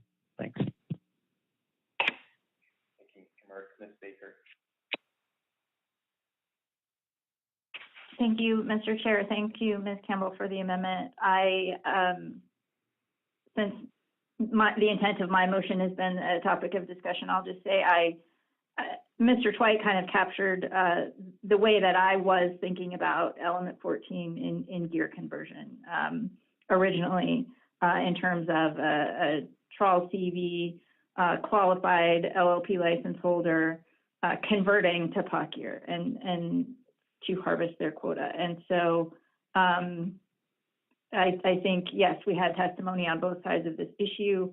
I think, so I'll support this amendment. I think, again, similar for the reasons that Mr. Twite mentioned earlier, might be good to look at it. I do have, I am remembering the testimony we heard in terms of potential destabilization to the cooperatives. And so putting this forward for analysis, again, that's the stage where we are. I'm sure that would come out in the analysis, both positive and potentially negative impacts of going forward with this. So thank you. I'll support the amendment.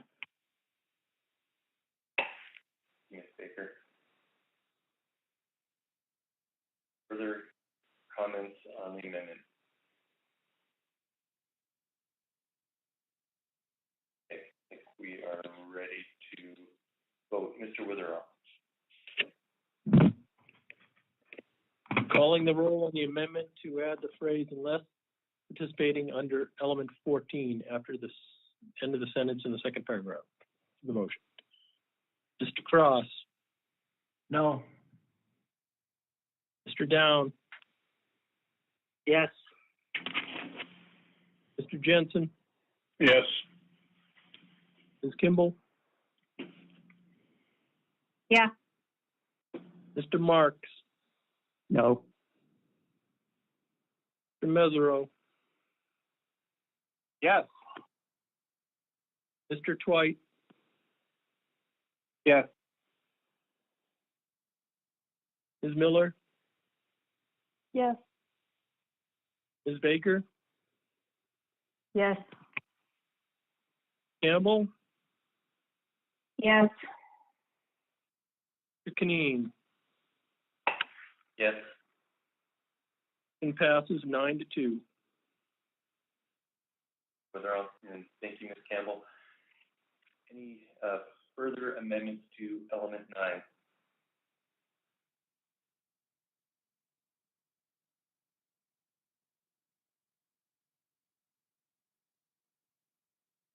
Element 10.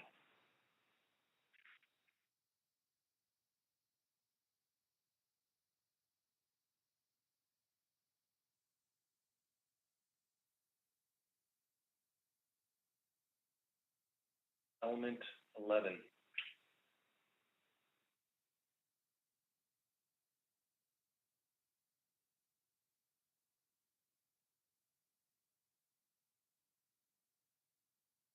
Element 12.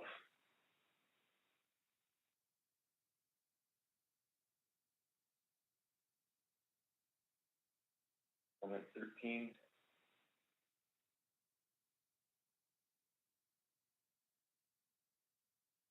For element 14.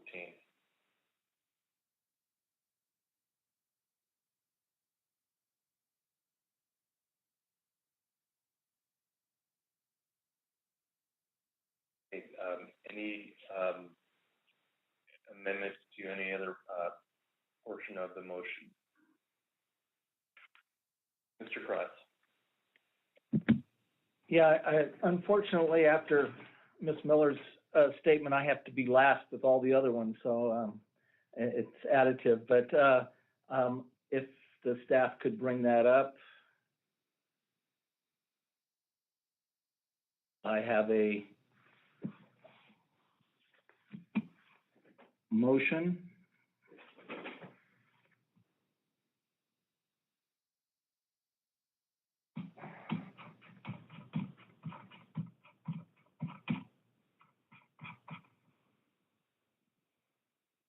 I can start reading it, Mr. Chairman, or if it's coming up. Looks like it is forthcoming. You feel free to get I'll started. start reading. The analysis should consider impacts to TLAS fishery participants if trawl CVs who grow the cod fishery increase their participation in the TLAS fishery and whether sideboards are necessary to protect the other participants of the TLAS fishery. With a second, I'll speak to it. Second, this is Bill. Mr. Chair, this is Diana Evans. We do not have a copy of that motion. If Mr. Cross reads it again, I can probably type it in. Yeah, I'm sorry. I did send it to North Pacific Administrative NOAA.gov. So I'll read it again. It's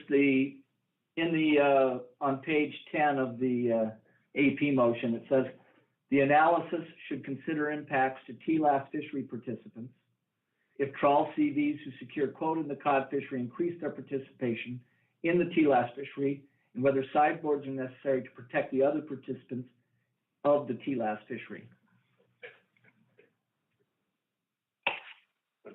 That might have been too fast for her to catch, but that may be, Ms. Evans, I don't know if you can grab that from the AP report. But in the meantime, I think council members are aware of what's behind that motion. We'll just go to Mr. Cross to speak to it, given the second from Mr. Twite. Thank you, Mr. Chairman. I think we heard in testimony some vessels that said that, you know, given how much cod they have and their plans to lease it and find other fisheries to participate in. I think that we need to understand that and look at it. This is a program that we're looking at other places where groups are affected, and I think it's important that this be one of the groups that we look at what the effects will be of this program.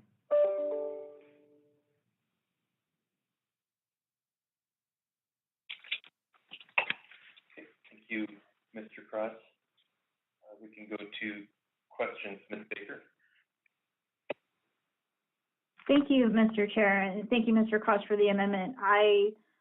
We talked about this a little bit earlier, but I unfortunately was not able to listen to the advisory panel for this particular issue. So I'm wondering if you can help me understand a little bit about some of the potential impacts on the TLS fishery, more specific in terms of which participants and perhaps generally in what way that could potentially be impacted by this rationalization program, just because I didn't catch that conversation. Yeah, and just for council, it was a unanimous vote on it.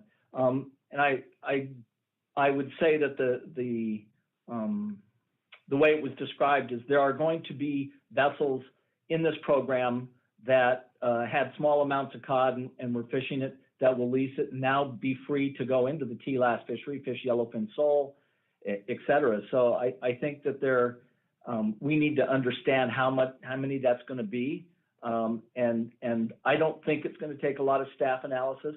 I think this is, there'll be a certain number of vessels and we'll be able to understand that and belay our fears of mass amounts of boats. But I think it's important that we at least look at that.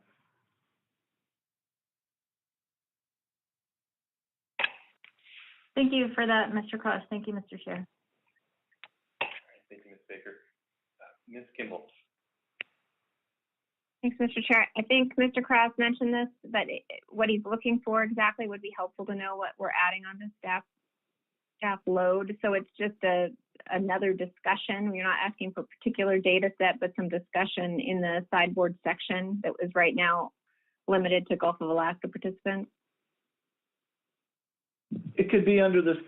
It could be under that one, or it can be as we have in the Ms. Baker's motion has at the end of after 14. You know, an analysis of the history of reallocations from trawl CV to their other sectors. How this program will affect those reallocations. It's kind of along those same lines. A discussion about what will happen to the vessels, the opportunities for other vessels to come into the yellowfin sole sector. Is there opportunity? That discussion in the next analysis will lead us to whether we need more data or it's not an issue.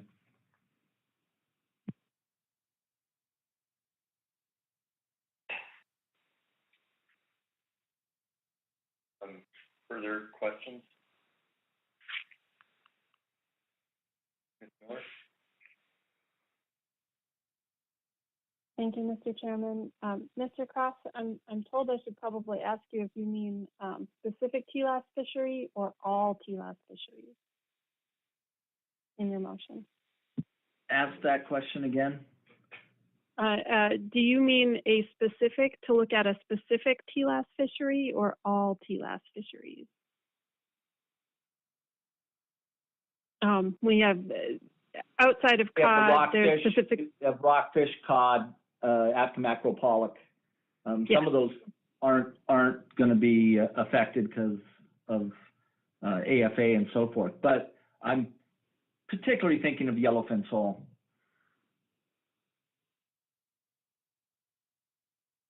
Thank you.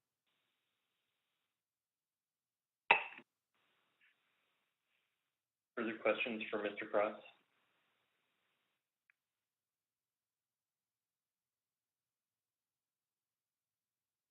Ms. Evans, have you been able to get a hold of that language?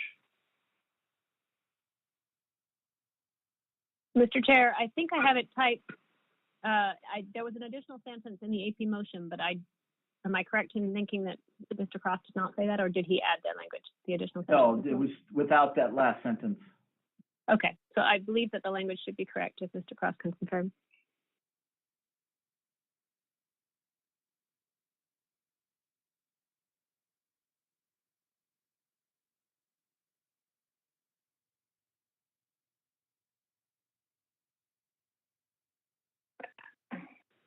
Where is it?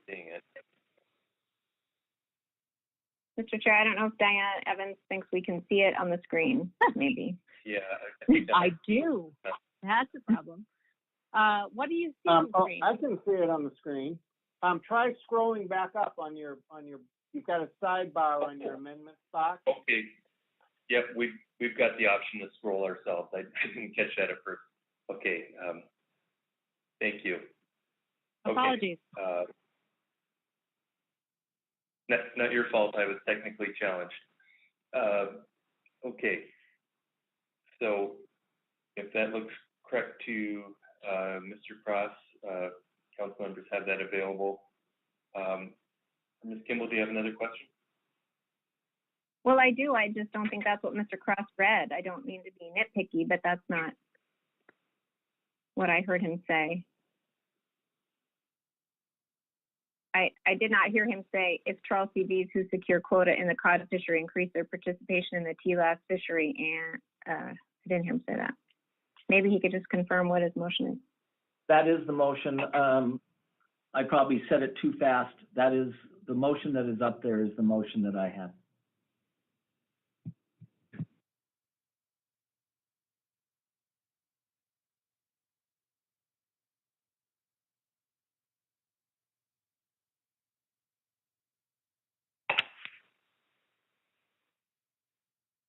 Okay.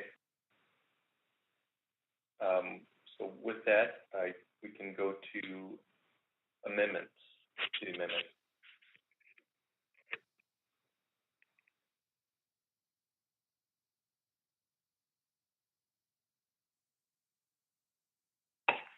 Okay. Comments on the amendment.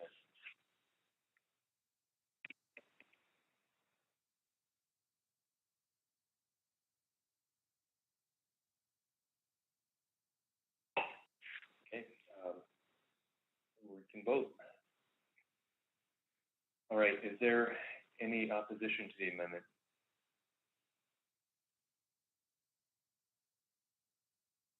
No opposition. The amendment passes. Thank you, Mr. Chairman. Thank you, Mr. Cross. Any further amendments?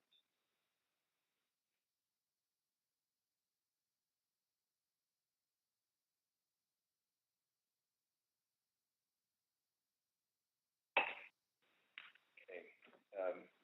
Mr. Cross, you don't have any further amendments? Okay. All right, we can go to comments on the amended main motion. Ms. Kimball. Thank you, Mr. Chair. I had another question for Ms. Baker. So it's not quite a comment, but I wasn't sure when to ask it. Is this the appropriate time? Yes, sure. Ms. Kimball. Thank you, Mr. Chair. Ms. Baker, your motion doesn't provide staff any direction on the straw man alternatives that they provided in the analysis. And so I just wanted to confirm my understanding is that the staff would go through and if they continue with straw man alternatives, modify them such that they don't include any elements or options that we've removed through this motion, but we're not providing any direction on how to modify those. We will get a full analysis back at the next initial review and then hopefully be moving on to either developing those straw man alternatives better or doing a preliminary preferred alternative. Is that your intent there? Baker. Thank you, Mr. Chair. Thank you, Ms. Kimball. That's a really great point. That absolutely would be my intent, as you described in terms of elements the council revised or removed. I really would expect staff to perhaps go through those and make those changes and decide sort of how to revise those strawman alternatives as appropriate. Thank you very much for clarifying that. Thank you. A similar kind of process question, Mr. Chair. We talked about, thanks. We've talked about, and I've lost it now, but the list of things at the start of our presentation from staff of additional AP data requests, and that weren't included in their motion. And I'm assuming when I looked through those earlier, many of which were captured here, many of which in your motion, many of which were captured in the back and forth with staff about things that they were identifying. But I didn't know if you had a specific approach to addressing those, or we assume, staff moves forward with all the things that are in this motion and all this analysis that we've talked about in the presentation that might be needed to be added. We're not specifically picking up any of those things if they're not identified in this motion. And I really have no one thing in particular in mind. I just know that we said we would come back to that list. And I assume if it's not included here, staff doesn't need to spend an inordinate amount of time on it. We use their discretion on what might be picked up in that discussion. Does that make sense?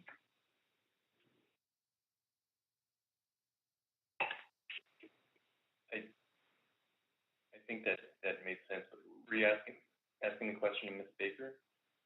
Yeah, I was asking maybe I should be asking it of staff. I mean, I just felt like we said we'd come back to that list of things, and I'm perfectly comfortable leaving it to staff discretion on what they think is necessary to pick up in order to provide a full analysis the next time. If this is an unnecessary conversation, I'll stop right now.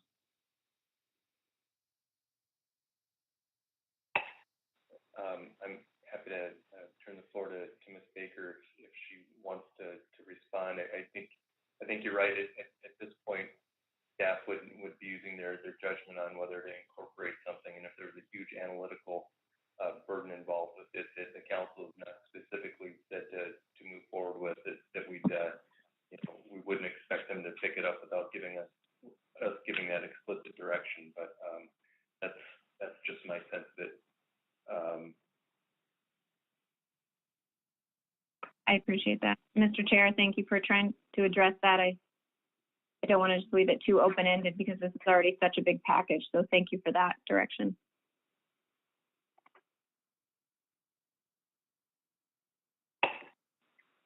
Okay.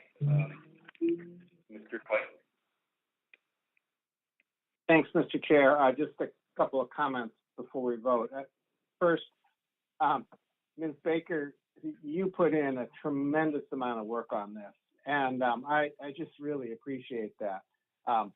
And then, then your reward, of course, for doing that is having to read the whole motion, having to speak to the whole motion, and then having to defend it. But and one of the things I appreciated most in what you did, because for me, it's one of the most important elements of this right now, is you tried, I think, very well to make some tough decisions at this point in order to, for all of us to try to keep this on track. And for me, that's still a very high priority. Being able to come to a final vote on this by next December isn't going to be easy. Appreciate Ms. Miller's comments along those lines.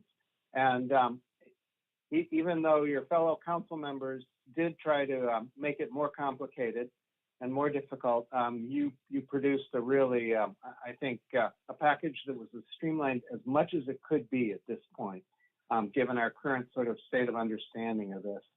And for a motion that's this complicated, I think you really hit the fine balance really well. And I just think that should go noticed by all your fellow council members that this is a really good piece of work.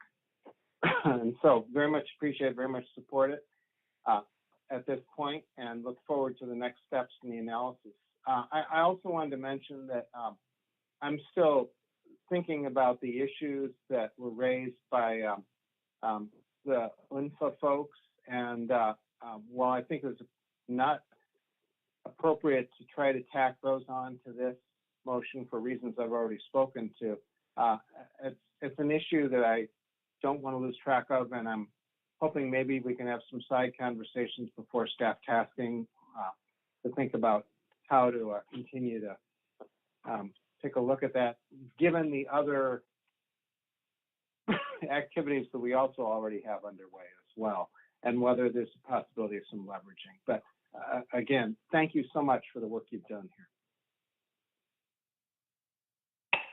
Thank you, Mr. Slate. Mr. Mesereau. Thank you, Mr. Chairman. I'll keep this brief. I really appreciate the work that Ms. Baker put into this motion and the lively discussion we've had for 2 days about this.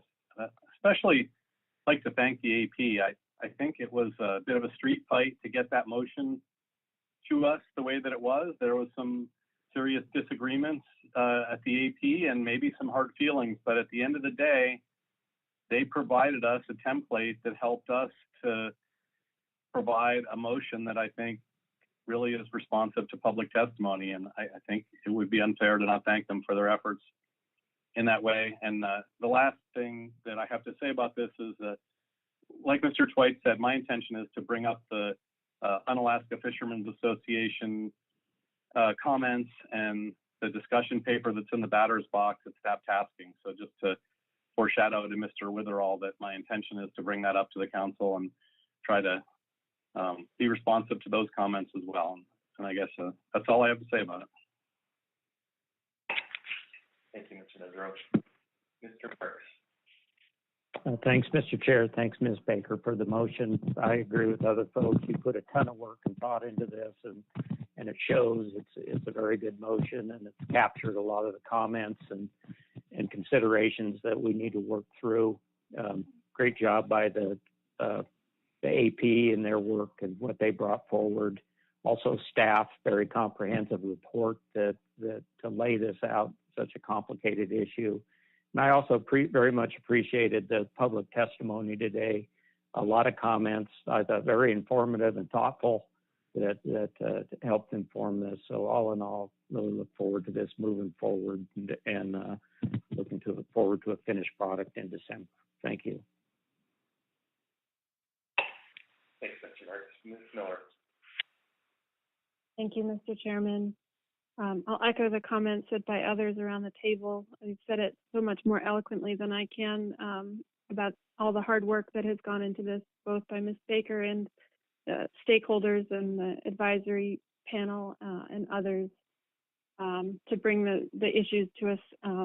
And I just want to say that we look forward to continuing to engage in this analysis. The agency, we're going to continue working on developing the monitoring and enforcement sections, and so you'll see some more substantial analysis come back on that in the next iteration of this. I appreciate all the work that has gone into clarifying and answering staff questions and all the hard work that has gone into making this action a productive meeting this week. So thank you. Thanks, Ms. Miller. Any further comments before we vote?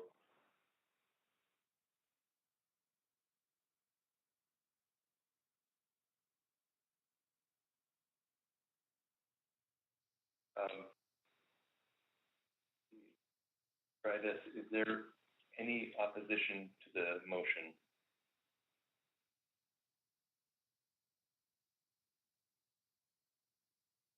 Hearing none, the motion passes unanimously. Anything further on C5?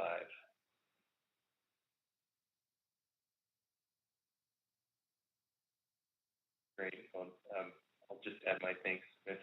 Baker. Fantastic job, and the public and staff and the council for sticking this one out and getting through it tonight. Great work, great progress. Take it we should probably break for the evening, and let's go ahead and come back tomorrow morning at 8 o'clock, and we'll get going on during C-Specs. Hey. Good night. Thank you, Mr. Chairman. Thank you, Mr. Chairman. Thanks, everybody. Good night. Thank you, Mr. Chairman.